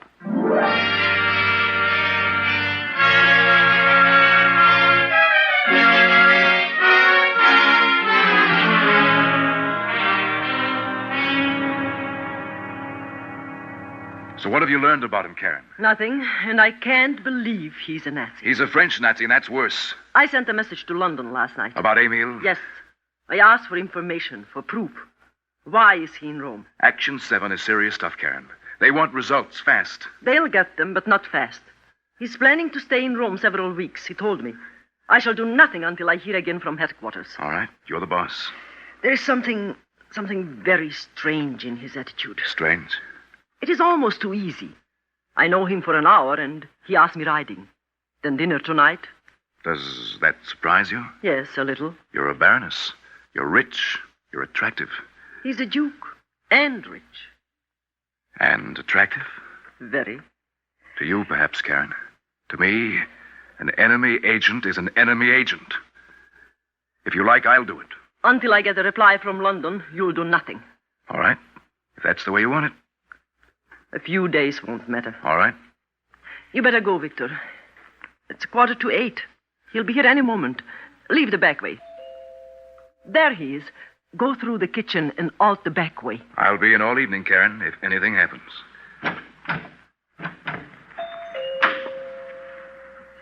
Just a moment. Good evening, Karen. Emil, come in. How absolutely stunning you look. White chiffon and emeralds. You're magnificent. Here, I brought you some flowers. Oh, thank you. How thoughtful. Put them on the table. I'll open it later. Will you join me for a cocktail? Karen, come here. Yes? Closer. Oh, what is it? You're so beautiful.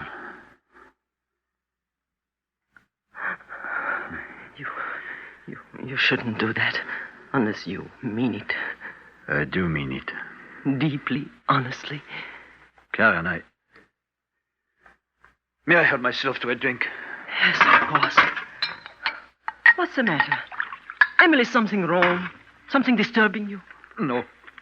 No, it is just that sometimes it is hard to know what one thinks and what one does not think.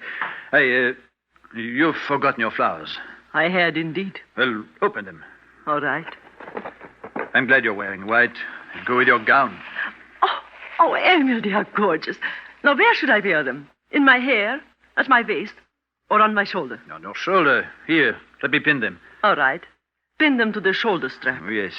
Oh, what's the matter, Emil? Your hands are shaking. Hey, Karen, What is it? Nothing. Are you ill? I hate corsage pins. They always have such enormous fake pearls, and I hate orchids. Emil, you'll crush them. I don't want you to wear them. But they are beautiful. Here, give them to me. No. Emil, stop it. You'll break them to pieces. Have you gone crazy? Karen, let's get out of here. Let's go where there's music and people.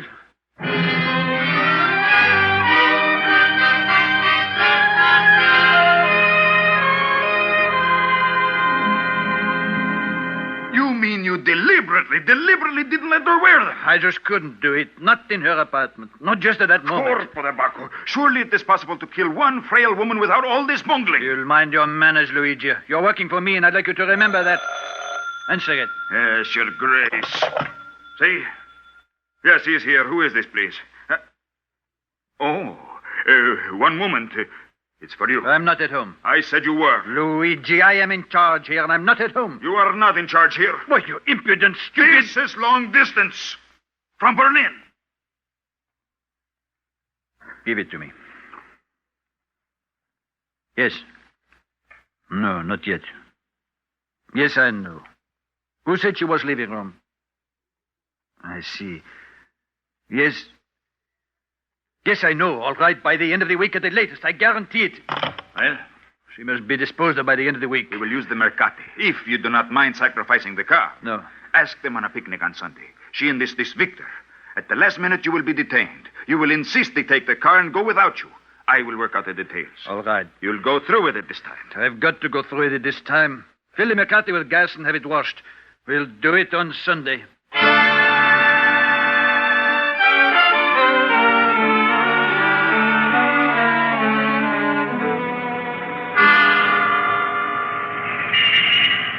This is her apartment here. Parked directly in front of the door. Yes, Your Grace. You're sure nothing can go wrong? Nothing. How long will it take you to connect it? 2 minutes. Works from the accelerator? And only when the motor is running. The next time the accelerator is pressed down, it will start the clock mechanism. 1 hour later, the bomb explodes. Supposing they stop somewhere in Rome. The clock is connected through the ignition. The motor must be running for the clock to go. No matter where they go, they'll be out of the city in less than an hour. You used enough explosives? There will be nothing left. Nothing. Everything is ready except the wire connection to the accelerator. I can set that in 2 minutes. Tell him the pedal is a little stiff. And now go on up to our apartment.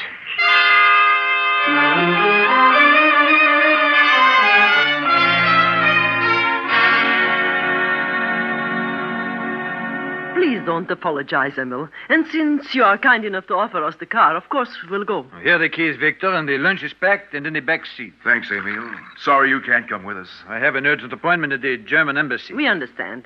Karen, would you mind if I stayed here a moment and telephoned? Not at all. Oh, Victor, the accelerator is stuck a little. Give it a good push when you start. Now, both of you have a good time, and I will see you at the club tonight.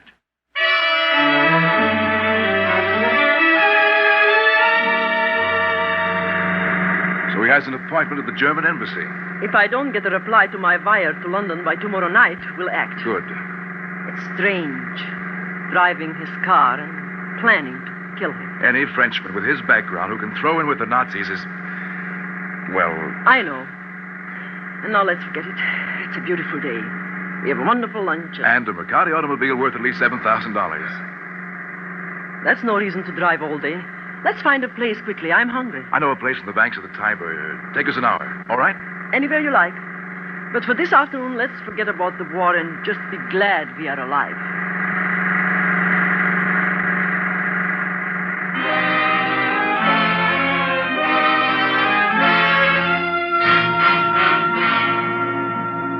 How long have they been out, Luigi? Over an hour.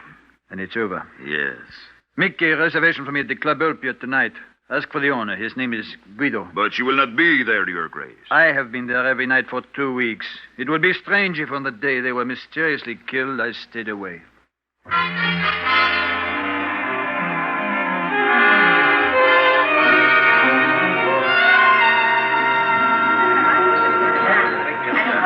Ladies and gentlemen, your attention, please. I'm sorry to inform you that your beautiful Baronessa Geyser will not appear this evening. There will, however, be continuous music for the dancing.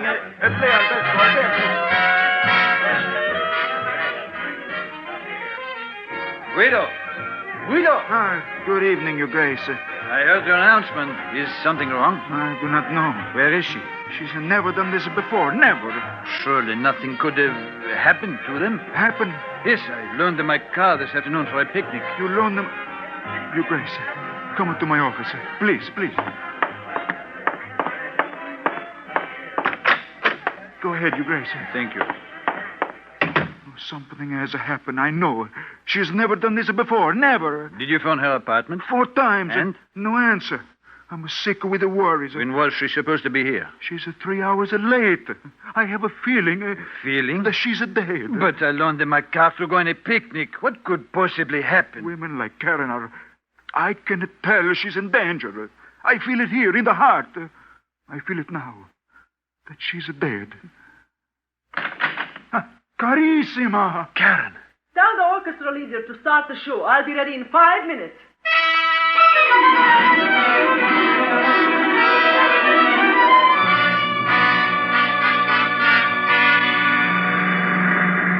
Not so fast, you idiot. But I don't understand what happened. They drove 55 minutes out of Rome and had a picnic. When they came back to the car, the front tire was flat. How could you be so stupid? Not to check the tires and no spare. Please, Your They walked Grace. home. Victor telephoned the garage to come out and tow the car The back. garage? And if the garage man get there first and that car explodes, we'll turn on the fog light and slow down. Watch for it. It's parked on the grass at the edge of the road. How was I to know? The tires are hard to gas. Slow down. Watch for it. It's parked on the left of the road. There it is. Huh? Where? There. On the left. I said the left. Have you a flashlight? Yeah. Then come along.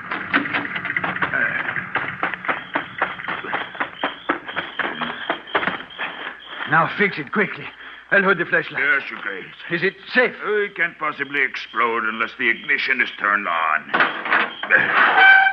I can take it all out together. Then when the garagemen tow it back, there will be nothing to show. Hold the flashlight closer. Are you sure it's safe? Positive. Just this little wire. I break it and our bomb is as harmless as the bottle of a baby. There. Thank heaven.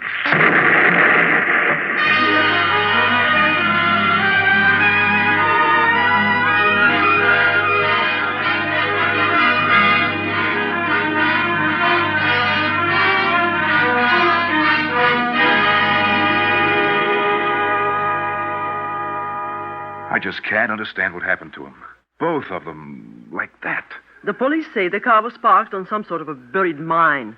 There were troop exercises on the Oppian Way a couple of days ago. There wasn't enough left of the car or the bodies to tell what happened. I got my telegram from London. Oh? What did it say? Read it. Emile Valancourt's mission in Rome, your murder. Yeah. Well, that seems pretty ridiculous, doesn't it? Utterly ridiculous. Victor. Yes? I wonder what his mission really was.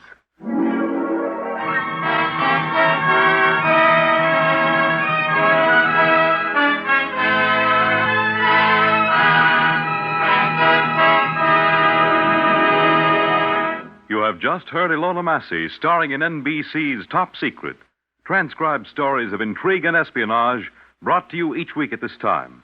Here is Miss Massey with a preview of next week's story. Next week, an assignment in England. The tragic story of a misguided man and of a mother who did not know her son. A story of suspicion, breeding suspicion. A story of evil at high level. A story, until now, top secret.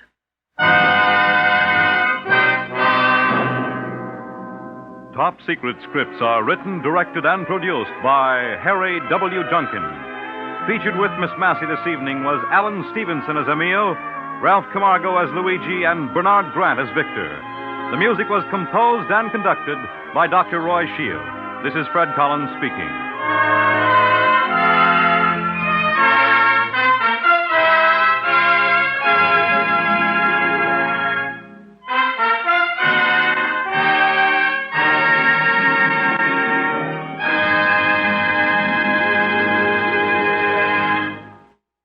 Take It or Leave It provides gay entertainment for you next on NBC.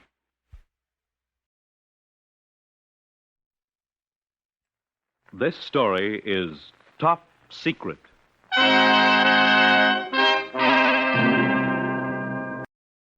You have been listening to Golden Age Radio, rumble.com/C/GAR, brought to you by G3PL.com. Don't forget to subscribe for more videos.